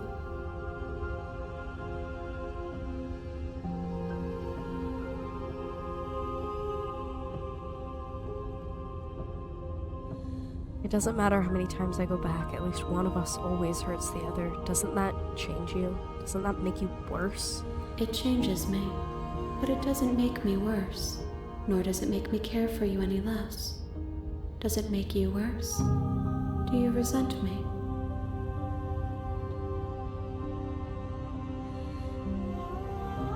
No, not really. It all seems so distant as soon as I'm near you. It does seem small from here, and the more we journey, the smaller each of those steps will be. But that doesn't make any of them less special.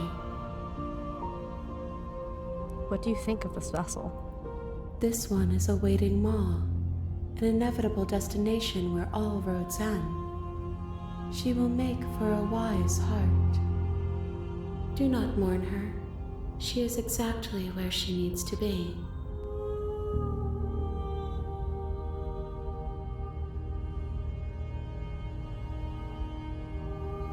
Do you know what happens to the worlds we leave behind? My perspectives are shadowed. You have seen what I have seen, just as I have seen what you have seen. The angles of my vantage do not offer me hidden truths, and my attention is turned inward, except when you are here with me. Perhaps this will change when our work is done.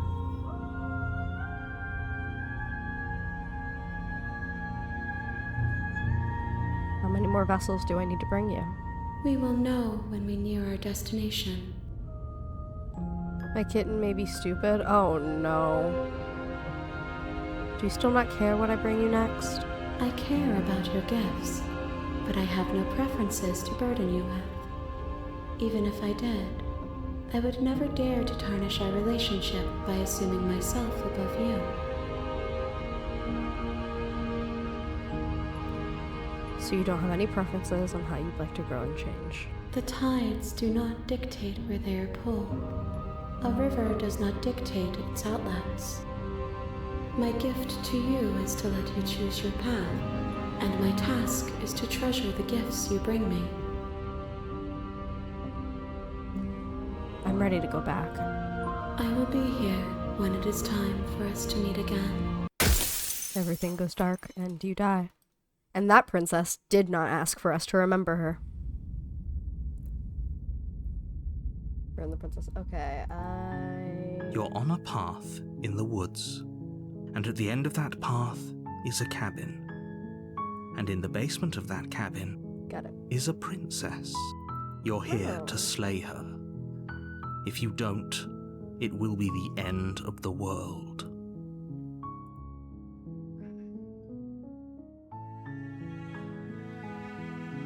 My god. Layla, is there a reason why you're screaming?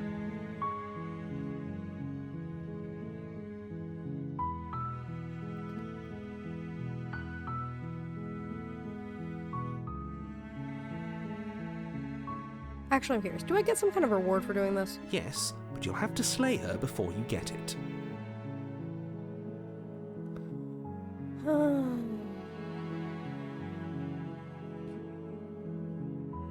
Can you tell me what my prize is going to be for doing a good job? It's a secret, but I think you'll like it. It's a special reward, just for you. And whatever you think it might be, I can promise you it's going to be even better than your wildest imagination. Yippee! Go to the cabin. You make your way up the short path to the cabin. Dick. You'll find the princess within. We're not going to go through with this, right? She's a princess. How We're dare he not supposed to tell me the save reward. princesses, not slay them. Ignore him. He doesn't know what he's talking about. Into the cabin.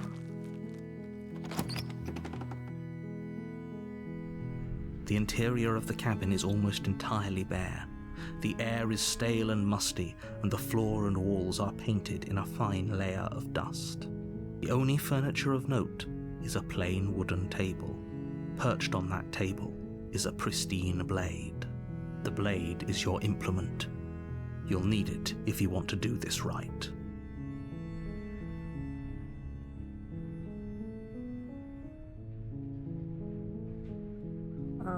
Take the blade. You take the blade from the table.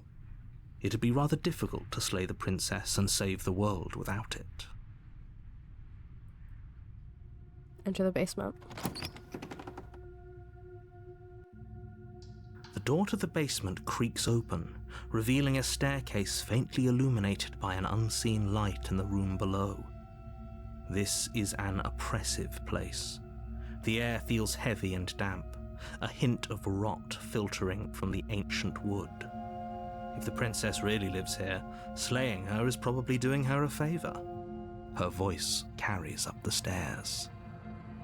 Who's there? She sounds dangerous. It's almost as if she's the one in charge down here. Don't let it fool you. It's all part of the manipulation.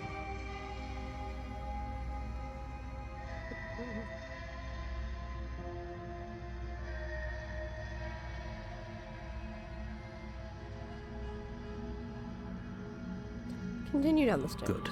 You're still listening to reason.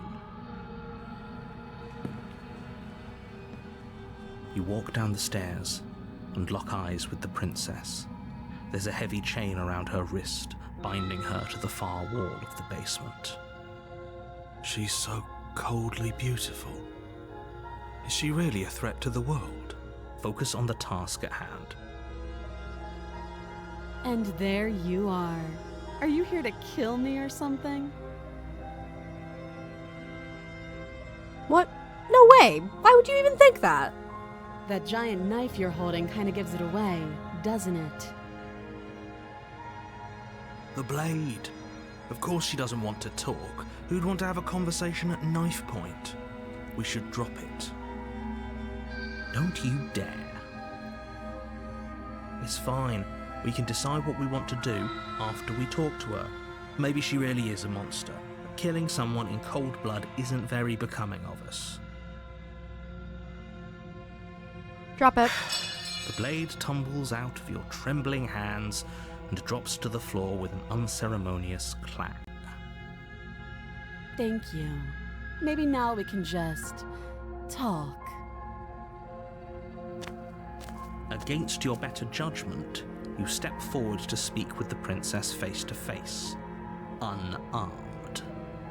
We'll be fine. I don't know what you're hoping to accomplish here, but I can assure you there's no reasoning with her. Just make sure you don't forget about the blade on the floor. You're going to need it. Yeah, to get her out of here. So here we are. What an awkward start to a relationship.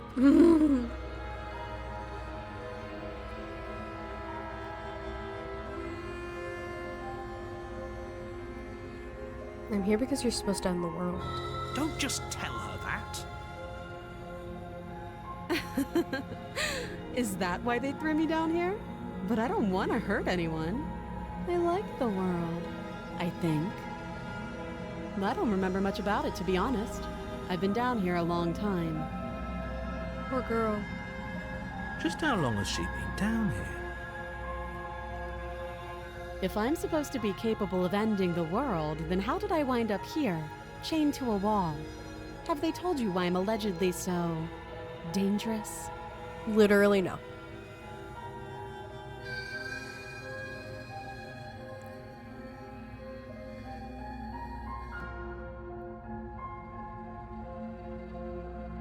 No, and if I'm being honest, I'm more inclined to trust you than I'm inclined to trust them. Sooner or later, you'll understand that I have your best interests at heart. Hopefully sooner. How sweet. Now be a pal and help me get out of here, would you? We could figure out how to deal with them after I'm free.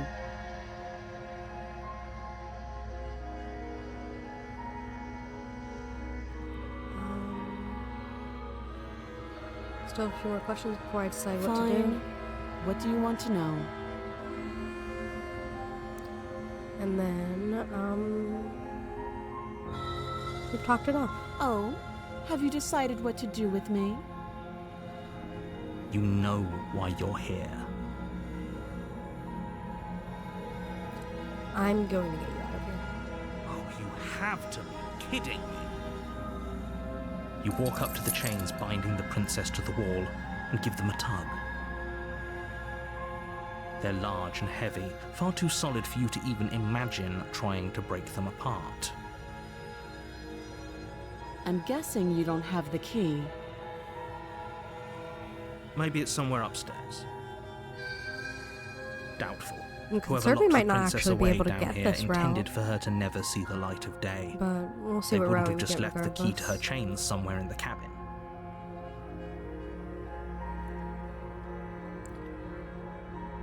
I'm gonna go check upstairs. Maybe there's a key still lying around somewhere up there, and if not, maybe I can at least find something to break you free. I'll be here. You attempt to make your way out of the basement, but the door at the top of the stairs slams shut. You hear the click of a lock sliding into place. Is someone else here? Return to the bottom of the stairs. You make your way back to the bottom of the stairs.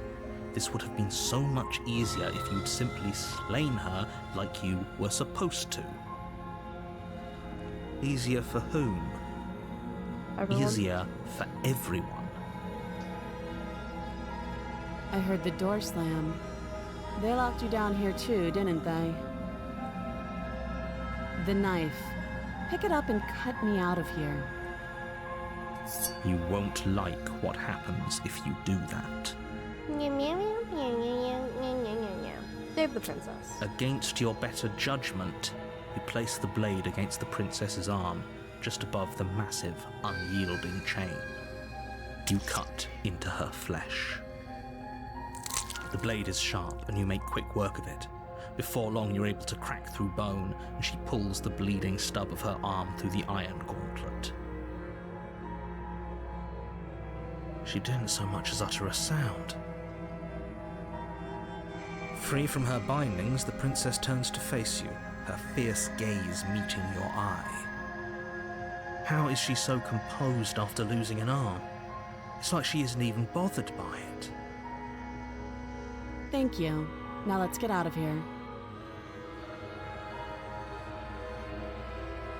Okie dokie! Approach locked door. No, we won't have any of that. The stakes are too high. You can't just let her escape into the world. No, I just can't let her escape into the world. As the princess approaches the bottom stair, your body steps forward and raises the blade. This isn't fair. Wait, this isn't fair. You can't just do that. Watch me. Warn her. Stop that. Oh, fuck. Your body lunges. What'd she say? I thought this was a little too easy. Your body lunges forward to sink the blade into her back, but the Stop princess it. would- Stop resisting me. I am trying to get you out of here alive. Resist. The blade. Okay, we can. Move Oh. the blade. She's hot. You're doing your best to help me, aren't you? I can see the conflict in your eyes. I'll make this quick. God, she's hot. She steps forward and pries the blade from your rigid hands. Maybe I'll see you in another life. And then she slits your throat with an almost clinical ease. God, that's hot. You're so normal. I'm sorry. Her face remains unchanged as she Oh. watches you collapse to the ground, blood flowing from your butchered neck.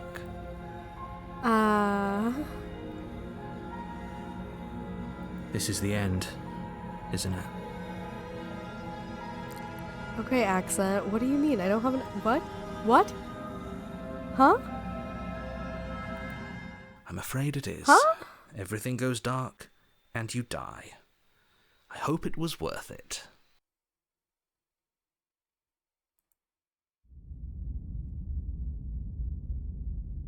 Chapter 2: The Prisoner. You're on a path in the woods, and at the end of that path is a cabin. And in the basement of that cabin is a princess. You're here to slay her. If you don't, it will be the end of the world.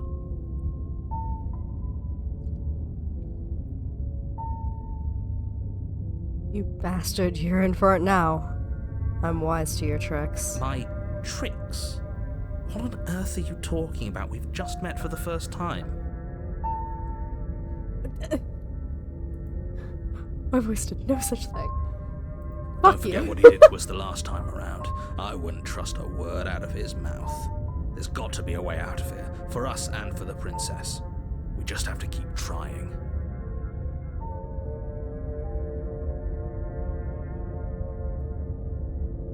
I'm inclined to agree. If he doesn't remember what happened last time, maybe it's best to keep it that way.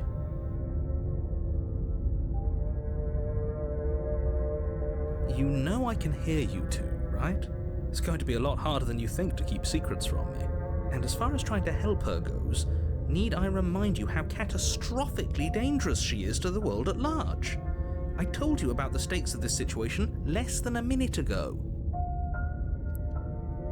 Stop making fun of me. Fuck. Proceed to the fucking cabin. A warning Okay, before you go any further. Ah, fine. I'll put myself on there.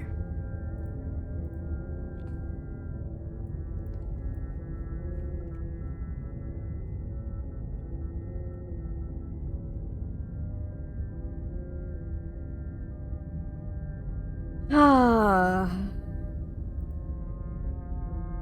This is rude. She will lie, she will cheat, and she will do everything in her... Yes, don't believe a word she says. Just go in, take the knife, and do what you're supposed to. Wink. Wink. Did you just say wink out loud?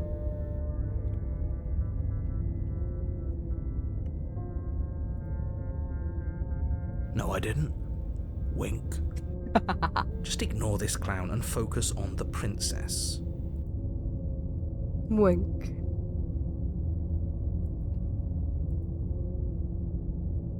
Proceed to the cabin.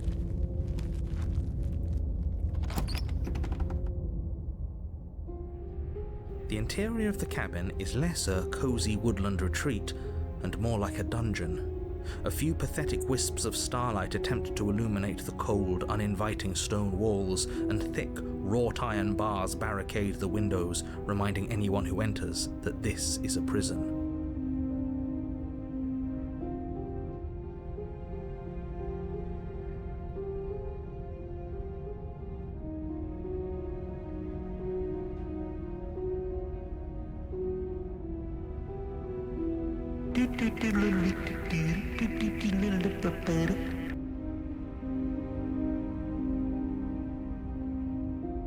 The only furniture of note is an iron table, bolted to the floor, a pristine blade perched on its edge.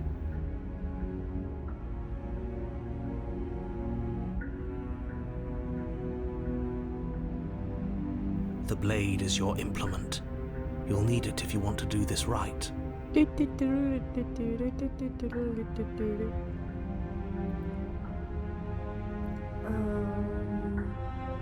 Approach the mirror. You walk up to the wall next to the basement door.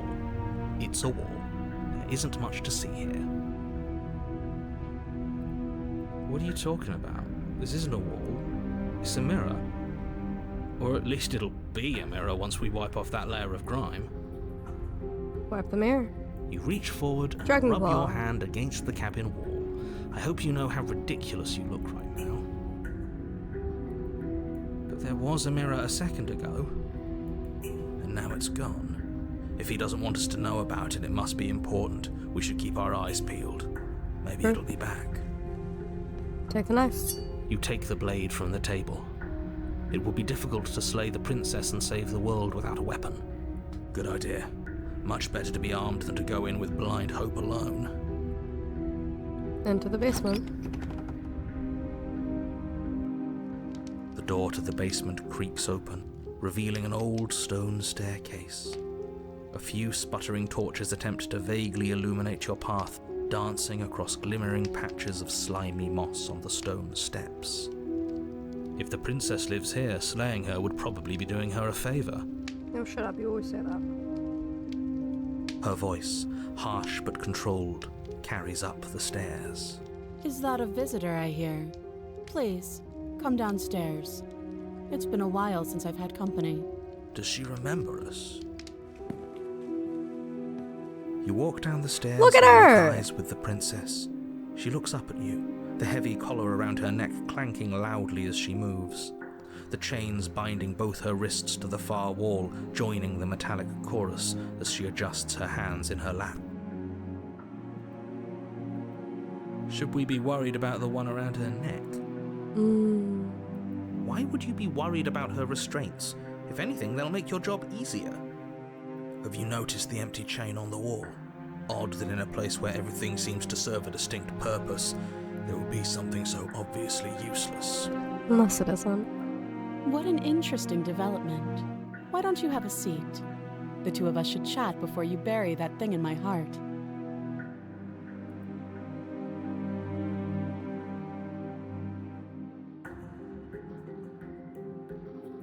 Sit with her. You step towards the princess, but she stops you before you get too close, holding up one shackled hand. There's fine.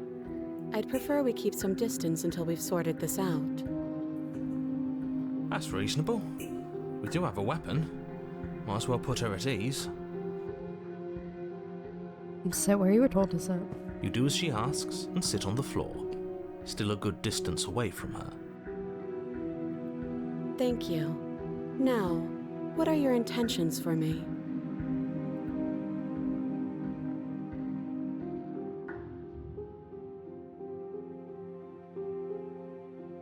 What would you have me do? Let me borrow that knife. Don't worry, you'll get it back. That's ominous. But she seems confident. Whatever it is she has planned, I think she knows what she's doing.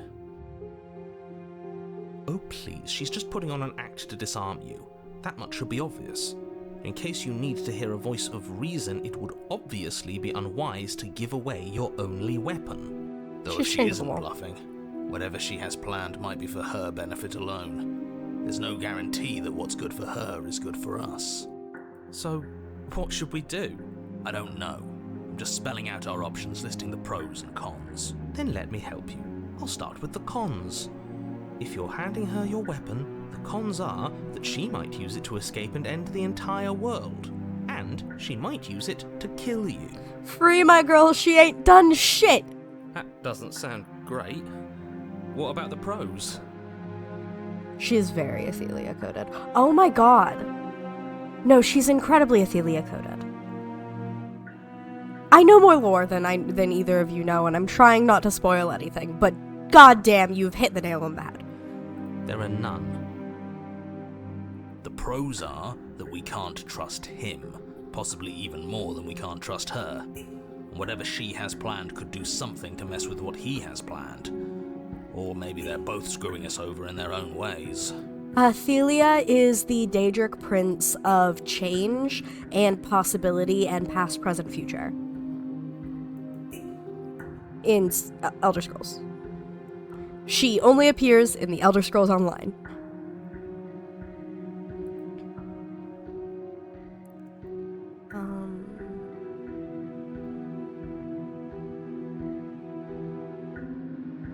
What happened after I died last time? Oh, are we talking about that? I thought we weren't going to give away the game. But sure, I'll fill you in.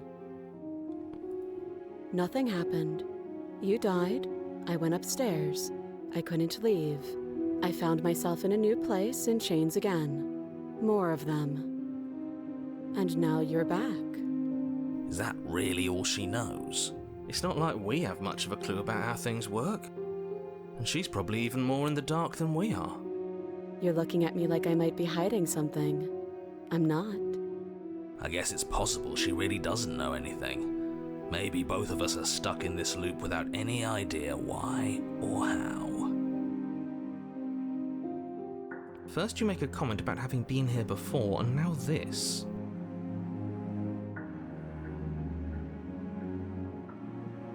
As much as I would like to remain in denial, it's no use.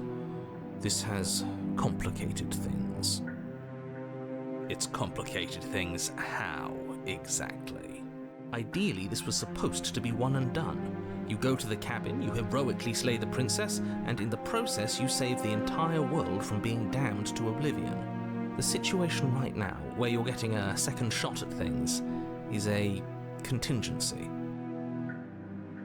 A contingency for what? For you failing, obviously. And you being here means that things are going to be a lot harder than they were. I really shouldn't say anything else, I'm just going to make it worse. Just good luck. If you knew this could happen, why didn't you tell us? All of this is incredibly valuable information. It would have changed our actions considerably. I needed you to be in the dark for as long as I could keep you there. It's important. Necessary, even. And maybe I wanted to be the first version of me that you met. I didn't want to be confronted by the alternative. That's pathetic. I never said I wasn't. I get it. It would be pretty upsetting, wouldn't it? To know that you might not be the first version of yourself. At least we can remember what happened before. Seems like we should count ourselves lucky for that. Exactly, he gets it. You're lucky. So don't waste that luck by messing it up again. Alright? Layla's licking her Ritz cracker. Moving on. Why is it important for us to be ignorant? How is it ever helpful to be in the dark? The more I say, the more your mind will swim into dangerous waters. Even saying that is too much. Your success hinges on you having imperfect information. For the sake of the entire world, you need to accept that. I won't. Just give it a rest, this isn't helping. Focus. This is a serious situation. You shouldn't be daydreaming.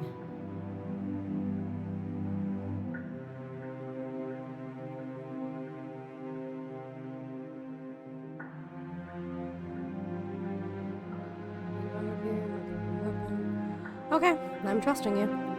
Slide it over. No, absolutely not. I am not letting you hand your only weapon over to the world-ending princess.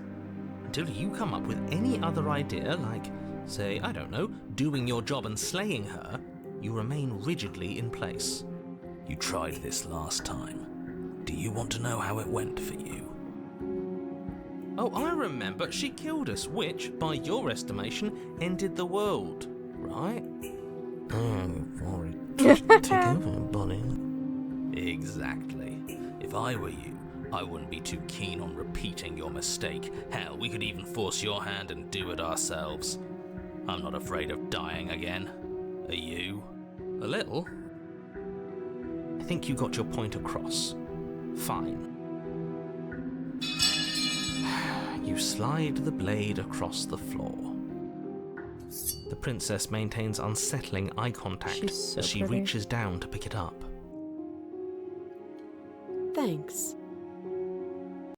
She pulls up her hair, smiling slightly as she raises the blade to her throat. What is she doing? She doesn't say another word as she cuts into her own neck. No. No. Watch in uneasy silence.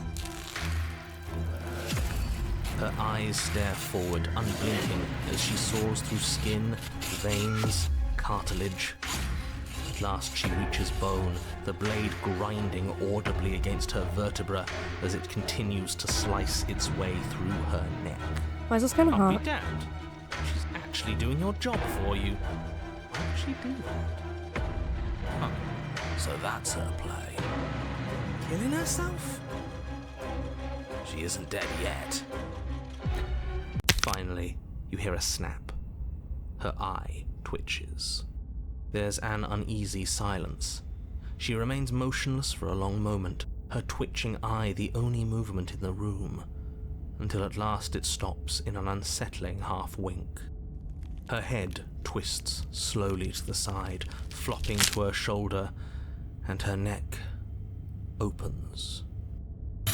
The remaining tissue is not enough to hold the weight of her severed head. It stretches and tears until finally it falls to the floor, completely free. It bounces a few times before rolling to a stop at your feet.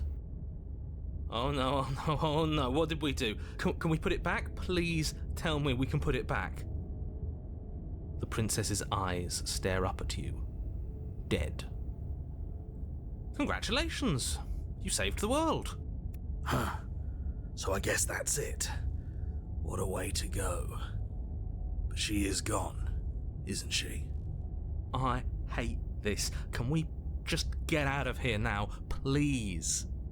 Of course, the princess is slain and the world is saved. Whenever you're ready, you can proceed to your reward. Now hold on, she's dead. So what's the rush? What's your angle? I don't have an angle. I'm just looking forward to putting all this behind us. I'm sure you can understand that. Look, I'm just not ready to put my guard down. It's best to keep sharp. She wouldn't have done all that without some kind of a reason. She's left us with this dangling thread, and I need to know why. You're just wasting your energy. The danger has passed, and now we can all relax and enjoy your reward.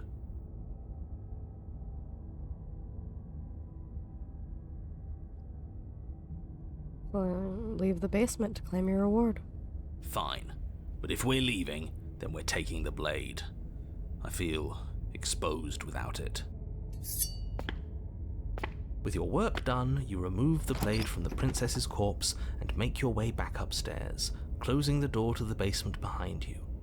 You can think of it as sealing yourself off from an unpleasant chapter of your life. It's all uphill from here. The windows. Do you see that? We used to be able to see the outside world from up here, but now it's just empty. The door. Check the door. Open the door and accept your reward. You open the cabin door, ready to return to a world saved from certain doom. Only a world saved from certain doom isn't what you find. Instead, what you find is nothing at all. Where a lush forest stood mere minutes ago, the only thing in front of you now is the vast emptiness of some place far away. You lied! I had to act surprised. We could see this vast emptiness through the windows. But if everything's gone, does that mean we're not gonna get our reward? This is your reward. An eternity of bliss, if you'll have it. And I suggest that you have it. Okay. This is what's best for everyone. Trust me. Like hell it is.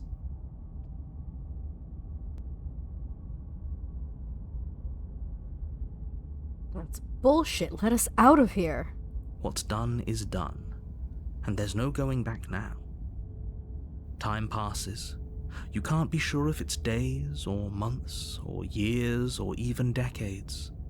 It's all a wonderful, boring blur. You've never been happier. Decades? No, it can't be decades. We can't go along with this. We can't let him win.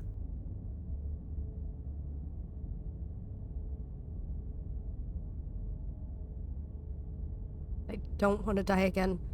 I didn't like dying last time. I'm going to accept my reward now. That's great. Congratulations. You've earned it. More happy time passes, though the word begins to lose its meaning. Time, that is, not happy. Happy still has plenty of meaning. He's just saying things. The voice's protestations fall on deaf ears. Eventually you pass into a blissful state of pure existence. Though words like eventually and pass ceased to have any meaning to you long before that shift, you simply exist. Happy. forever. This is the narrator's happily ever after. No, you stop that. Stop all this nonsense. You really don't want to be happy, do you? We still have a blade. Let's use it on ourselves and start over. He's suggesting you kill yourself. You shouldn't kill yourself when you have an eternity of bliss right in front of you.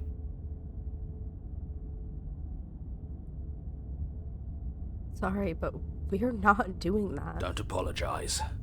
I'm sorry. Wait, why are you sorry? Your body lurches as your heart suddenly stops beating. Are you killing us? You'll forgive me eventually. You goddamn spiteful bastard. Are you really going to turn down immortality itself just to make me lose? This isn't worth it. Why should it matter if we die at this point? Haven't you already gotten what you want? Yeah, an eternity of bliss and life without death is all the narrator wants. That's his entire goal. That is what this is telling us. That's all he wants. The reward for killing the princess is an eternity of boring bliss and nothingness, where nothing changes. I don't have to answer that. That's all we needed to hear. It turns out that it doesn't take too long to die after your heart stops beating. Yeah, we'll see about that. You collapse to the floor, everything goes dark, and you die. You're a genocidal maniac. You know that, right? It reminds me of someone. Huh? You're on a path in the wood. Are you fucking kidding me? We had everything we ever could have wanted, and you killed us. We didn't have everything we ever could have wanted. That's just what he told us. I want the truth, not some made-up eternal happiness. But it was nice. Who gives a shit about truth? I do. He said we were happy, but what does happiness like that even mean? It was just another prison. And this isn't? There are chains everywhere. That just means we're on the right track, you numbskull. That we're finally starting to see reality for what it is. Can you two stop fighting? It's not very productive. No, it isn't, is it? So let's focus up. You've clearly already been here before, and judging by how deranged you all are, you've already been here more than once. I'll spare you my full introduction, but I would like to remind you that the people in my world are living, breathing, suffering entities. Not pawns for you to sacrifice in pursuit of some vague truth. What are people to a god?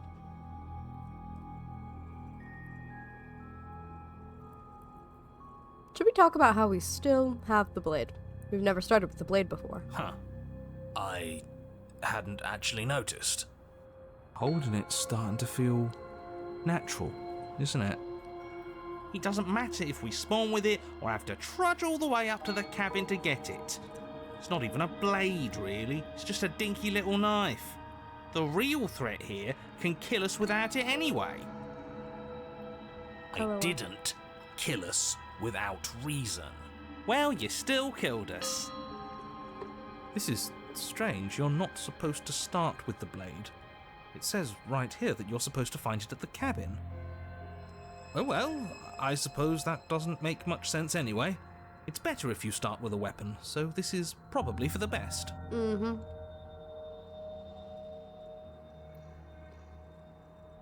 She died last time, and the way you decided to thank us was locking us away in a happiness void forever. So you actually managed to slay her? Yet you still found your way back here. Absolutely unbelievable. What on earth is wrong with you? We weren't satisfied with your happy little prison. But it has happy right there in the name. It wasn't actually very happy. I was fine with it, but that spiteful bastard gave us a heart attack and killed us Like Schlatt. for no reason. I had a great reason. We were stuck with no answers. And now we're not. You're welcome. And you don't think we're stuck now? We're still in a cage, it's just bigger. You know, if you think about it, isn't life just a really big cage? Kinda, yeah. Oh, don't you start philosophizing. Just get to the cabin and settle this already.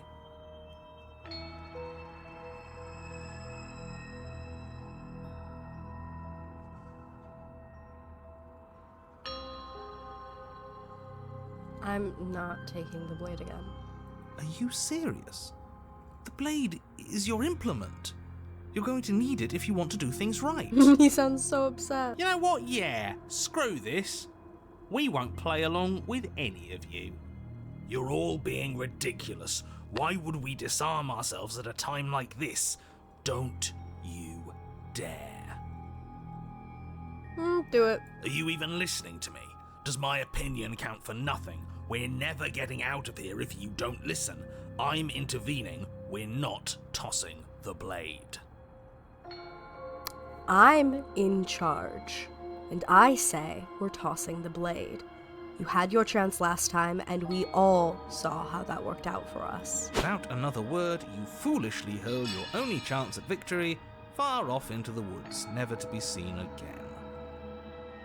Never to be seen again. All we did was toss it into the woods. There's nothing stopping us from picking it back up. Oh, but there is something stopping you from picking it back up. The fact that you already made your decision. As much as I'd like to turn back the clock, we'll all just have to suffer the consequences of what you've done. You're right, Krasek. That's how decisions work. Huh. That felt good. Best thing we've done in ages. Whatever this bullshit world throws at us next, we'll always have this tiny victory. Krasnik, do you know Jonathan Sims, the guy who does the narrator and all of the voices? Do you know his other works? Because if you did, you would know why he has so much fun doing this.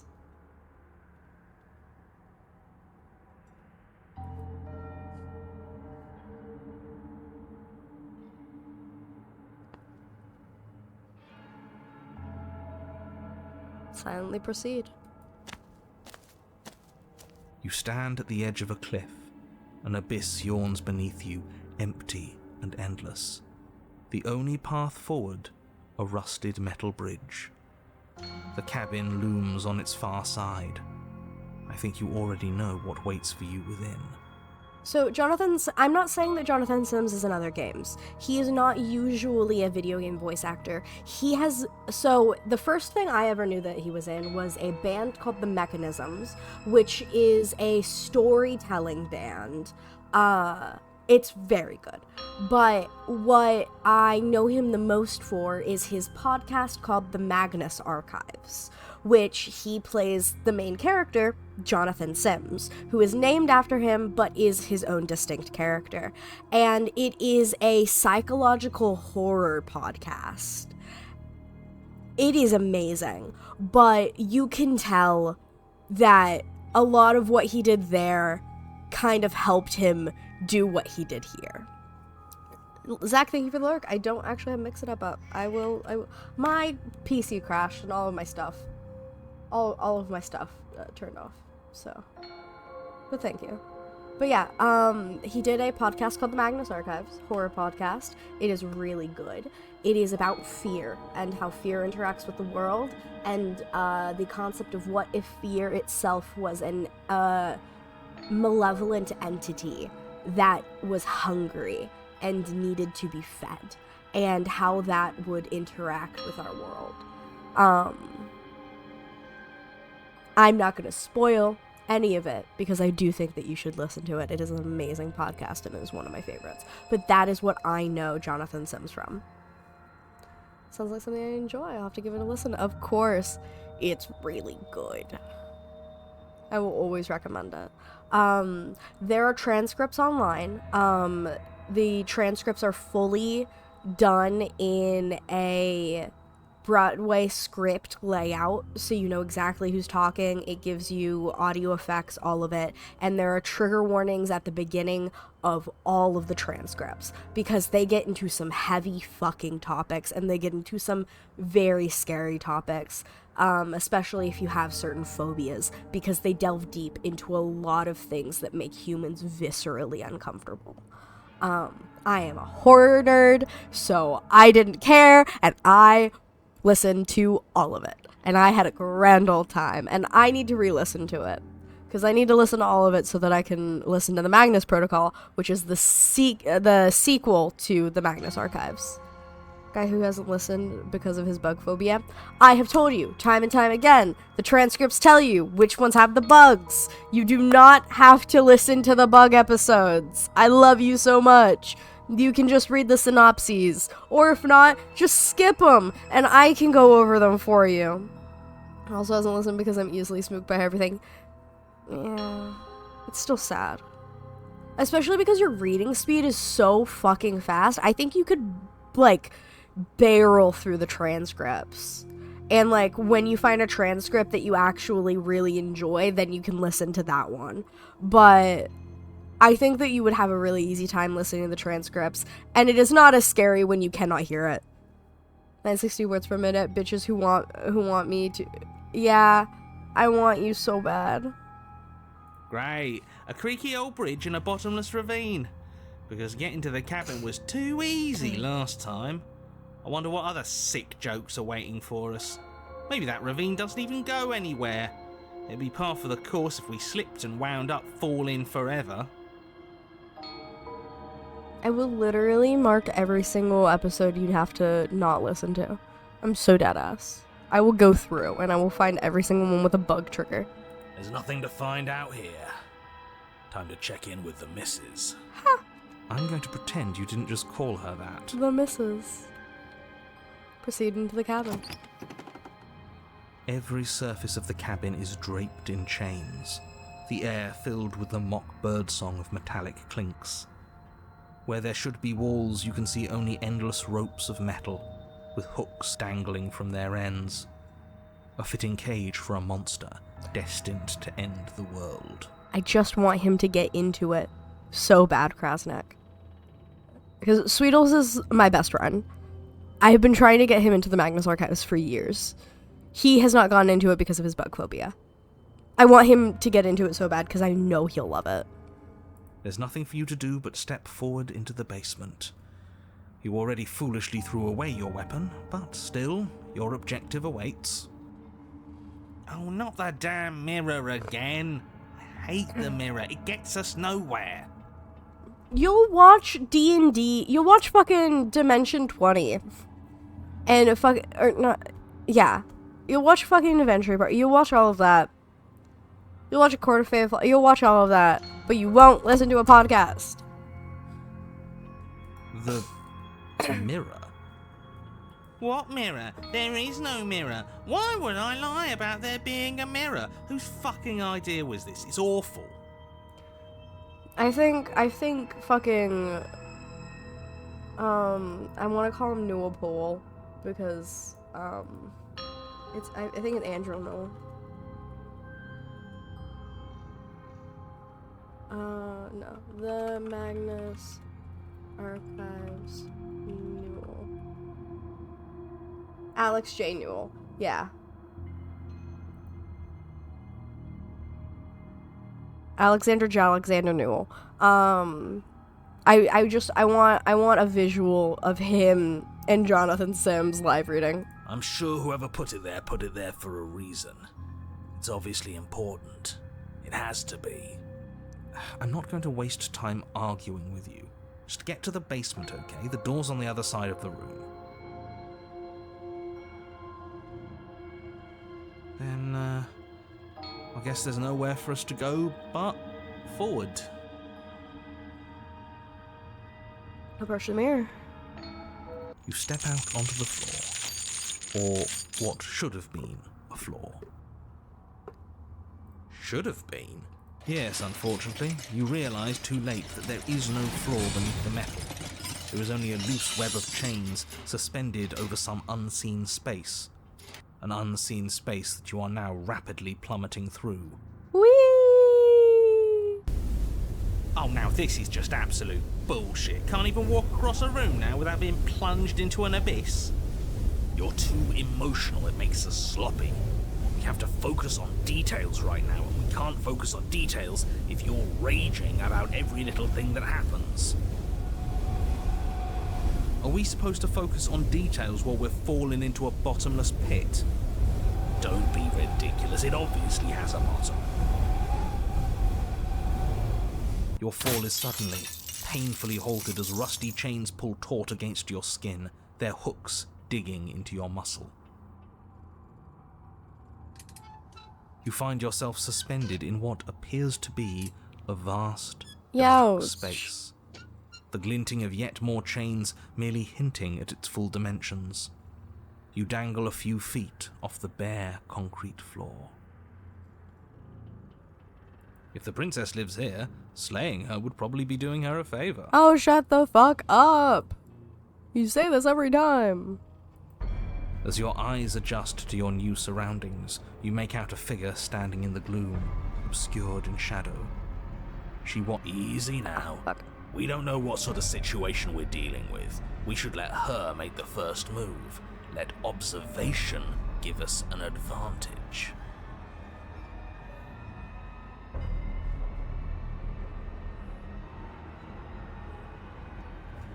Wait for her to make the first move. The princess takes a slow step forward.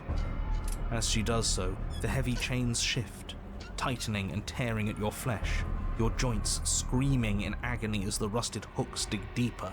Stars dance in your eyes as the chain wrapped around your neck threatens to choke you. It's not the best idea.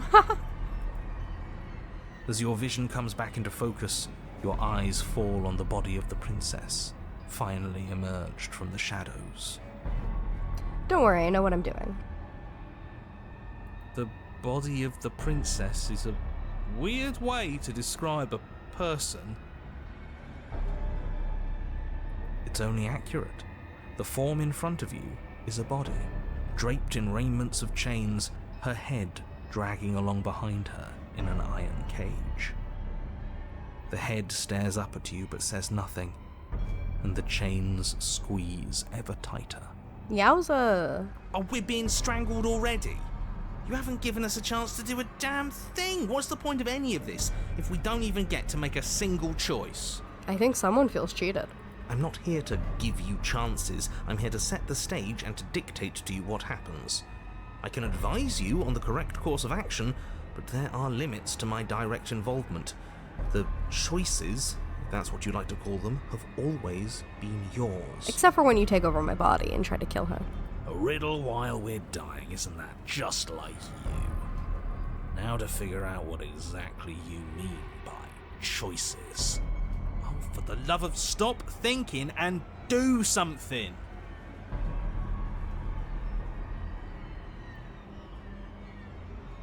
Look, I didn't even bring a knife. I just wanted to talk to you. You're pleading with me as if I have a say over anything that happens here.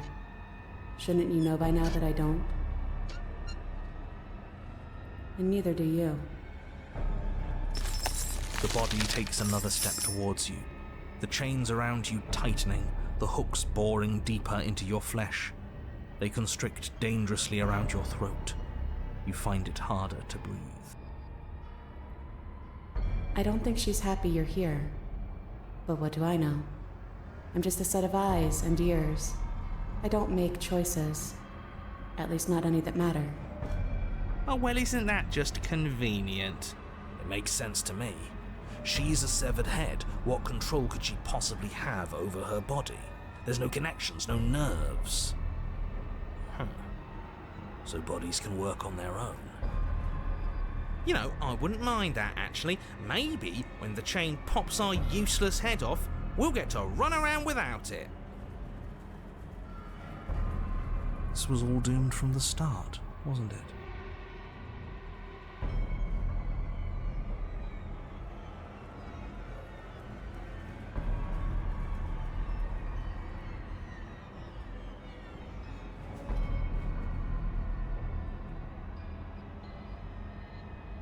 Say nothing. Silence. Then maybe you finally get it. Everything we witness is just another shade of the same endless cycle. I wake up in chains. The body steps forward. Your bindings tighten again. I like seeing that the hooks change. You come to me, knife in hand. But that's not right. We didn't bring the knife. We even told her that earlier. Yeah, isn't that right? I bring you the knife. Where do you think it is? Clearly weren't listening to me earlier because I had already told you I threw away the knife. I ditched it before I even got out of the cabin. There's no grand scheming guiding us along a predetermined path. We're both agents of chaos who make our own choices. And this time, I choose to talk to you unharmed. Your pattern's broken. I'm unarmed. But that's not right. That's not the reality I've been looking at. You shouldn't have been able to do that. The body marching towards you comes to a lurching stop. Huh. She stopped. What is that supposed to mean?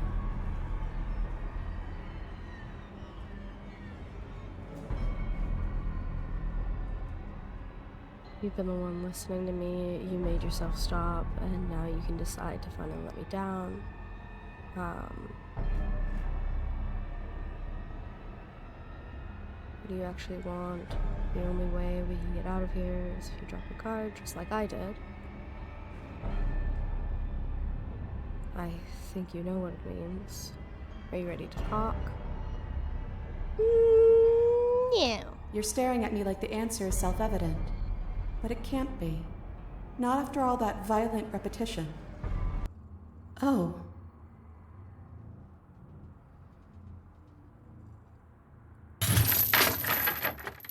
Suddenly, the chains loosen, the hooks sliding from your skin. You come crashing to the floor, and as the chains rain down around you, her body falls too. The room settles into comforting silence. No more rattling of chains, no more slow, deliberate footsteps from the princess's body, only the soft click of the latch as it opens the door of the cage. I hate to say it, but she's so pretty. So that's really all it took? The truth was right there the whole time. We just needed to believe we were better than this. I feel like a fool, really.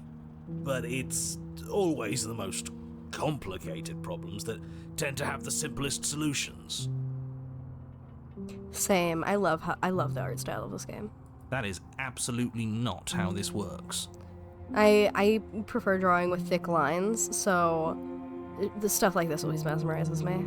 Looks like we've seen through your lies at last, Mr. the Narrator.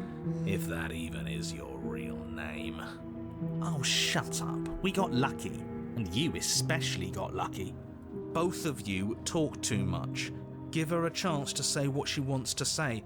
I'm sick of treating this like some puzzle or bullshit game. LOL.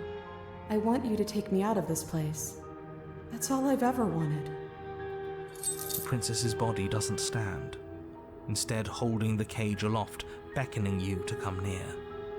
If you take her out of there, if you carry her to freedom, it's the end of the entire world. You know that, right? I'd also like to know his name, but I also understand why we don't. Fine by me. This world is bullshit anyways. The rest of us will find one that's better. Besides, we already made our choice, all the way back in the woods. Nothing you can do about it now. I suppose not. You know, I think a part of me always knew this was doomed from the start. I'm narrating on borrowed time, aren't I? Yep. But even if I'm doomed to go, I might as well make sure you have a proper ending. Go on then. Yay! Take your princess from her cage. You cautiously approach the kneeling body and extend your hand, bruised and bleeding from the trials that brought you to this point. And then you take her from her prison. Oh, she's so She pretty. looks up at you, and for the first time since you laid eyes on her, she smiles warmly. I have no idea how we're supposed to leave. But the body points, and you follow its finger to a lone chain dangling from the doorway that sits far, far above you. Are we supposed to climb up while holding her? I'll pull us out of here, if you just hold on. I'm game. So Let's am I. go. Then get on with it. Take hold of the chain. You wrap your hand in the chain, holding tight as it starts to move and holding the princess close to you. Together, you rise out of the pit. He's so upset about it. I'm sorry if I made this harder than it had to be. It's okay, baby girl. You glance back towards the princess's body, doing its part as it hoists you up. It grows smaller and smaller, slowly disappearing back into the shadows of the basement. My sweetheart. No, that's not right. There shouldn't be an if. I'm sorry. I made this harder than it had to be. Oh. Maybe she has a point, in a way. Our bodies don't matter. We're almost there. You can smell the night air. That bit of light feels like it's mocking us. At any moment, she could just drop the whole thing and send us crashing down. Oh my god. Maybe get a chainsaw or something? If this was a zombie game. I don't think that's gonna happen, mate. It'll be par for the course. And then the chain stops its ascent, depositing you safely in the cabin doorway. I guess you never closed it behind you. Well, there's only one thing left for you to do. Shall we?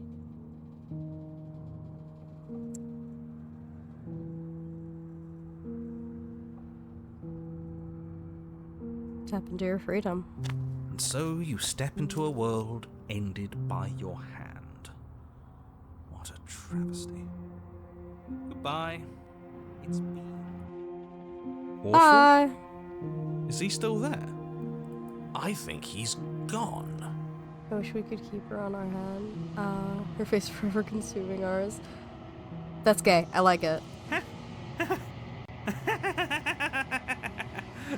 We did it. That wasn't so bad. Now I guess we'll need to find a new game to play. Thank you so much. I didn't think this was possible. But here we are. Good tide. It's a little cold out here, isn't it? Oh. Bye, baby girl.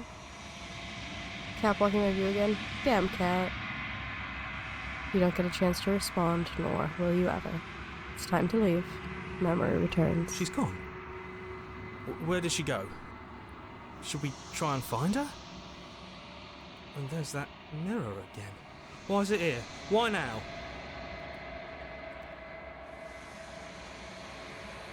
It's going to be okay. Just trust me. We've been here before, and you always get scared. But it feels so bad. Like looking into it right now is going to be the end of everything. You're right. Part of me wants the truth, but something stronger is holding me back. Fear. It's going to do something to us. I can feel it.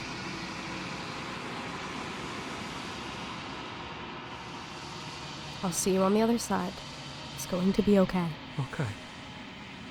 If you say so. We'll trust you. So, this is all going to work out? Feels too good to be true.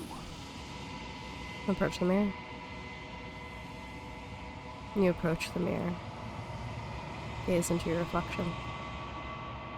Silence as you reach forward. They're gone again. The mirror always makes them leave, but you need to see what's in it. You've unraveled. Find yourself in the long quiet. Proceed to the cabin. Honey, I'm home! Your eyes are so small. Yeah, little pinpricks. Approach her. Yeah. There's a world beyond the endless walls of the long quiet. We're supposed to be there. Do you know what we'll find out there? No. Is that a rhetorical question? Do you know? Do you want to tell me? Do you think there's a reason for that? Yes, they're supposed to be foils to one another. So, she is a princess. We are... people like to say a bird, but, like, birds are dragons. Birds are modern dragons. We're a bird. We're a dragon. She's a princess. We are both the opposite ends of a line, but still one continuous line. And so our characteristics contrast from one another. In a Reddit post, someone said if the shifting mound, which is her, if she was in the place of the Long Quiet, and if she was the hero, what manifestation would the Long Quiet take? And in a Reddit post, the developer of this game confirmed we would be a princess. She would view us as a princess just as we view her as a princess, because we always, both of us, wish to save one another. Is that a rhetorical question? Do you know? Do you want to tell me? Rhetorical. I am not rhetorical. I have only known these spaces, and I have known flickers of the lives you've brought me, short and violent and full of passion. But all of those flickers end where the Long Quiet begins. I'm asking you because I cannot know your mind. Do you know what we'll find out there? There's trees and stars, and there are people, I think. At least they're supposed to be people. There is a warmth and sadness in me at the thought of people. Fresh tears on a winter's day. They are not like us. They do not last. They not like us. They not like us. Do you think that anything is real out there? Do you think that we're real? We are real. Nothing is an idea that dwells in the absence of something. But nothing cannot exist on its own. And because of that, nothing can't exist. Do you have any thoughts on this vessel? This one is a locked door to which you held the key. She will make for an open heart if you let her. Do not mourn her. She is no longer bound.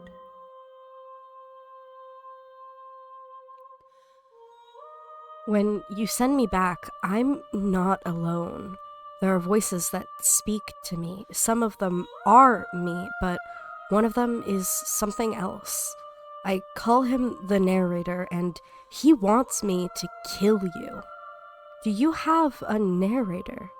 Have the vessels had one? No, their thoughts are quiet. Do you think your narrator lives in the spaces beyond? He does. I don't know why, but I know this for a fact. I am on the cusp of my awakening. Perhaps you are on the cusp of yours. How many more vessels do I need to bring you? One. Whatever you bring me next will be enough. And then gravity will pull the others Shit, back we only to have me. one left. I will be singular. A final multitude. She's always been white, and in some other form she literally glows, and we're almost completely dark. I think our eyes are remnants of her light illuminating our forms, and her eyes are always black. Her eyes are always dark. The darkest part about her is her eyes. Ugh. Okay. I'm gonna have to play this more than once. That's why I hate that there are so many endings, because you cannot get all of them. Because I really want to show y'all Thorn, but I also really want to do the Princess and the Dragon. Because Princess and the Dragon gives so much context.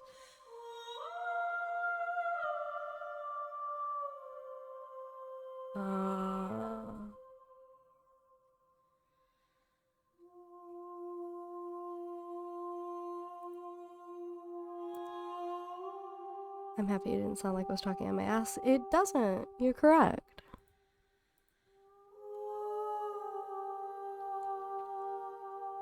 What the fuck am I staring at? My wife! Be kind to her. If this is the last time, is there anything you would like me to bring you? These gifts are a conversation, and each one shows me the contours of your heart. Bye, Shiny! The only thing I want to see is what you choose for me when the thread is fully drawn. If this is the last stage before your completion, then I'm not going back. I'm gonna stay here. Do you know what's going to happen when you awaken? I'm ready to go back. The next time I see you, each of us will finally know what we are. She is an angel! I will be here, waiting for you. And everything goes dark and you die.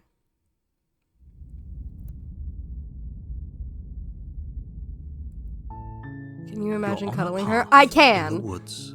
It would be And at the lovely. end of that path is a cabin. And in the basement of that cabin is a princess. Anyways, how are you? I'm doing great. This is one of my favorite games. You're here to slay her.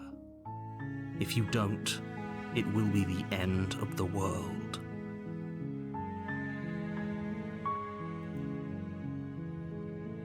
They made a FNAF song about this? Oh, Friday Night Funkin' song about this. Yes, they did! Okay, we're just gonna... I don't want to talk to this motherfucker. To the cabin! Hundreds of You classes make your with their way up lone the ones. short Yeah! path to the cabin. Like a cat. You'll find the princess within. We're not going to go through with this, right? She's a princess. We're supposed to save princesses. Okay, we've not- gone through this part so many times before. The interior of the cabin is the blade is your Implement. You'll need it if you want to do this right. You take it. Enter the basement. Her Okay. voice carries up the stairs. Who's there? She's so fine. She sounds dangerous. It's Love a almost as if dangerous she's woman. the one in charge down here. Yes, she is. Don't let it fool you. It's all part of the manipulation. We're just gonna walk Good. down. You're still listening to reason. I hate when he says that. I want to do everything he doesn't You want me walk to. down the stairs and lock eyes with the princess. This one's There's my a least heavy chain favorite. around her wrist, Um, binding her to the far wall of the basement. Spring, we are on the first chapter that every chapter starts with. Who's your favorite princess? My favorite princess is Thorn. As is most people's favorite princess. There's just something about her. To be fair, Witch is also one of my favorite princesses, but Thorn is the culmination of Witch, so. I like how feisty Witch is, but Thorn is nice. I can't decide between the adversary or the tower. You like your women strong and domineering, don't you? Feisty. Yeah. Yeah, we're gonna have to do a run through. We did get the adversary in this run, so I'll have to do a run through getting ones that I have not gotten this run, which is good because I really want to get the Wild, and I really want to get Thorn. We haven't gotten the Drowned Grey, we haven't gotten Den, we have not gotten Apotheosis or Wraith. Just so you are aware of which princesses we've got so far, in order of when we got them, we got Happily Ever After, which is a pristine cut specific one. We got the Adversary, and then we got Moment of Clarity, Cage, and now we are working towards Princess and the Dragon. Thank you. I do have such a way with words. You're right. She's so coldly beautiful. Is she really a threat to the world? Focus on the task at hand. And there you are. Are you here to kill me or something? And I mostly want to get the Princess and the Dragon. One, because it is a pristine cut ending, and so I have never seen it before. But also because the ending is supposed to give a lot more context into the mind of the princess. And I love that. I love any ending that gives me exposition. Little orangey trying to bite you on my screen. What the hell? Steel your nerves and step forward. You step forward, your grip on the blade tightening as you steel your resolve. Oh? No talking then? Fine. What even makes you think you can kill me? I'm probably chained up in this basement for a reason, right? And if that knife is the only weapon you have, you'll have to get close enough to use it. So, you should just drop it. Best not to risk finding out what I can do. She's unarmed. If you hesitate now, it'll be too late. End this. Kill that bitch! You lunge I'm so forward sorry. with She's so hesitation. scared. No! You feel flesh easily Oh, give way. I'm so You look sorry. down to see your blade already sinking deep into her heart. Oh. Oh. This is it, isn't it? I'm almost embarrassed. I should have seen that coming. But I have to wonder, do you actually believe this was enough to kill me? It's like she's convinced she can't die. Yes, even as she lays there dying, she entirely believes herself to be alive and well. But it's over, isn't it? She stopped breathing moments ago, that arrogant look still plastered on her face. But is it over? Really over? Of course it is. She's dead. Yes, exactly. It's over. With your work done, you make your way back up the stairs, closing the door to the basement behind you. Why do I feel like we've done something terrible? You did kill someone. Greater good or not, something would be very wrong with you if you didn't feel at least a little bad. But it was for the greater good. One of these days that will sink in and help ease your guilty conscience. But that day isn't today. Let's just get out of here.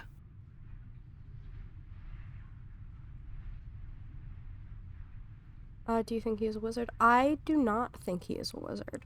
The reason why I did not answer you is because I know who he is.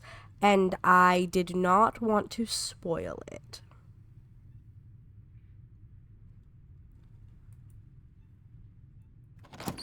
You open the cabin door, ready to return to a world saved from certain doom. This is not my first time playing this game, nor is it my second or my third. This is just my first time getting pristine cut endings. But I know this game very well. Only Yeah, a of course. world saved from certain I do think you doom have a isn't good what point. You find. Instead, what you find is nothing at all. Where a lush forest stood mere minutes ago, the only thing in front of you now is the vast emptiness of some place far away. What happened? Everyone is fine. It's just that you and the cabin are now far away from them. Don't worry. You'll be safe here. This is good. Everyone is happy. You'll be happy. I just saw that Moon clipped me. How dare you? Oh. Okay. I'm so glad you're keeping an open mind. This is what's best for everyone. Trust me. Time passes. You can't be sure if it's days or months or years or even decades. It's all a wonderful, boring blur. You've never been happier. Psst. Hey. We're not just gonna stay here forever, right? Did you hear the narrator? I'm happy we're happy. I don't know. Do you have any ideas of how to get back out of here?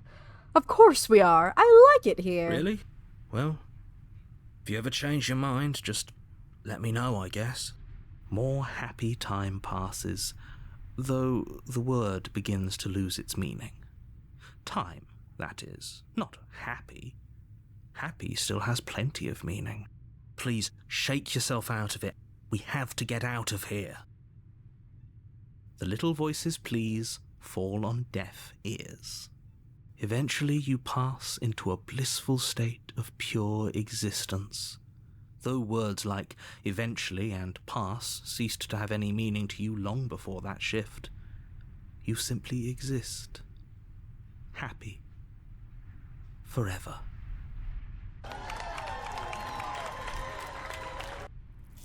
You have already committed to my completion.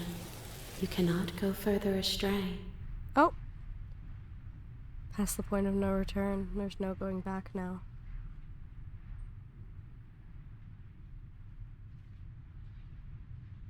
Okay, maybe I'm not happy. And I'm not just saying that because you're the last person I talked to. Because I have an idea to get us out of here. Though you're probably not going to like it. The blade. We can use the blade to get out of this. I can hear everything you say, little voice. There's only one thing it would want you to use that blade on, and I'm afraid that thing is you, dear hero. He's right. It's the only way out. Do you hear that? This is your first time. It wants to take this happiness away from you. It wants this wonderful place to end. Do you not? There's more for us to do, and the only way for us to do it is to take that blade and use it. Don't you dare. Let me make a save here. I feel like I've seen some other streamer with those skull eyes. I sure hope you haven't. I made these skull eyes. I drew them myself, and I never published them anywhere, so you may have seen different skull eyes, but these ones are uniquely mine. Anything to get out of this hell. Thank you. I made this happy little place for you. Is this not a good enough reward for saving the world? An eternity of bliss? You ingrate? Thank you. Fine. Whatever. For the first time since time stopped meaning anything, you throw open the door to the basement and walk down the stairs. The princess's body is dust and bones, though the blade you used to slay her is still as pristine as the day you first held it. You pick up the blade, you stab yourself, and you die. Yippee! The end. Nice knowing you. The Spectre, Chapter 2. You're on a path in the woods, and at the end of that path is a cabin. And in the basement of that cabin is a princess. You're here to slay her. If you don't, it will be the end of the world.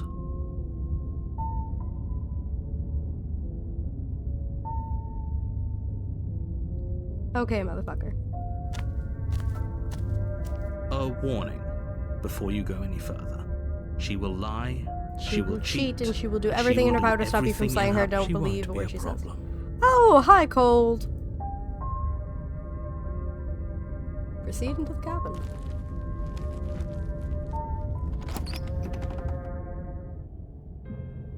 The interior of the cabin is cold, a soft odor of dirt permeating the air.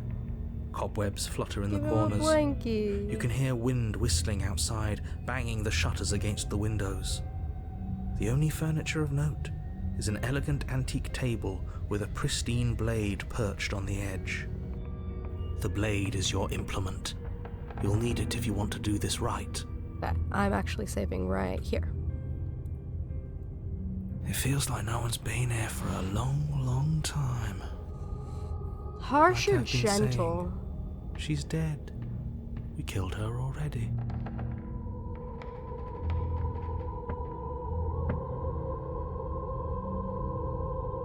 I think we'll bring her. I think we'll go gentle.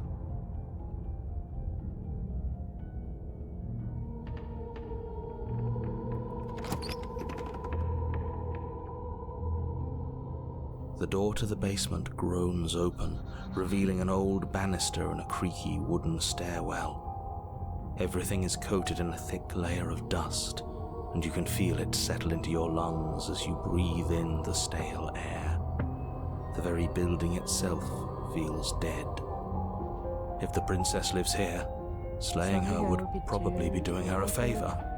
The room below is silent. Nobody's here. Naturally. As much as I appreciate the optimism, you shouldn't be so sure. I guess we'll just have to go down and see. As you descend the final step, the form she's of the dead. Let's princess go. comes into view. A skeletal body lying in a heap on the floor, its wrist still bound to the wall by a thick chain. Cry about it. Okay, she's definitely dead. It's just like I told you. Before you have a chance to finish your thought, the top of a head appears from underneath the floor. There she Two deep-set goes. I love eyes her. stare up at you, followed by a mischievous skeletal grin. And finally, Hi. the rest of the body floats up to join the head. Wait, this isn't right. What's going on here? Ghost! Oh, Wait a minute. wow. How absolutely terrifying. For free. What's a ghost supposed to do to us? Oh, it's you. Hiya, Keller. She's so I fine. was hoping to see you again. I have some issues with how our last meeting went. The princess drifts across the room into your orbit, gently running her fingers across your shoulders and down your neck as she circles you. Oh my.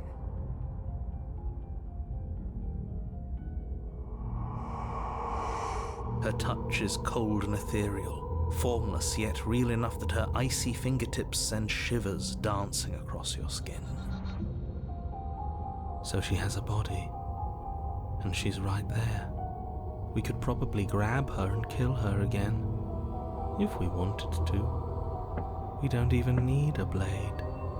She looks fragile enough to me. She'd probably know. I'll wait and see how things play out. I see you don't have that annoying knife anymore. She's so cute. So, does that mean you regret what you've done? Are you here to apologize and make nice? Beg for absolution, maybe? Because I might be interested in seeing a little begging. Oh.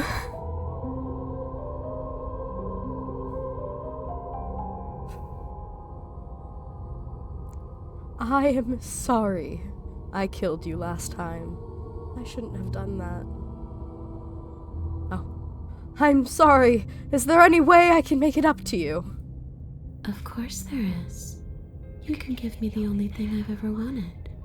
A way out of this basement. The place won't let me leave. I've tried. Before you came back to me, I explored every inch of this place, even the spaces between the walls. But I never found a way out. I always wound up right back here. Maybe we should just leave. She's so pretty. If she can't get out on her own, then why do we have to do anything? We could probably walk out right now and everything would be fine. Hasn't got out and can't get out are two very different things. It'd be dull anyway. It's more interesting if we make a choice. But you can come and go as you please, can't you? So, let me hitch a ride. It really is. After all, you own me. Oh, hi. Absolutely not. Is she asking if she can possess us? I'm She into is. it. And I hope I don't need to explain why you can't let that happen. It would be catastrophic if she managed to escape this place. And if you let her in, there is very little anyone could do to stop her. Would she be able to see us if we went along with it? Now, isn't that an interesting thought? We could finally bring her face to face with him. I wonder what she would have to say to the one who wants her dead so badly. You're so right. You won't like how things play out if you go down this path. No, I think I will. Where is it? Where is it? Sounds great. Do it! The princess swims through the air in front of you, pausing for a brief moment as her dark-rimmed eyes stare deeply into yours. There's a hunger in her gaze. You're really trying to make it up to me, aren't you? Thanks for being a pal, Killer. I mean it. What are you doing? Don't just let her in. How many times do I have to tell you? I love making him mad. See you soon. She rushes forward and then she's gone. A sharp chill spreads across your body. It starts in your chest, a freezing numbness flowing out from your heart, all the way down your limbs, your mind growing cloudy and confused as it settles over your very soul. What do you hate about this route? I'm not sure I like this. Can we get a do-over?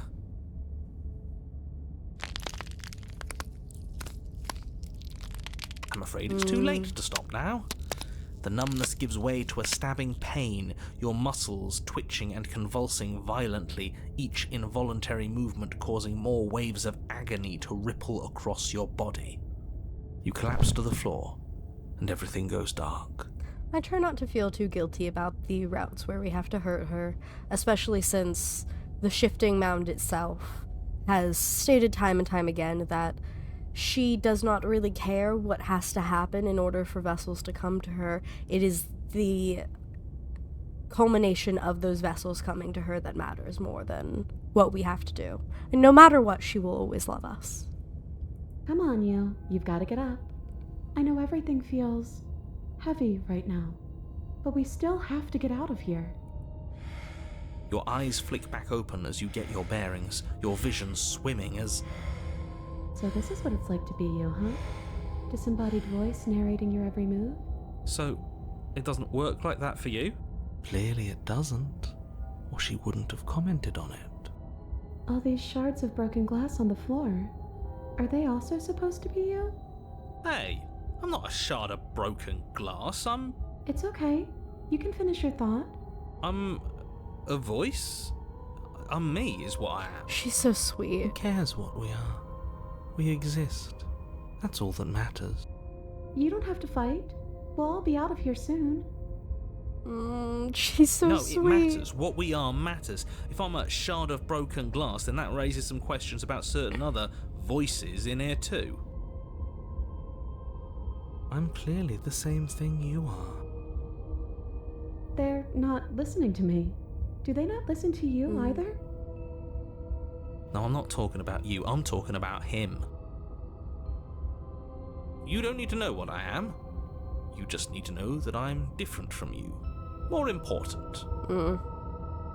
So, you're the one who pulled the strings and made me dead. I can tell you don't belong here. You're barely even there. Like the shape of something left behind.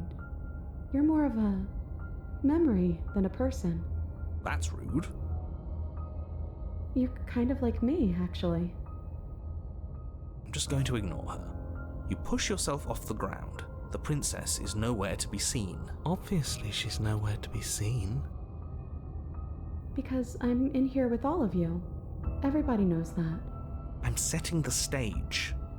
The room is empty because you made a spiteful, idiotic, and all-round foolish decision. I love this route because it allows her to interact with the voices and the narrator, and she's so good. You don't have to let him get to you. You're better than that. You're starting to make things right. I'm gonna go now. I hope you have fun. I hope you have a nice day and a nice life. So do I hope for you. I hope you sleep well if you're going to sleep. If you're not, I hope the rest of your day is good. Know that I waved. This is infuriating. Just whatever you do, you can't leave this place. It's not too late to fix this. Probably. I'm leaving the basement. Your legs, weary with the weight of the princess's spectral form and clumsy with the cold that still pervades them, stumble towards the stairs. I'm just trying to get home. You don't have to act like it's the end of the world. But that's exactly what you leaving this place is going to be. You don't know that. I do. Wait, if she has a home to go back to, doesn't that mean that her leaving won't end the world? It doesn't mean that at all. It could mean that wherever her home is, it's outside of the world. Yeah, but it has to be somewhere, doesn't it? And if it's somewhere, then it's part of the world. I suppose it's all a matter of perspective. Where does the world end and something else begin? Does the destruction of one open a door to another? Or is it the same world reborn? Against the backdrop of the inane conjecture of meaningless little voices, your body continues its ascent up the stairs, staggering through the open door. For how much you hate her, you aren't doing a whole lot to stop us from leaving this place. Maybe the bossy one doesn't actually hate me. Maybe he even likes me. Or maybe he just knows that he's been in the wrong. Maybe he's trying to make amends too. Not at all. I'll have you know that I do hate you, and I will continue to hate you for as long as I am able. It's just the weight of it all. It's too much for me to do anything other than describe and dictate. And whine. This body wasn't made to hold you and the princess. If you want to renege on your cataclysmically terrible decision a minute ago, well, you're the only one that can make that happen. Take the blade. You reach forward and mindlessly take the blade from the table. What do you plan to do with it? Slay the princess. Isn't that an interesting idea? I hadn't even considered it as an option. Slaying her would slay you. Are you sure you're willing to do that? Of course we're sure. The decision has already been made. All right then. Better this than ferrying her out of here. I'm sorry. After all that, you're really just going to stab me again? Hear that? She's scared. No point wasting more time. Do it.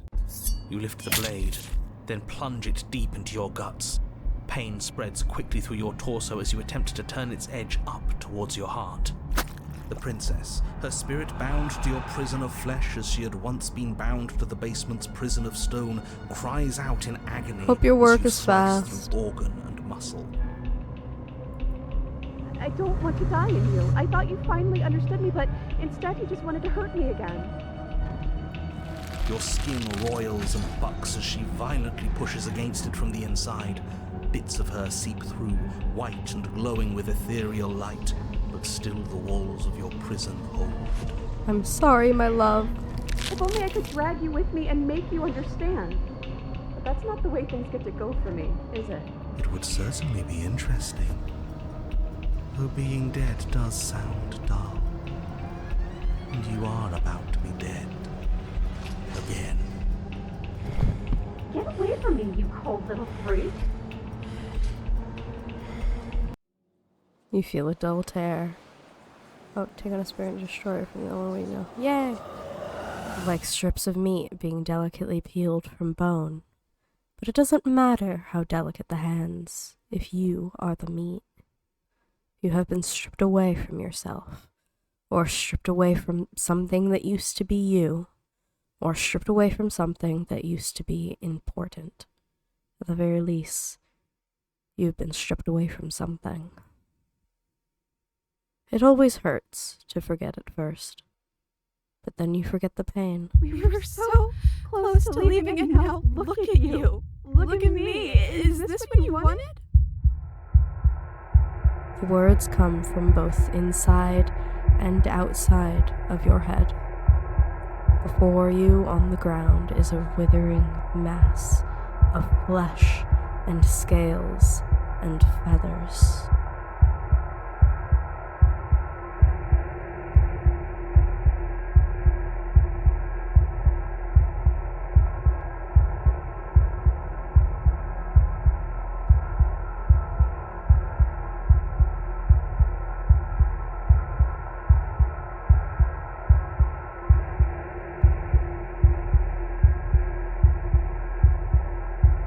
Say nothing. Say nothing? That's you, isn't it? So you left with me. I'm not alone. And it sounds like it's just the two of us now. I hope that means things are going to be better, even if we're still stuck. Maybe everything that was bad between us just came from them. I hope. Because I really wouldn't like to be stabbed a third time. Gurgling liquid bubbles up from your open pockets in the disintegrating mass in front of you. It is trying to speak, but it no longer has the tissue that speech requires. Wait, if we need to leave together to get out, this could still count. We have to try before your body stops being alive.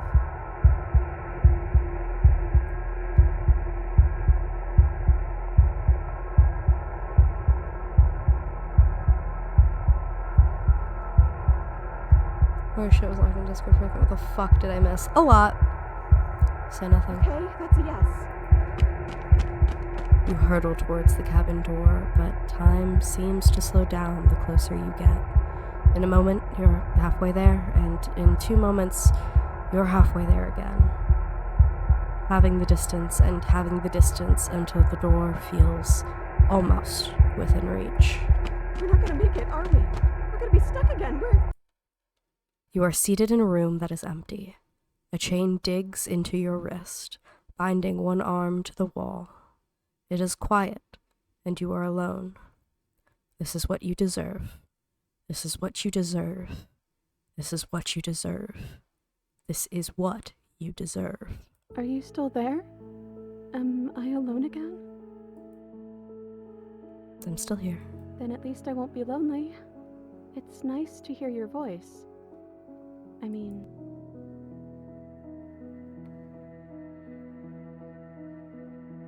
Sorry I stabbed us. That's okay. I'm sure you had your reasons. I don't think it's good to hold on to the past like that anyways. It's better if we choose to move forward together. You're not mad at me, are you? I don't know why you did what you did, but it's hard to be mad when you're just as stuck as I am.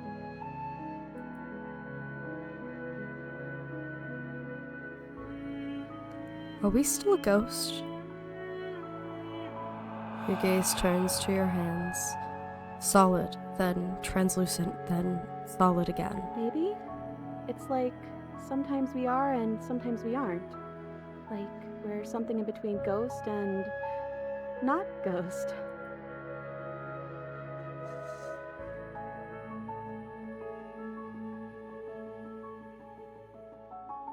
What happened to us?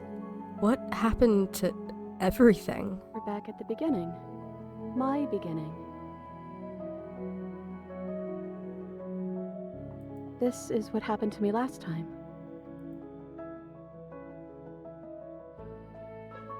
You're different. Your whole mood is different. How are we supposed to get out of here? Both here, then what happened to the others? What are we supposed to do? This isn't like it was the last time I died.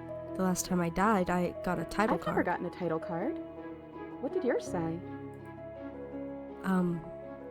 The first one I got said Chapter 1, the hero and the princess. And then after we both died, I got Chapter 2, the specter. Well, the first one is sweet.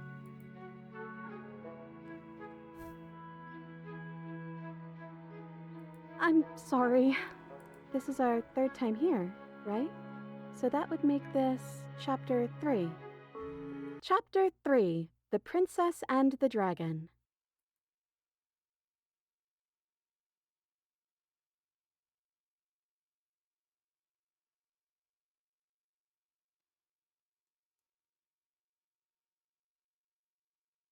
Say nothing. Yeah, that's a real good chapter title, Princess. I love her. The click of a latch and creaking hinges. Muffled. Something is there. I guess you made it back here. 4th option made me fucking giggle. Yeah. Your gaze turns back to your hands. They flicker once more. We're still all wrong. It's like you don't really know what we're supposed to be.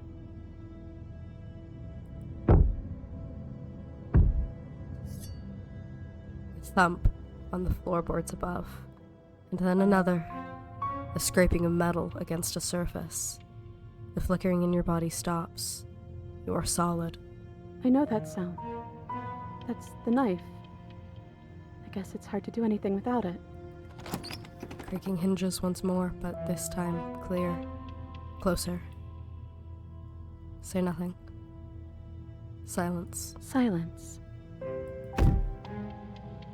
Movement on the stairs. Thump. Thump. Thump. Seeing this from the princess's angle is so...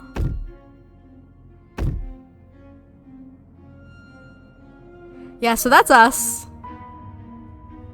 That's the big ol' hero. And then a figure emerges, shrouded in a feathered darkness. Aw, you would? The world trailing behind it, its shining blade gleaming against the wooden walls. It stares at you with wild, hollow eyes.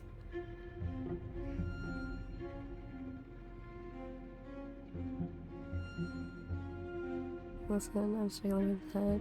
Gotta get me out of here quick. Tell them I'm in here. You don't let them know I'm here. What do you want to do? The hell am I? I'll say nothing. So, here we are again. I'm back in chains and you have your knife. So, what are we going to do? The head on the figure cocks to the side. Is it inquisitive?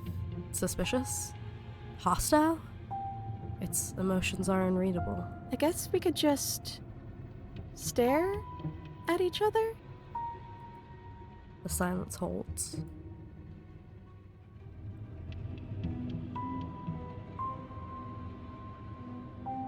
Am I arguing with myself in there? Has that always happened in real time? Actually, I'm saving so I can ask that question. Because I'm supposed to say nothing. Is that why you're always quietly staring? I can't hear what's going on in there anymore now that I'm back in my own body. Do you want to share your thoughts? It'd only be polite, really. Oh, you would like to hear what we're thinking, wouldn't you?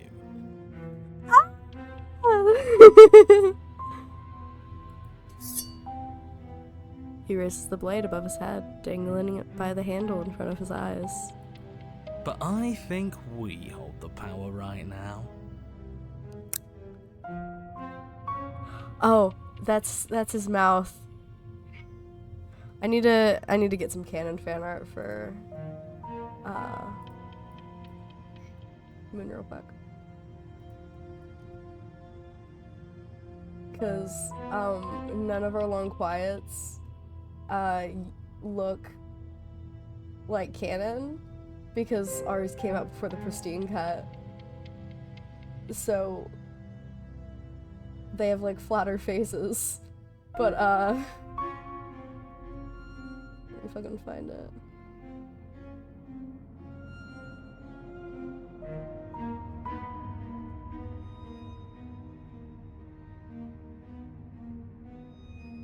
That's kind of close. They're just bullshit, guys.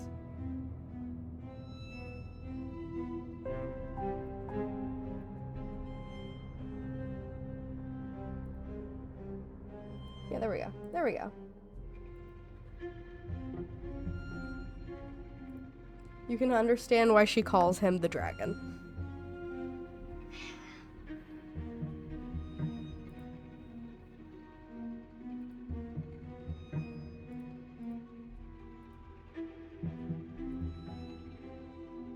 Chet is covering the mouth. Move it. I will.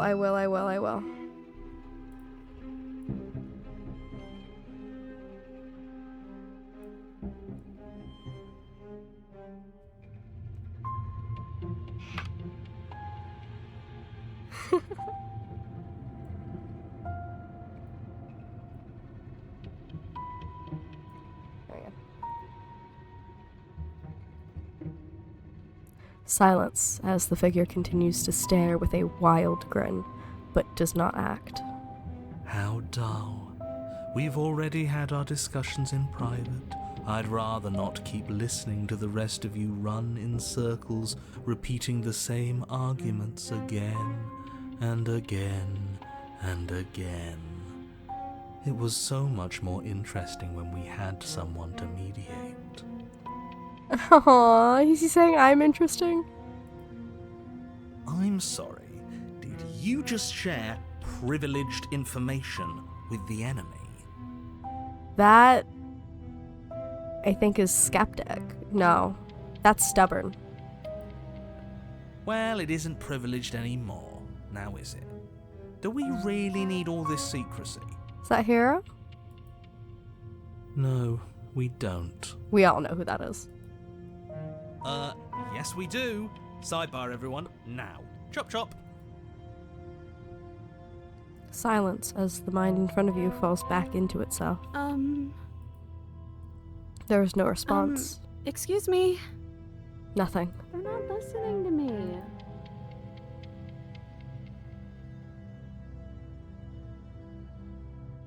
Right? How rude. Exactly. And you know what? I'm not gonna let them push us around like this. Hello? Silence. I'm trying to say something. Silence again. Hey, I said I'm talking now. Will you listen to me? So you are, and very loudly. Do you have something to say? Oops. I mean, yeah. I already know about all that privileged information because he's in here with me. Oh, how very interesting. Yeah, that changes things. Oopsie! Wow. I love her. Doesn't it? Oh, it changes things, all right. We get to take out 2 birds with 1 stone. They hate me? What? From what I remember, it's pretty easy to kill you the first time around. And this time you're back to being very... what's the word? Fleshy? Yes, exactly. That's precisely the word I was looking for. You're fleshy now. No more of that incorporeality. Trust me, I wouldn't be doing this if I didn't think it would be easy. And are you doing this? Oh, I most definitely am. You feel small as the monster in front of you attacks. Blade raised and wings spreading. Before anything happens, I just wanted to let you all know that we are not all on board with this. Now, we voted. It was not a majority decision. But we did have a plurality. You always have plurality. He shouldn't count. Says who? Says me. He's not one of us.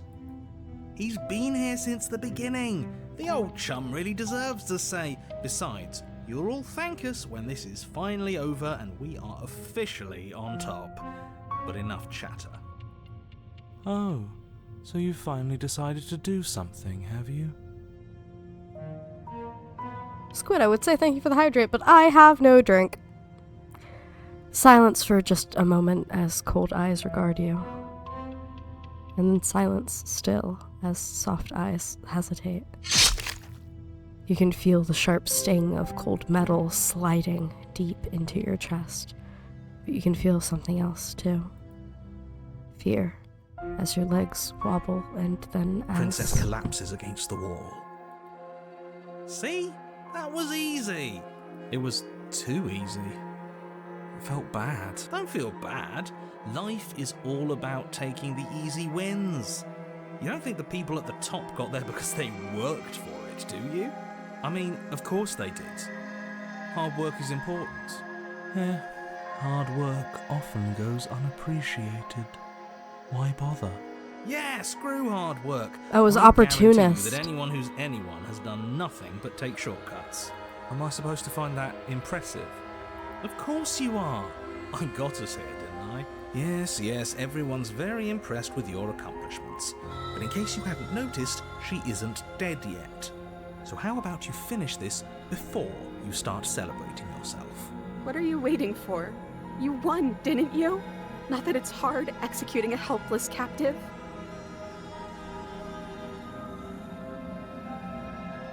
Oh no, I'm so sorry, are you okay? Oh, you're different. You're back, just as I intended. I was never cut out for leadership, really. You weren't. That's you in that body again, isn't it? I thought it felt a little empty in here. I'm hurt, but I'll live. If you'll let me. Will you? Or are you still going to kill me?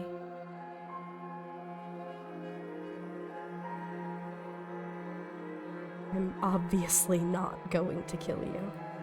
Then the only thing left to do is cut me out of here. You should give the knife to me, though. What if you using it kicks you out of your body again? Okay, listen. I know you're in charge again, but this is obviously a trick. We can't trust her.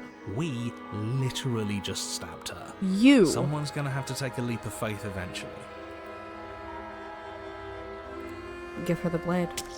You hand the blade to the princess, who gingerly cuts herself free from her bindings.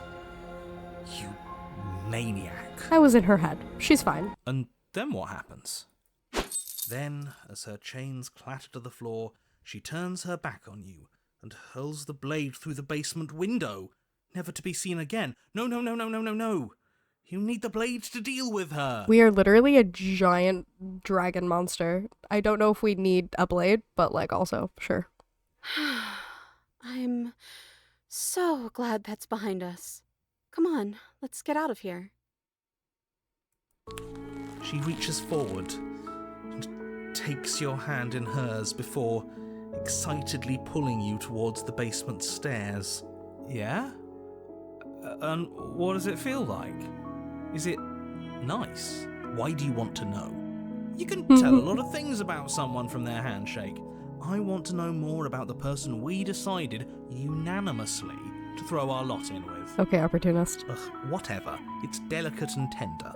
Yay! Ah, so even through everything, she hasn't forgotten what it's like to have a heart. That'll do. The two of you rush up the basement stairs together. Ugh. Welcome back, by the way. Thank you. Yes, we all missed you so very much. Aww. I missed you the most. Okay, buddy. You weren't even here until he was gone.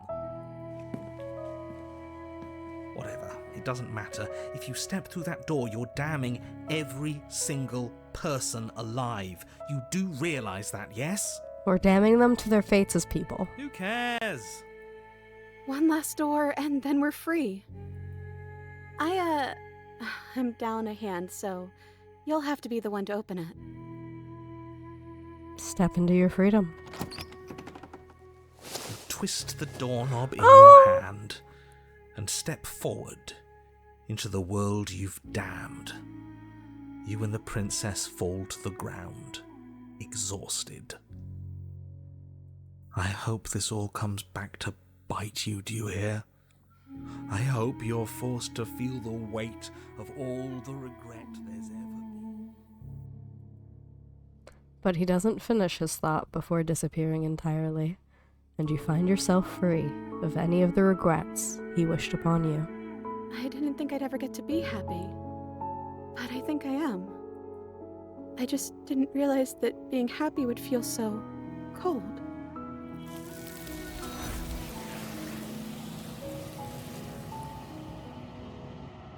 And that's how you get a Chapter 1 princess.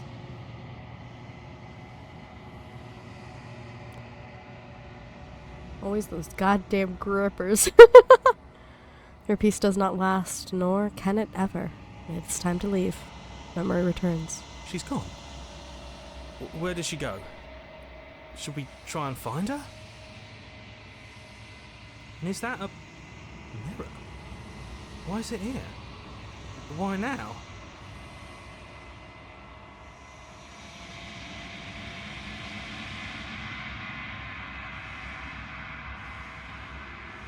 It's going to be okay, just trust me. But it feels so bad.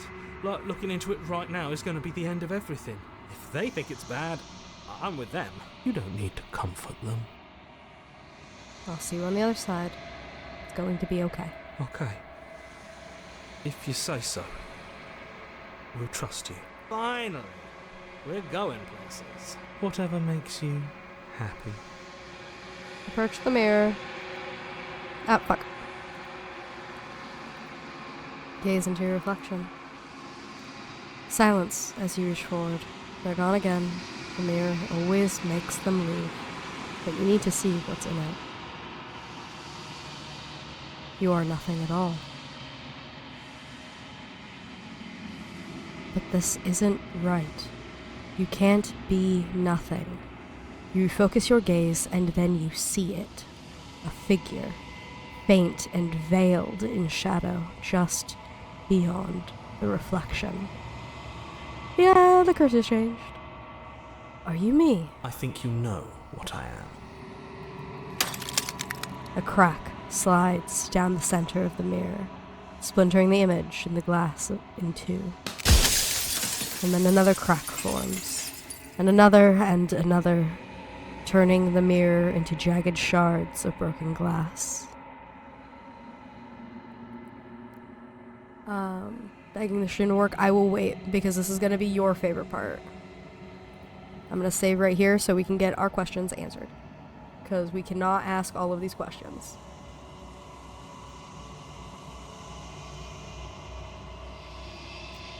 So, you're the narrator. I was wondering if I would ever get to see you. The narrator, yes. I suppose that's my job, isn't it? You needed help after all, an objective voice to guide your blade. But you were never supposed to see me. I wonder how many worlds you've damned to extinction to fall this far.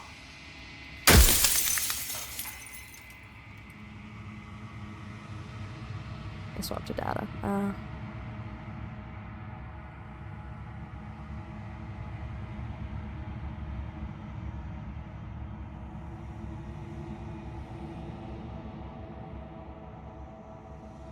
I've met you many times. Have you been the same all along? I haven't, and that's by both necessity and design.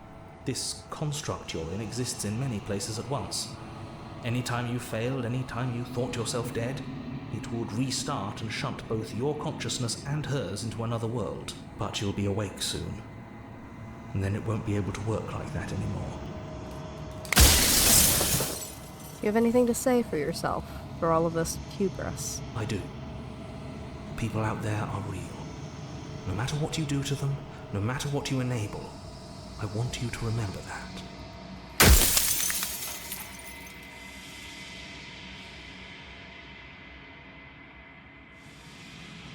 If you're not me, then what are you? I'm an echo, likely one of many. Somebody made you after all, and I'm what's left of him. Not that I'm the only one who can make that claim. I'm sure you've met many others like me.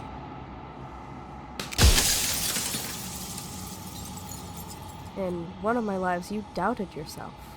You thought that all of this was wrong. Oh, did I?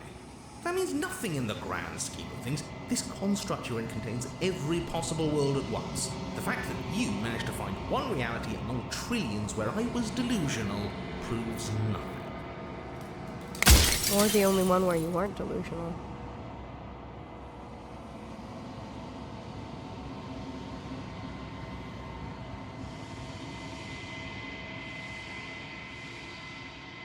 If you made me, then what am I? You're the Long Quiet, the god I made to rid the world of death.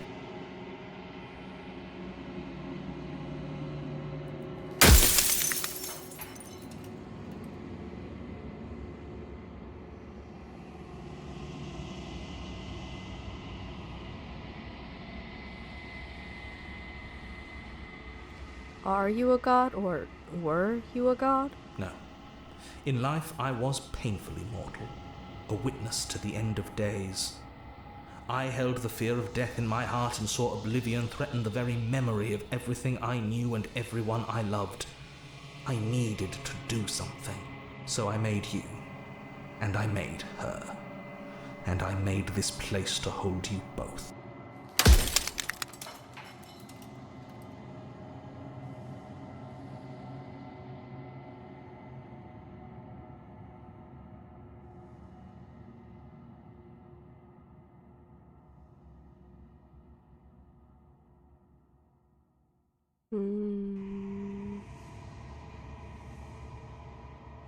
What is the princess? Did you make her too? She is the shifting mound, the ebb and flow, the capacity to change. She is transformation, or most of it. Her nature is why I had to die, for she becomes that which others perceive her to be. But an echo can't perceive things, not in the way that people can, so I tucked a part of myself into the folds of this construct to guide you. This isn't the end just yet. You can still destroy her and save everyone. You were made to do this single task, and you will still have a chance to fulfill your purpose once I'm gone.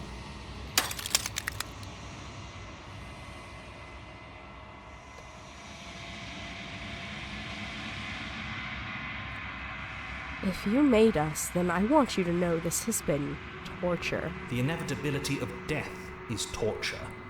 I would gladly put two infinite beings through what you've been through to spare infinite lives from oblivion.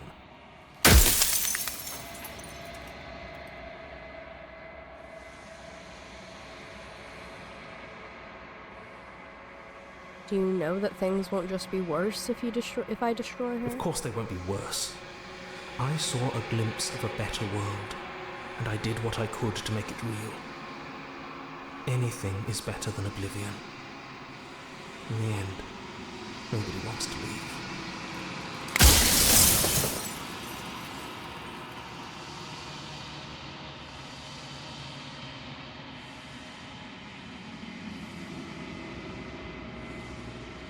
Say nothing, and watch him end. I've said my piece, and my time is up. It's like I said, I'm just an echo, and echoes always fade away. You know what you have to do.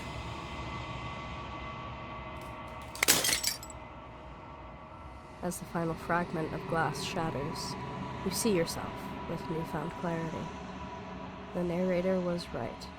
You are the long quiet, a vast and nascent god, and it is finally time for you to wake up. All of this is you. Proceed to the cabin one last time.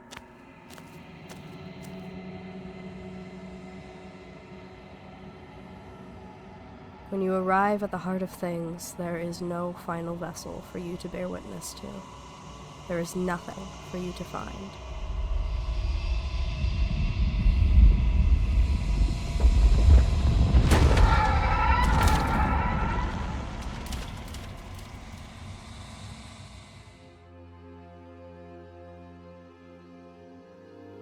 I can finally see you, and you can finally see me. There she is, mine wife. It's been so long, and my heart has ached for this moment. I've missed you dearly. I've missed you too. She unfurls an endless cascade of smiles in response, and then patiently waits for you to continue. Do you know about the echo? Did you hear our conversation? Every word you spoke found its way to me. I know him, and I know his construct.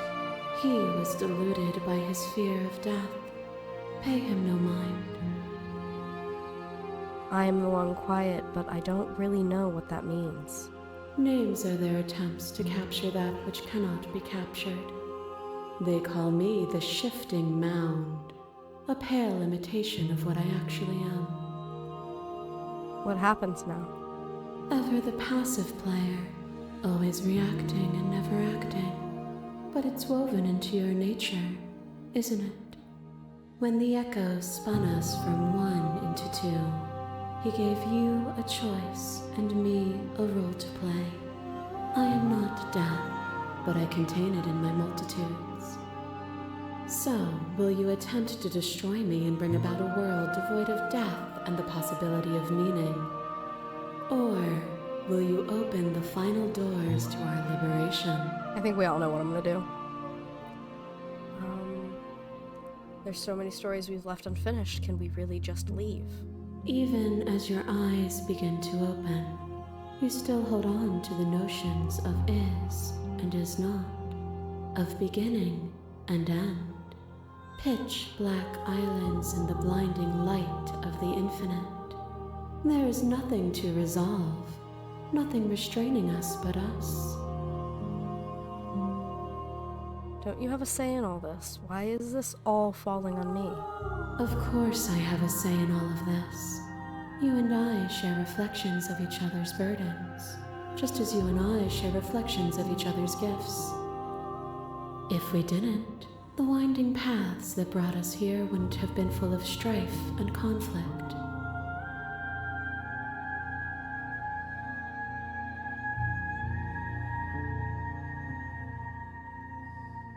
If we were always going to become this, then what was the point of me doing anything?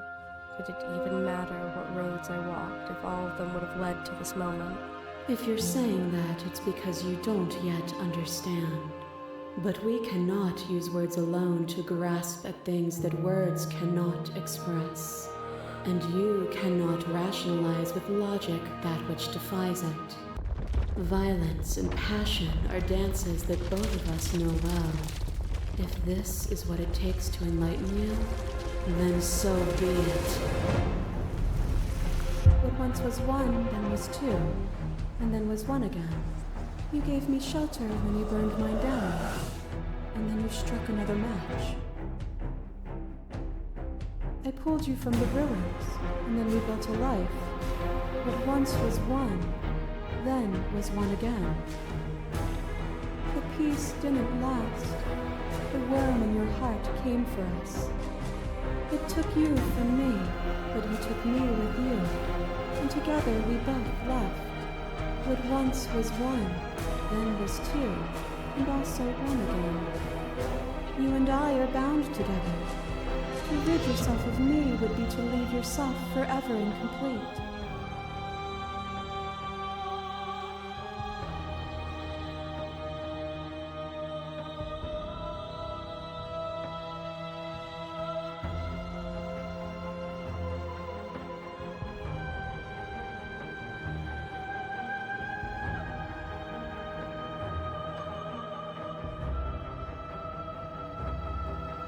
Speak about life and death and change and stagnation, but that isn't what any of this has been about. Oh, is it not? Perhaps you can enlighten me. Fear is a chain around the neck and a needle in the eye. It was fear that made our prison, and it was fear that told the lie that our spirits were not free to choose. But even bound, you saw a light. And you gave me the wisdom to speak my heart and shed my doubts. Without fear, suffering ceases to be. Without fear, death dissolves. Without fear, we are free to choose beauty. This construct is a machine of fear. It has no place in our divine hearts. Shatter it. Leave with me.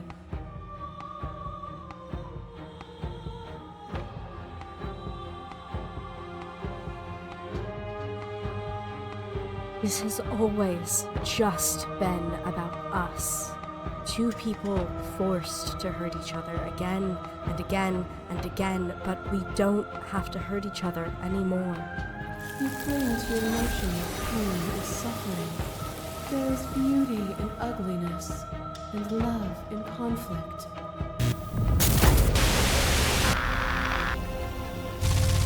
There are few things more terrifying than one's own heart. And there is almost nothing more terrifying than sharing it with another. But the most terrifying thing of all is to leave one's heart unshared. You are the only thing like me, and I am the only thing like you. Could you bear the weight of an eternity alone? Do you dare to shape a reality of solitude and thrust it on creation?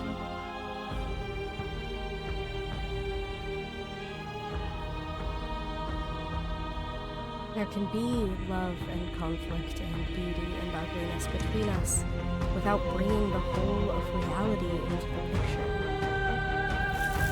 We are the whole of reality. The sensation of bleeding and sweating and breaking and mending and dying and living comes back in vivid color. You feel the shame of 100 deaths and the pride of 100 conquests. All of the peaks and valleys weaving themselves into a single tapestry, free of beginning and free of end. Do you remember when we killed each other with such fervent passion that death itself no longer sat on our shoulders? You're not the whole of reality. Why won't you see me the way I still see you? Why won't you see me for what I am? I could ask you the same. There is only room for one of us to be blind here, and I know it to be you. We are each other's mirrors. And are we not divine? A picture of a life, and a picture of a life, and a picture of a life. How deep must repetition still our movements, until even the air we breathe is stale? You doused the flames of false devotion, and in my despair, you lifted my chin, and the two of us danced beneath the stars. But the stars can't be seen unless the flames go out, and the walls come crashing down. Can you not do for all things what you did for us?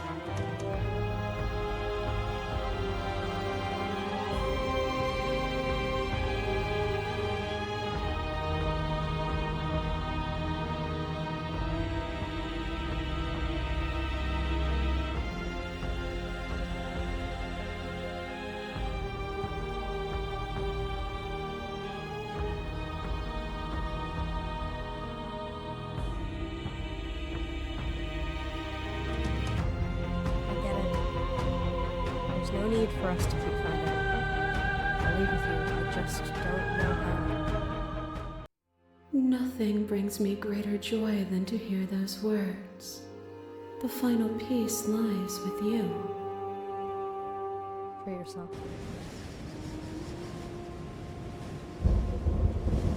You fall into yourself. The body of an ancient creature stirs from its hibernation, and you feel sensation in limbs you once couldn't fathom. Everything here, except for her, is you. You feel your wings spanning a cosmic scale, but twisted and crumpled and bound in agonized tension to a finite plane. You can feel the glass of the construct pressing in on you, confining you across infinite sides and infinite angles. You push back, strain against it, but it does not yield. I love you. Take her hand. All at once, the unyielding tension breaks.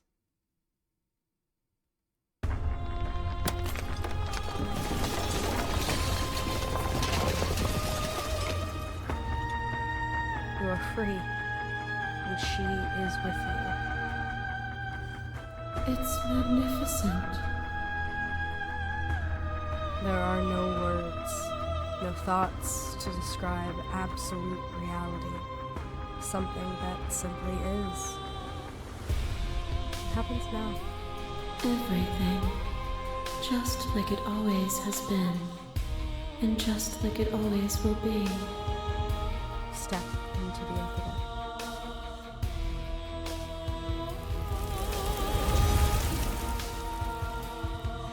You and she step forward into 1,000 dawns and 1,000 sunsets, each of which contains 1,000 more.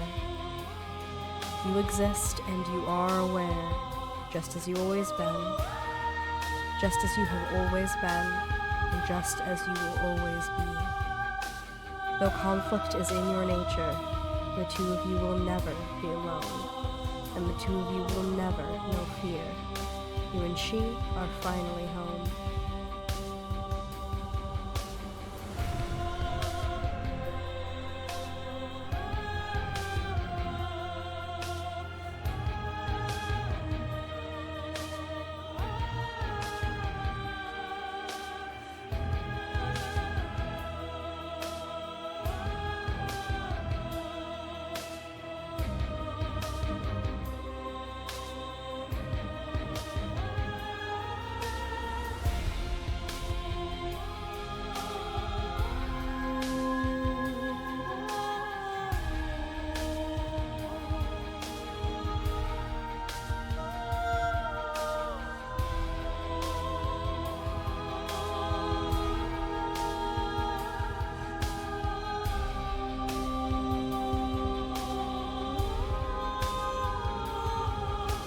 Thank you so much for playing. As an expression of our gratitude, here's the track order for a special playlist just for you. Aww.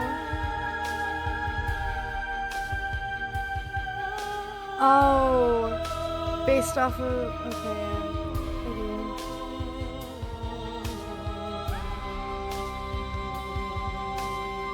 Turn main menu. Now to do it 50 more times? Yeah. I know, right? Let's look at our memories. Yeah, we have 1, 2, 3, 4, 5, 6, 7, 8, 9, 10, 11, 12, 13. We have 13 more vessels to get. And 1, 2, 3, 4, 5, 6, 7, 8, 9. And we can only get 8 each time. So, gonna have to do this 2 more times in order to get all of it. Not that I'm upset about that. I do 2 more, yeah. Not in this. This doesn't have to be so big. You can come back down to my level. You can come back to me. Why would I stoop to your level when I'm offering you ascension to mine?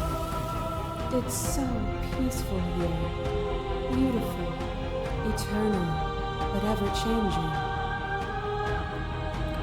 As the clash between you abates, the princess withdraws, trembling. You are unmovable. Is it by the design of our conflict that I cannot win? Or are you just that fervent in how you cling to delusion? Nothing is immutable.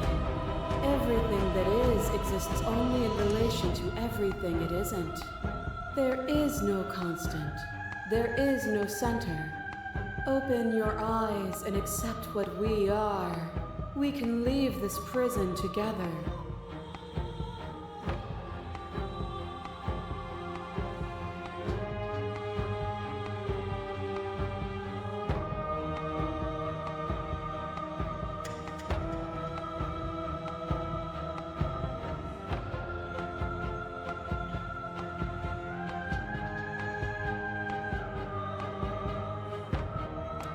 I don't know what the answer is, but there has to be something else. It can't be this. I won't kill you, but I won't let you free. There is no something else. This, what we are, is everything. Whatever you're trying to do right now, you don't have to do it alone. Which hero are you? All of them? I assume in the same way that you're all of you. You have no idea how good it is to hear you. It's good to be here. Seems like you've been doing all right on your own, but she's too many things at once out here. If you want to get through to her, you need some way to get past all that divine confidence. There's still a piece of me nestled close to where it all began. I can take you there. I can take you to her heart. It's time to resume our dance. She's relentless, isn't she? Let's make this quick. Are you ready? I'm ready. Then let's go.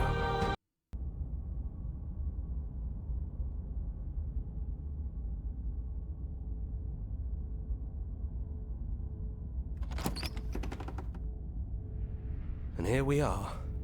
I'd say we were back where it all started, but I guess it's a little after that, isn't it? Shifting mound is all outside. Do you need me to describe things?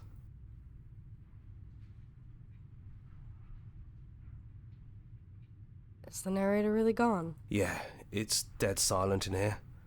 Whatever it was that was left of him, I don't think it could handle you waking up to godhood. Pretty sure he got obliterated. Offer still stands. Could you describe the cabin to me? For old time's sake. Yeah, of course. The interior of the cabin is, well, it's a cabin, yeah? There isn't much here, just a table and a knife and a door. And some windows.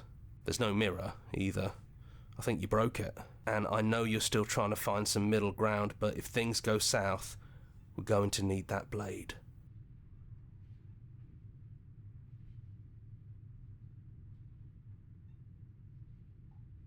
Take the blade. That's probably for the best. It's always seemed to give us more options than not. Enter the basement. The stairs. Do you remember the first time we were here? The first time we heard her voice? I don't know what you want for us. She sounded just like that. Timid and gentle. Only she didn't know us. Continue. And down we go. We shouldn't keep her waiting. What's that knife for? Have you changed your mind? Are you going to kill me? What if we just talk for a bit? Maybe we can figure this out. Meow. Meow. Just sit with her. I don't want to be a god. I don't think I want that either. Are you the same as you are out there? I don't feel the same. I feel smaller. I don't want to hurt anyone. There has to be a way out of this. I don't think there's a way out, but maybe there doesn't have to be an ending. I'm able to do the things you believe me to be able to do. So make me put it all back. Help me fix the Echo's construct and make us both forget. Help me send us back to the beginning, before we woke up, before either of us saw the truth. Can she really do that? Are you sure that's what you want?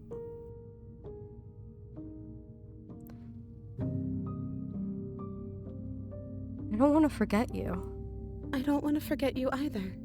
But unless we do this, you'll have to choose, right now, between me and everyone else.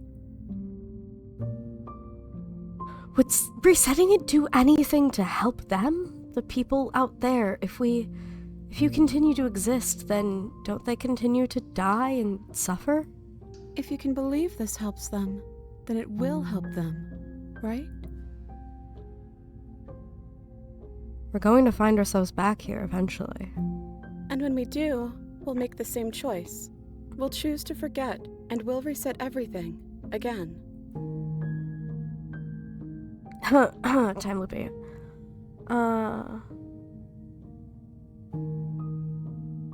We're talking about this right now. How do we know we haven't done this before? Maybe we have done all of this before. Maybe we're supposed to do this forever.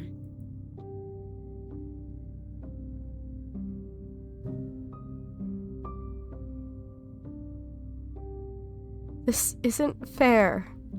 I want to be here with you. I don't want to be alone again. But you won't be alone for long. I'll be right here, waiting for you. Is there any other way?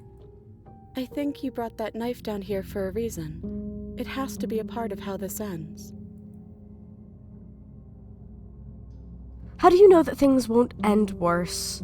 What if when I make my way back here I'm different and I hurt you? What if I kill you? What if I let you bring about the end of everything? None of that will happen, because you'll still be you, and I'll still be me.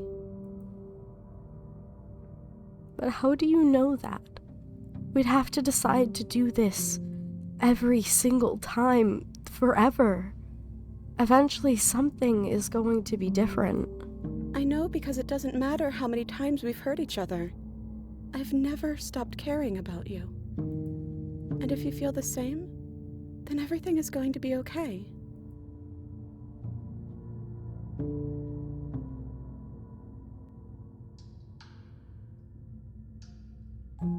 Okay, then let's do it. I believe in us. Okay, if this is your choice, then we're doing it. I guess I'll see you on the other side. She takes the blade from our hand. She raises her gentle eyes to ours, a fondness in her gaze. I love you. Everything is going to be okay. I love you too.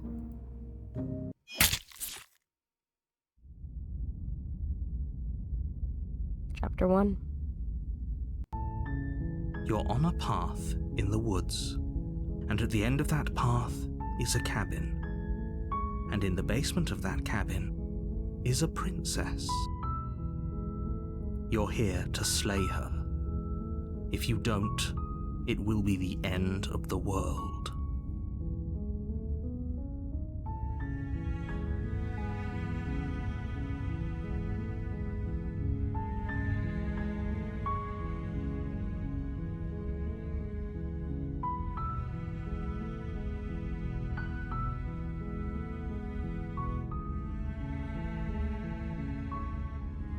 And that's another ending.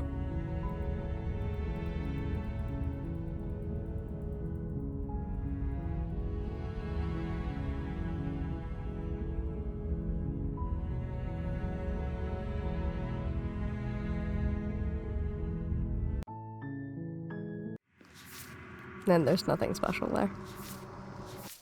Is it? Oh. Damn, both of you do an incomplete existence. Ah ha ha ha ha ha ha! Ha ha ha ha ha! Return to your beginning and slay her once and for all. Leave with her at the end of everything. Leave with her at the end of anything. Back to where it all started. You always were a bit of a contrarian, weren't you? There's so many endings to get. There's so many different things to get. Like, please know we have not seen the majority of this game. We haven't seen even anything there is to have. We've seen a small snippet of everything. Except Moment of Clarity. We've seen all there is to see at Moment of Clarity.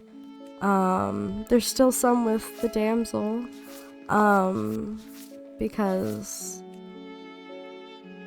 we only went there with one voice and there's another voice we could have gone there with. A lot with the cage, because there's another voice we could have gone there with. Another voice we could have gone there with. And also we could have locked ourselves in there with her. So much we could have done here. Yeah, there's a lot. There's a lot.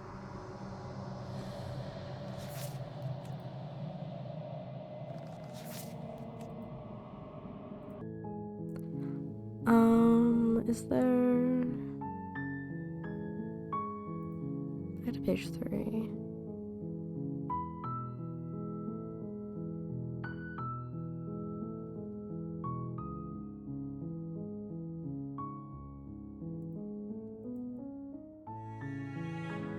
I was doing shit over here.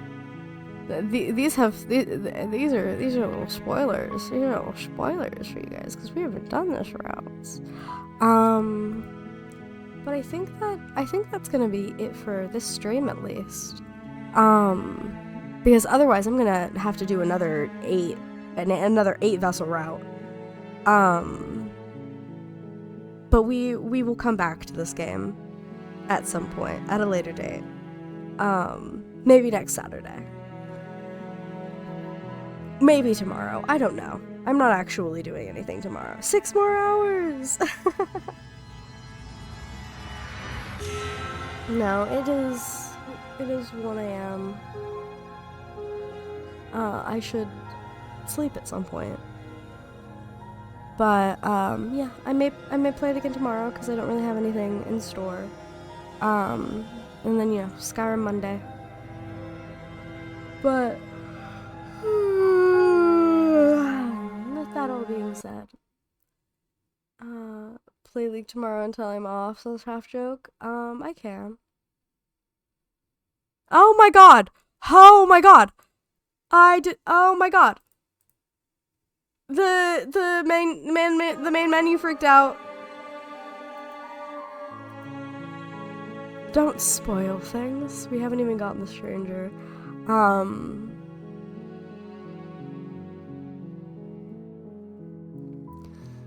She freaked out for a second and then this popped up. But yeah. I will probably play League or something else until you get off work, and then we can play more Slay the Princess. Because it is a very good game, and I would like to play a lot more of it. But I would also like to sleep at a decent time. I knew there was keep it on this fucking main menu. It's doing shit. It's got a mind of its own. But we've gotten a lot of secrets. Finally. So yeah, both of us are gods, and we used to be one whole god, and the narrator, who was just a silly mortal who was afraid of death and most likely had people in his life pass before he did and was scared about it and didn't like it, decided that he wanted to thwart death. And so he ripped a god into two gods, and he threw them into this never-ending cycle to try and obliterate both of them so that nothing could die, but nothing could live also. So my narrator has always been an op. Me and my obsession with men who are afraid to die, of course. But in doing so, he leaves everyone in a blissful oblivion of nothingness. And it's boring, and he keeps trying to say it's happy, but I don't think anyone would actually be happy there. Very Sisyphean of him, if I do say so myself. But of course, I love this game. I love this game so much. I love the princess. I love the princess so much. She's so good. Long Quiet is a really good main character. I think all of this is really good. We'll play more tomorrow. But until then, do I have anyone to raid you guys off to? Or we just cold ending? Yeah, none of my friends are left. I'm just cold ending tonight. Yeah. I love your faces. I will see you technically later today, because it is Sunday. Yeah, that's what that did. That's what it did. That's what it did! It's really cool. Yeah. Love your faces. Take your meds, drink water, eat food, all that good jazz. She isn't so normal. I have plans for what we're gonna do for our next round, because there are some things that change if you get certain vessels first, and if you get certain vessels in certain orders. We're gonna try to do it that way, just to see what happens. It's gonna be fun. It's gonna be a grand old time. Yeah, I'll see ya.